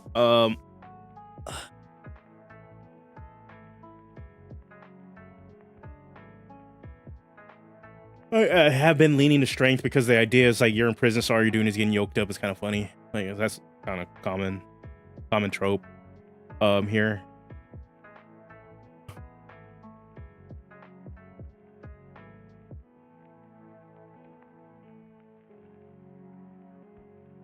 Yeah, like I want wisdom. I don't mind. The problem is like we are stepping a little bit if we include strength here. But wisdom is for sure what I'm considering. I'm just trying to decide what other option we want.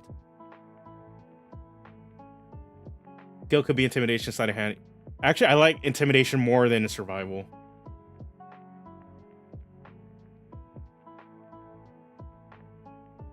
Especially if survivors gaining perception and survival. But also like survival's like, yeah, you need to survive. Yeah. It's a bit tropey, yeah. These are all backgrounds for people that want their sort of edgy backgrounds for this class.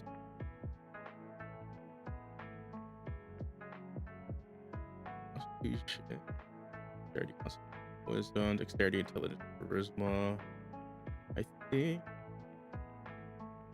Constitution, wisdom, charisma.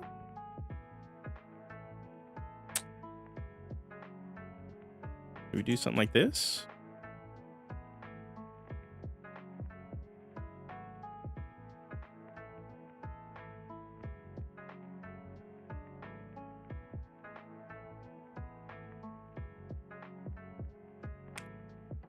Maybe.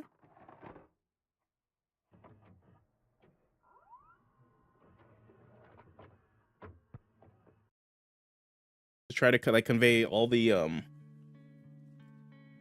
all a bit of the tropes. Tough because of the survival angle, and also the survival subclass or the skill, excuse me. Sleight of hand because you got to steal stuff, thieves tools because that's the only way to kind of convey like you're making makeshift stuff. Charisma because of that intimidation factor, or just in general your presence. And then wisdom to play into survival and your overall awareness, and then constitution because trying to survive and physically in prison.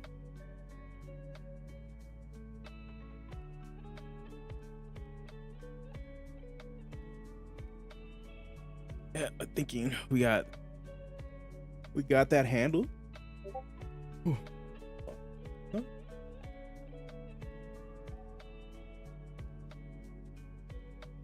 Ooh.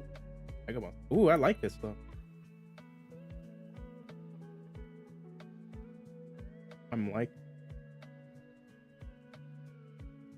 I'm getting to see secret stuff, chat. Oh. I'm liking the spine on the book too, because it will stand out on the shelf.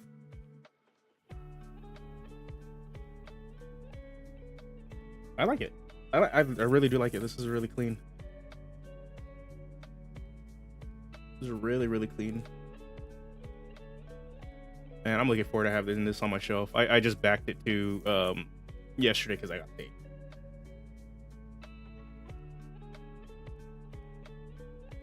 I got paid. I was like, oh, I can finally back it. And also, I didn't realize I had like $100 of just like credits sitting in DM's Guild. So I also picked up your the Hero Anthology 2. Luchador's like selling. I think it's like Luchador's like 6 away from 200 sales now. So I was like, oh damn, I have $100 of credit. I'm gonna go buy this in print finally. Hell yeah, man. Yeah, I'm honestly, I'm so happy for you that it is it's funded. Let's go to game found. Yeah, we'll see. I already got it favorited. Ooh. Ooh. Not even 6 hours. Under 6 hours already funded. If you guys haven't actually backed this, go and you're wanting another. Like personally, I played it. It's a streamlined fantasy pulp TTRPG. Definitely go check out Vagabond. You can back it here. I know there is rules up on Drive Through RPG that you can check out also, or at least on Terran's website. Yeah, only 10k away from hitting the first stretch mark, which is the stretch goal. Where are we at? To add another artist on board. That'd be pretty sick. You can hit the 25k.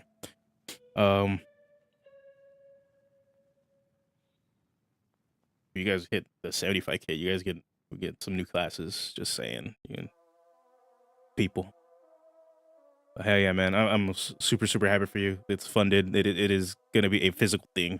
I'm looking forward to having a physical copy on my shelf.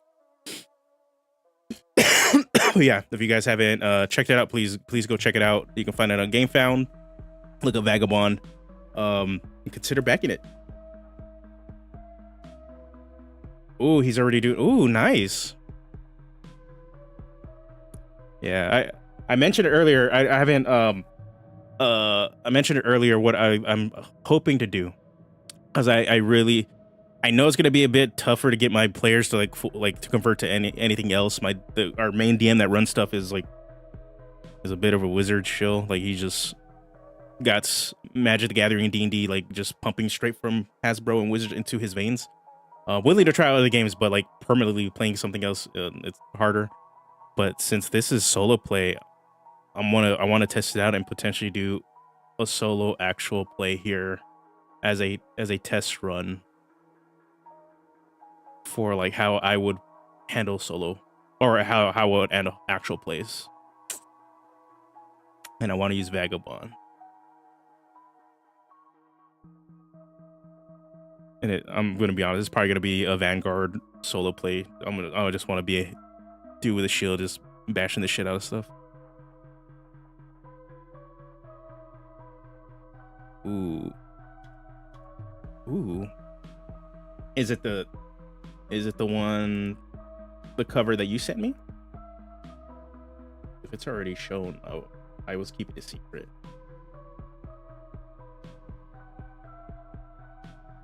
Oh, that covers the zine thing. Ooh. Yeah. Well, yeah, I want to dive into this and just really see how with this solo play, because running Vagabond as a DM was so easy, especially because I ran it back to back. I ran Daggerheart and Vagabond, and the thing with Daggerheart, well, as a DM for Daggerheart, it's just so much harder in the DM because it's a lot of like heavily on the DM to kind of just abdicate like everything that's going on and making sure everything just flows. Since Vagabond, it's not that like it quote unquote runs itself. I didn't have to worry about like abdicating the rules because the rules were already there, and it's literally on the player sheet. Everything was just kind of just picking and flowing, and it was so much easier just to direct the story for me as a DM, and easier to prep. I didn't have to worry about prep. Everything was just conveyed very, very streamlined, which I enjoyed. It was so much faster. Like, it's just great on the DM side. I will have my players play this more. I probably will just start running as one shots and allow them to get used to it, and then they'll probably want to convert. Because it's just the sheer amount of like character expression and classes in here is just, you're gonna find something you want to play. And straight up, like, there's multiple classes I'm in here. I'm like, I will want to play. And now, like, even before, I didn't really comprehend how the magic system works until I actually DM'd it, and I probably will play a caster too. Just like, because the magic system, there's more freedom in it. Unfortunately, my players, when I ran it, didn't catch on until I did really explain it to them, and they're just like, oh shit, I can just do crazy shit. I was like, yes, you have more freedom. Yeah.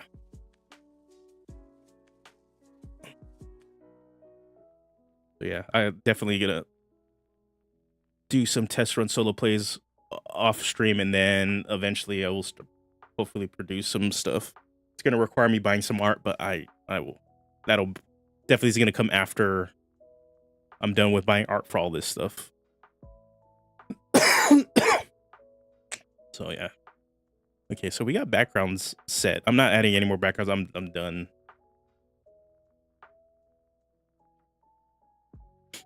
I'm done adding backgrounds to Scourge. And maybe down the line I can actually convert Luchador and Scourge and maybe Puppeteer if I ever get that finished into Vagabond also.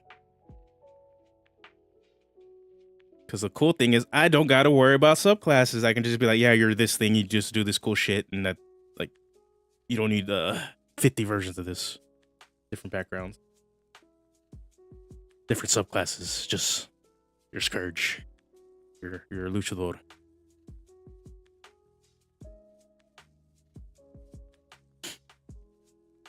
It's just funny. Like, the more I've designed for 5e, the more and more I've, like, progressively, like, man, I fucking hate subclasses. It's like, just give me one class.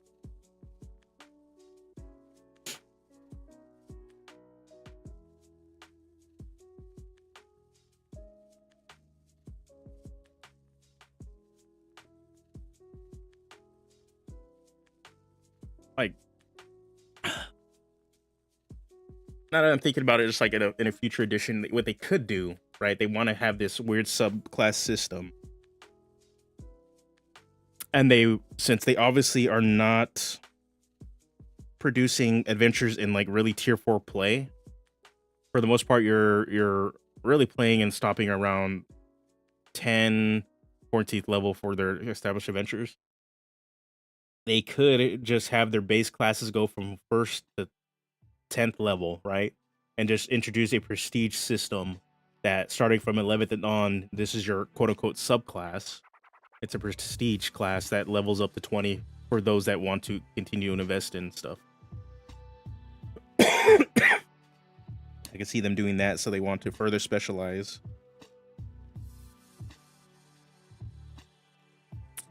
Something I can see happening.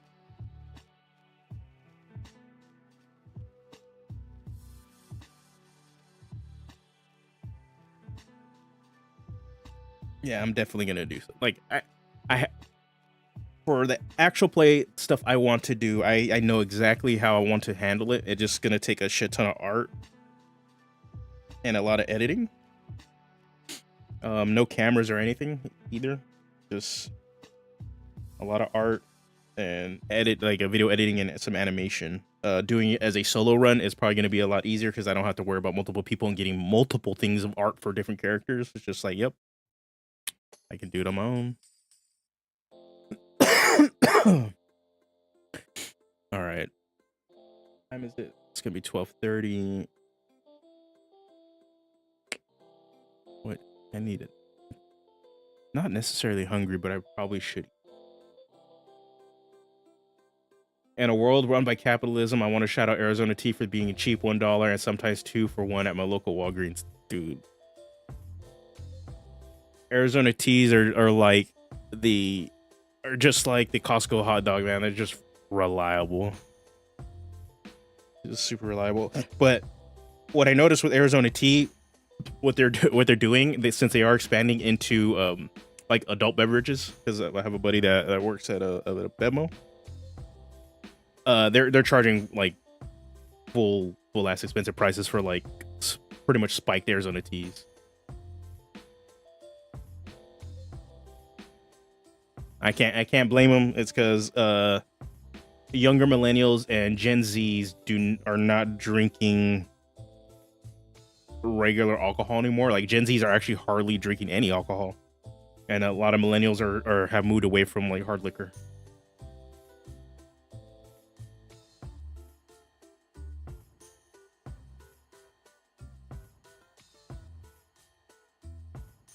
Which is crazy because that all the stuff that's coming out now, that'd be the kind of stuff like that's the kind of stuff I would have been drinking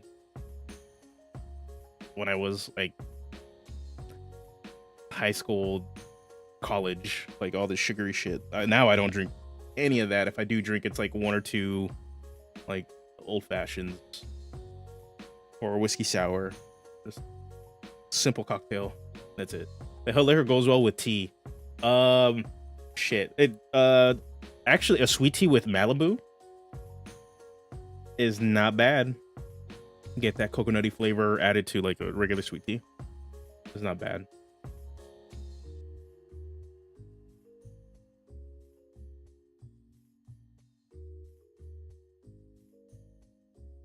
And I'm assuming it's some sort of like, I'll ask my buddy what kind of liquor it is, but I'm gonna assume it's some flavorless ass vodka-esque. Hold on. Let's look spiked Arizona tea. Hard Arizona hard. Yes, I am 21. No, you're not. Okay, this is goofy as shit. All right, let's say this is goofy. This is goofy. Oh, okay. They changed the background image. Who's putting fucking Arizona, even if it's spiked, in a damn cocktail glass? Okay, let's see if we can find. Bruh. Okay, you guys are not seeing my thing, but my mouse, but get hard now. Sick. Why?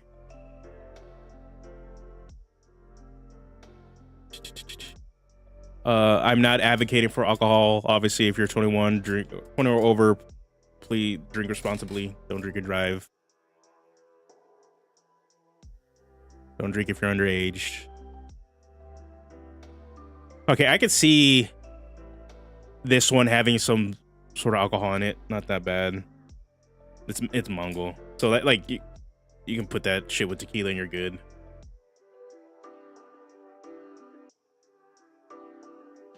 Alcohol, 5% alcohol, but what kind of alcohol is in it? Like, I already know where I can buy it, but Jesus Christ. The party pack, everything with lemonades.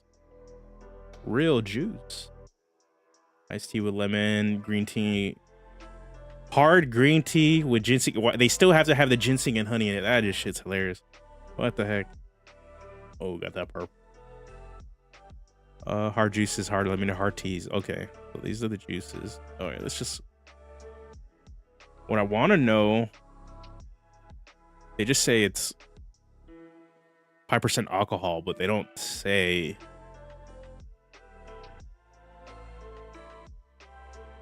Give me the facts, man. What's in this shit? What is in this stuff?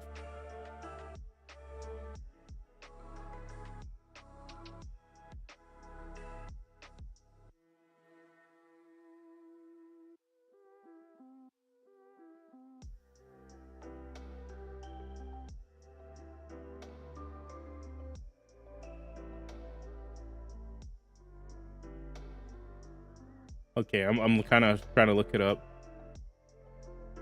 See what like alcohol is specifically in here, and it just says 5%. That's the kind of alcohol that's in there. 5%. That's not if they're using vodka or any of that stuff. Nope, it's just alcohol 5%. Sick. Thanks, Google. Thanks, Google AI. Oh, maybe we can go to the Arizona Tea Reddit. What the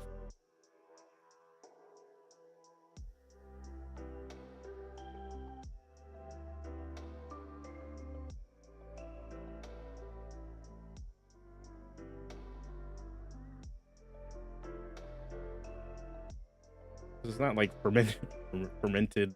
Heck.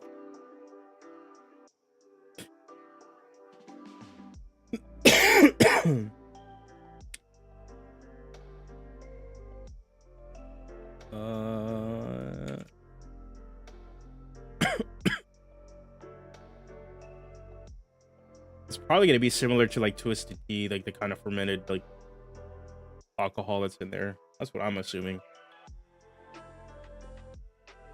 Guess you're saying rubbing alcohol. What the? Okay. But yeah, man. Like, I know my buddies tried this. I think which was it they try though? I want to say. I didn't say they were good. I just said they're cheap. They're edible. Like most of Costco's food, I wouldn't say is like great. It's not like shit. Like it's not bad, but it's edible. Yeah, like you want like a pizza. It'll probably be better than a lot of places that serve pizza, but it's still not clearing a lot of things. Yeah. It's $2 slice for a reason.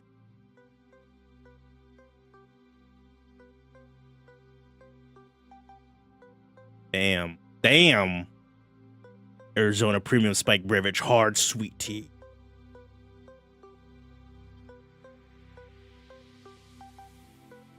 I'm gonna be honest, at this point, I'd probably drink half the can and be like, okay, I'm over this shit. I don't drink a lot. I hardly drink as it is. I normally drink casually. Like if I go out to dinner, I'll have a drink at this point now. I don't drink too much like anymore.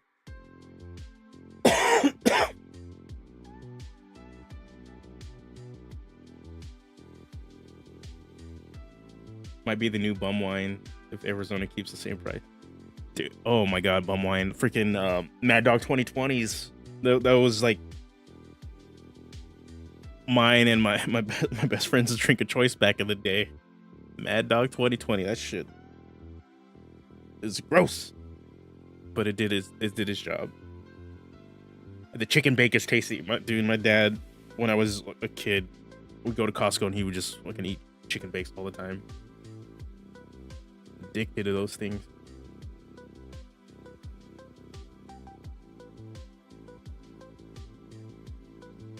They probably got paid. The bot account probably got paid. Final Fantasy T Legend Edition. Is that the Final Fantasy 14 one? Mad Dog 2020 was the absolute worst thing I ever drank in college. Oh, it is absolute shit. It is just sugar and alcohol with like flavored coloring. It is terrible.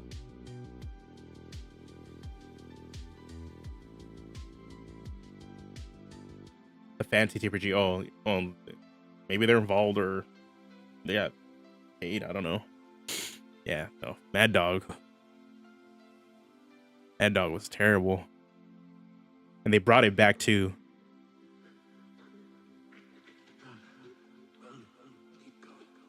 Oh, that's why you don't have chicken bakes, you have poutine. I know in the Mexican Costco's, if you go there, their setup for their hot dogs are different. They like in American Costco's here, we don't have mayonnaise on the serving areas where all the condiments are. But in Mexican Costco's, they have jalapenos and mayonnaise on top of like ketchup and mustard. Like in American Costco's, they have sauerkraut, and you don't have sauerkraut over there in Mexican Costco's, from what I've seen. Japanese Costco's, from what I've seen.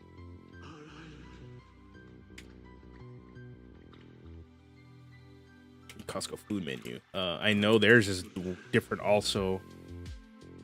But most of like Japanese Costco's are located like an hour away from freaking Tokyo. So a lot of people, since most people don't have cars in Tokyo, because they have kick-ass public transportation, they actually have to rent a car to go out there. Let me see.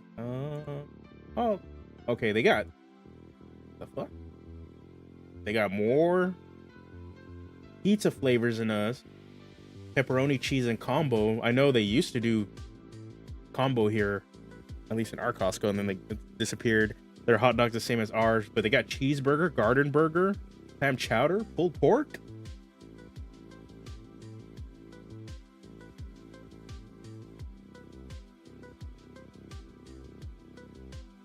Aussie beef pie? Actually, Japanese Costco does not have sushi, but it doesn't mean you can't buy it. Because I know normally where you go to Costco, they have all like their meat and their chicken and shit. They have like a fresh fish section.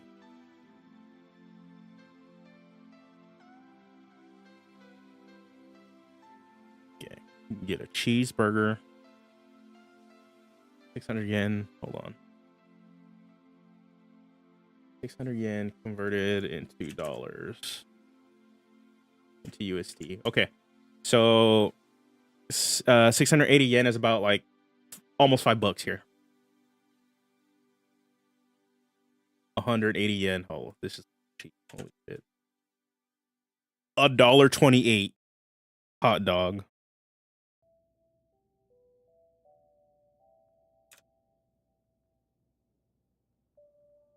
$300 is about $2.13 for a slice of pizza. So they're about the same price. Like here. Yeah. Yeah, when my wife and I went to Japan for our honeymoon, food, my God.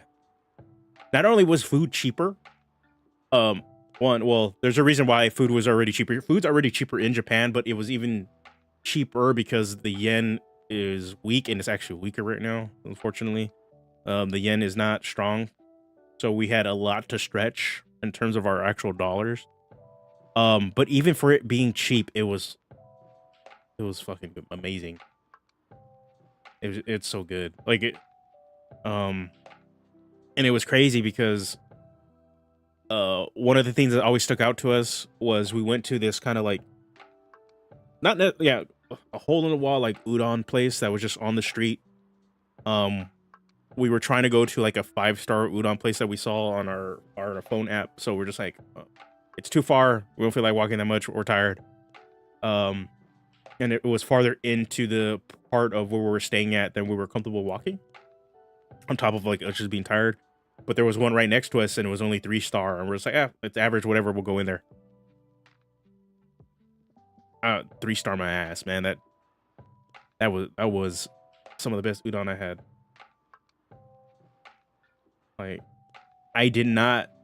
while in Japan, I did not have a bad meal except for the one time we went to McDonald's. And it was only a bad meal because my stomach hurt. It wasn't even that it tasted bad, it just hurt my stomach.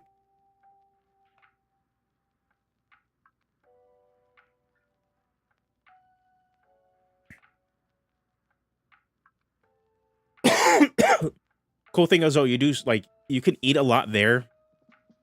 You're especially like you don't get a place that has like a fridge, or not a fridge, but like a little kitchen, because you can stay at places that have like kitchens, not even Airbnb. They're actually made for extended stays.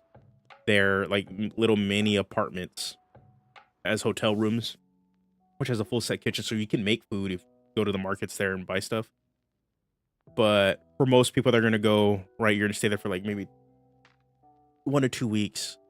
You're gonna be eating out a lot, but the amount of walking you do, even if you eat the most greasiest shit and the fattiest stuff there, you will lose weight. Just because the amount of, like, you do so much walking there, and you climb so many stairs, and it's all worth it.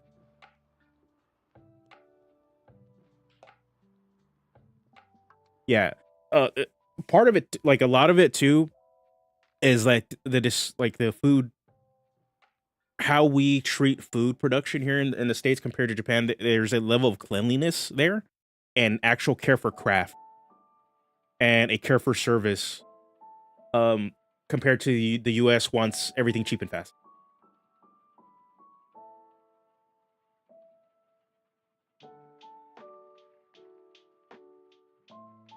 And but like still, like a lot of stuff that was considered fast food there, like a lot of ramen and stuff, it's considered like bullshit fine dining, or like mid-end to high-end food here, and it's bullshit. We get overcharged way too much for people that are like making some of that cuisine here. Dude, I call me a weeb, call me Commander Weeb. I do not care, man. Japan is fucking amazing. It's amazing to visit. I know they're like, I can understand like it might not be the best place to live financially just because of the yen. But in terms of like visiting, if you have the chance, it is a beautiful country, amazing country. Safe as fuck. Like, my God, I never felt so safe in my life just walking the street. Well, okay. So the tipping culture, there is a no tipping culture, but it's also because they pay their people, and their customer service is part of an extension of themselves. So they have a sense of pride in their work that you don't really see here. And also because the reason we have to have a tipping culture is because assholes don't like to pay their staff properly and like to grease the hands of our politicians so that they can implement laws so that they don't have to pay their employees properly and treat them right. And they put it back on the consumer. It's fucking terrible. Tipping is a shit system. And it's not that we shouldn't tip. It's because they have to work for the tip. No, the company should be paying their fucking employees. Pay your employees.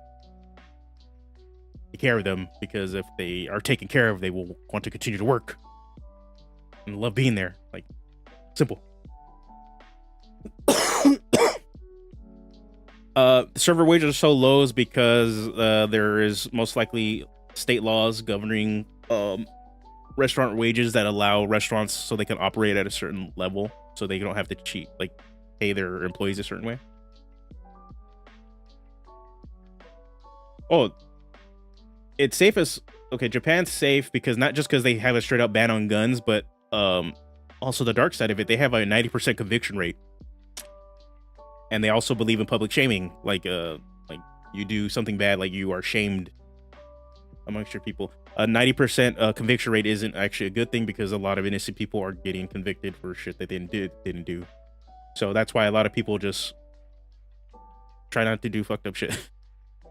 So it's like, there's still some bad shit about Japan, but like, it's one of those things. Like, there's a reason why there's a culture built around like, yeah,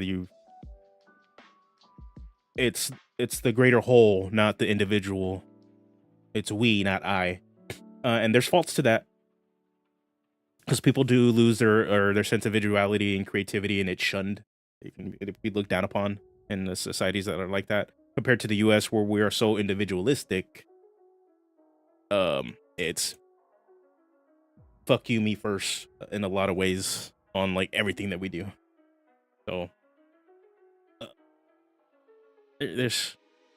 we got the freedom to express how we want, but to the point that it is disruptive to other people.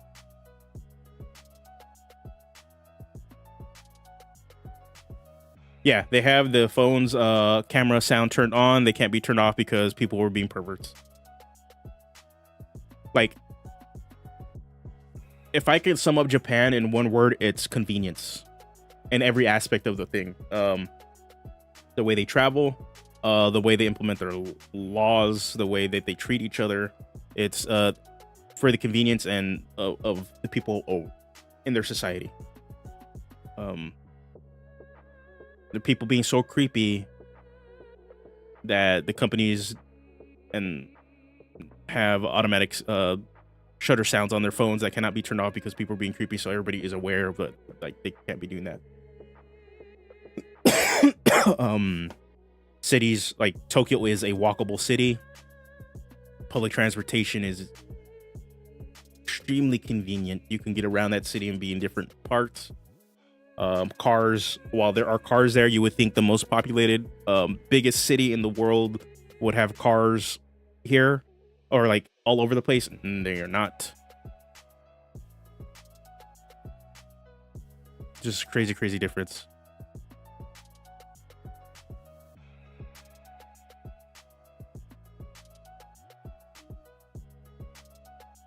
Oh yeah, this is Gurren Lagann, man, my favorite. My favorite. That is like my go-to feel-good anime. Man, I need to start picking back up and watching some stuff again. I know Dan to Dan's gonna start up soon, so I know. Let's try to get my wife into that one. Your freedom ends where my nose begins. That's pretty much, yeah. How it feels. My favorite walkable cities and towns. How my grocery store is like 5 minutes walk from my house, and next to the store is a pharmacy, a bar, and a cheap budget store for clothes. Yeah. My closest grocery store is a 5-minute drive, and 30 minute to an hour walk where I'm at. That's a grocery store.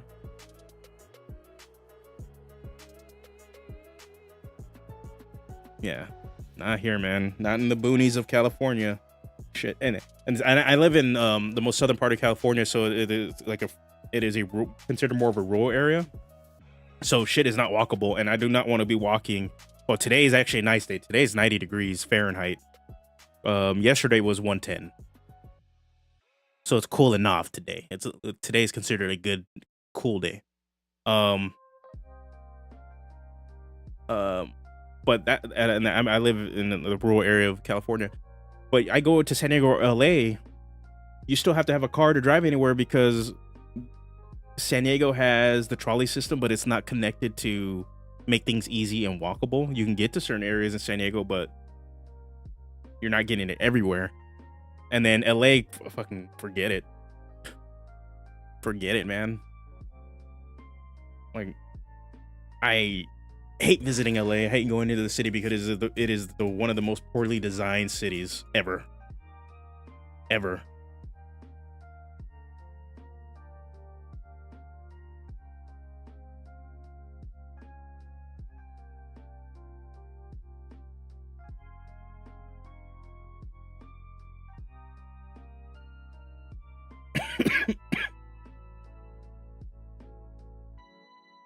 I remember walking from school to my house and it's just a 15-minute walk. Like where I live, honestly, it's a good walkable place. Yeah. I envy anybody that has like walkable cities, man. It's just, after visiting Tokyo, I was like, damn. Like San Diego, LA, all of these places, all these major metropolitan cities in California could be like this. And it'd be sick. So like anybody that has that system, my God, man, I envy you. I remember walking bonus point. My neighbors are all older people and it's super duper quiet. Yeah, no, not here in the States, man. Everybody's a lot of shit. Yeah, I've been to LA once and it sucked to walk around. We were going to Disneyland and it took 40 minutes to walk to the front gate. Oh yeah, no. Oh yeah, you're in Orange County. That's right before you get into LA for Disneyland.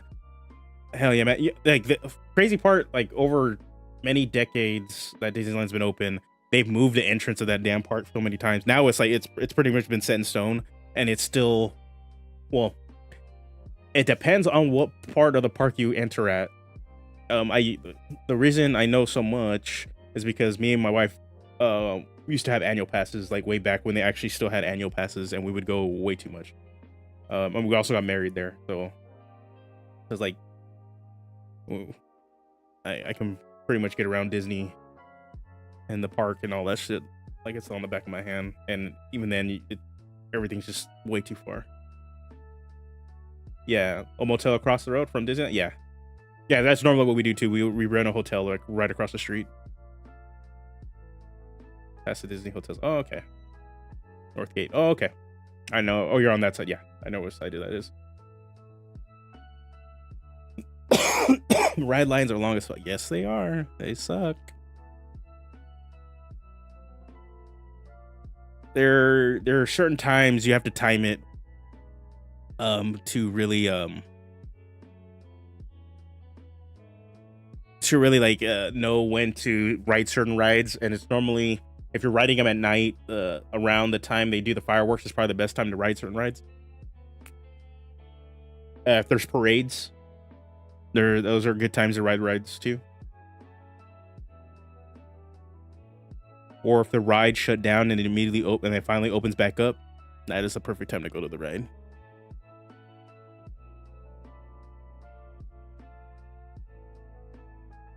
Well, if Disney keeps raising the prices of their tickets, I don't know. Ain't nobody gonna be going to the park. Trying to think. Okay, what else can I do here? Okay, I think next time I work on this, we're either gonna do some finalize some magic items, because we got the Masamune and the demons and like Berserker. We'll finalize like some of those. We have all the weapons I'm adding here in already done, because they actually come from, I might just release that document anyway, was a lot of conversions from Elden Ring, and converting weapons and some talismans and other stuff.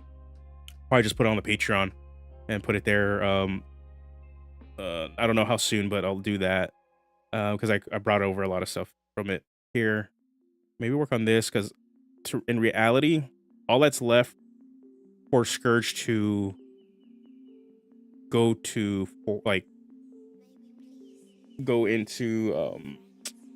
not print, but into layout, is finalizing this last subclass and a couple of magic items.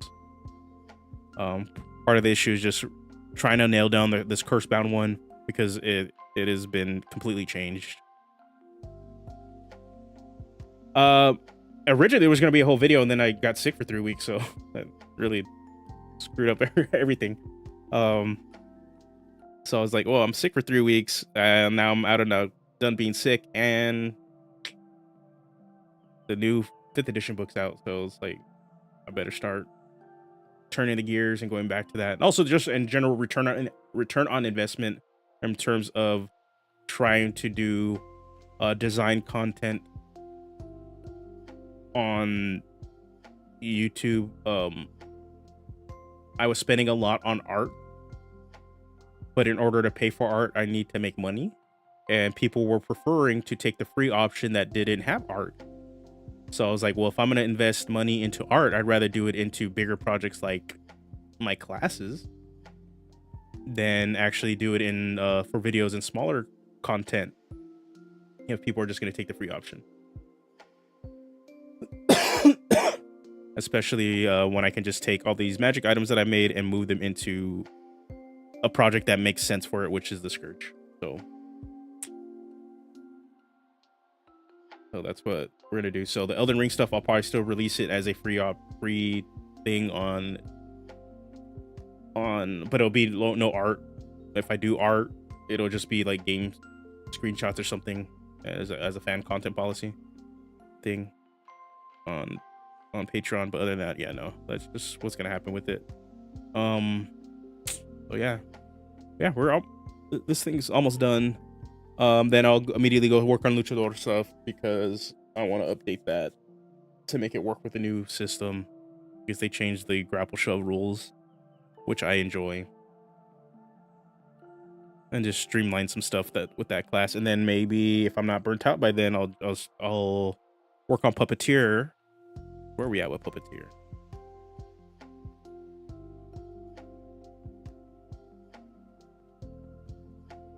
Puppeteer has pretty much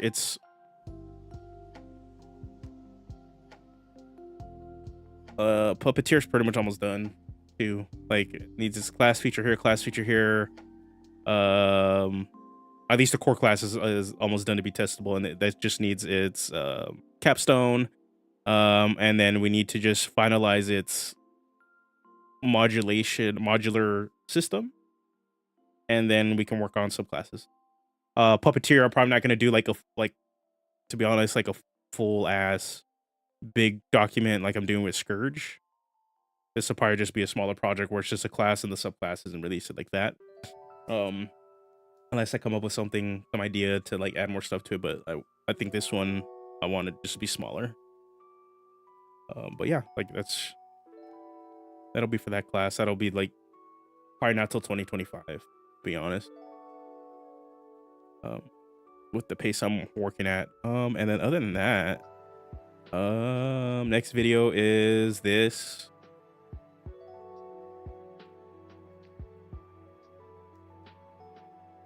Expect this in a week or two.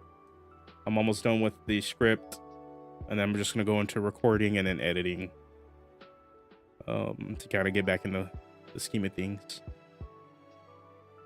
And then we're good. And then we'll work on the next class. We're just gonna work through all the classes. I kind of want to get back into at least a weekly or bi-weekly schedule, or at least every three week. Like I'll have a video for 3 weeks and maybe a stream. We'll do something like that. I don't know. Or I'm still trying to figure it out and kind of get back on the horse with all this stuff. So yeah, that's what we're doing with this. Other than that, I think I'm gonna call it. I see it's lunchtime for me. I probably should get something to eat, and stretch my legs a bit. Thank you guys for chilling out since 8 a.m. Pretty much a long one. But yeah, next time we'll work on more Scourge. We'll see if we get make some dents into the subclasses. Maybe have some art done. I can show off some of the art for the next 2 classes. We got backgrounds to figure it out. So yeah. So yeah, if you guys haven't joined the Discord, there's links in the Discord. Come hang out there. Everybody's always welcome. I'm fairly active. And yeah, until next time, guys, you guys take care and have a good one. Peace, peace, peace.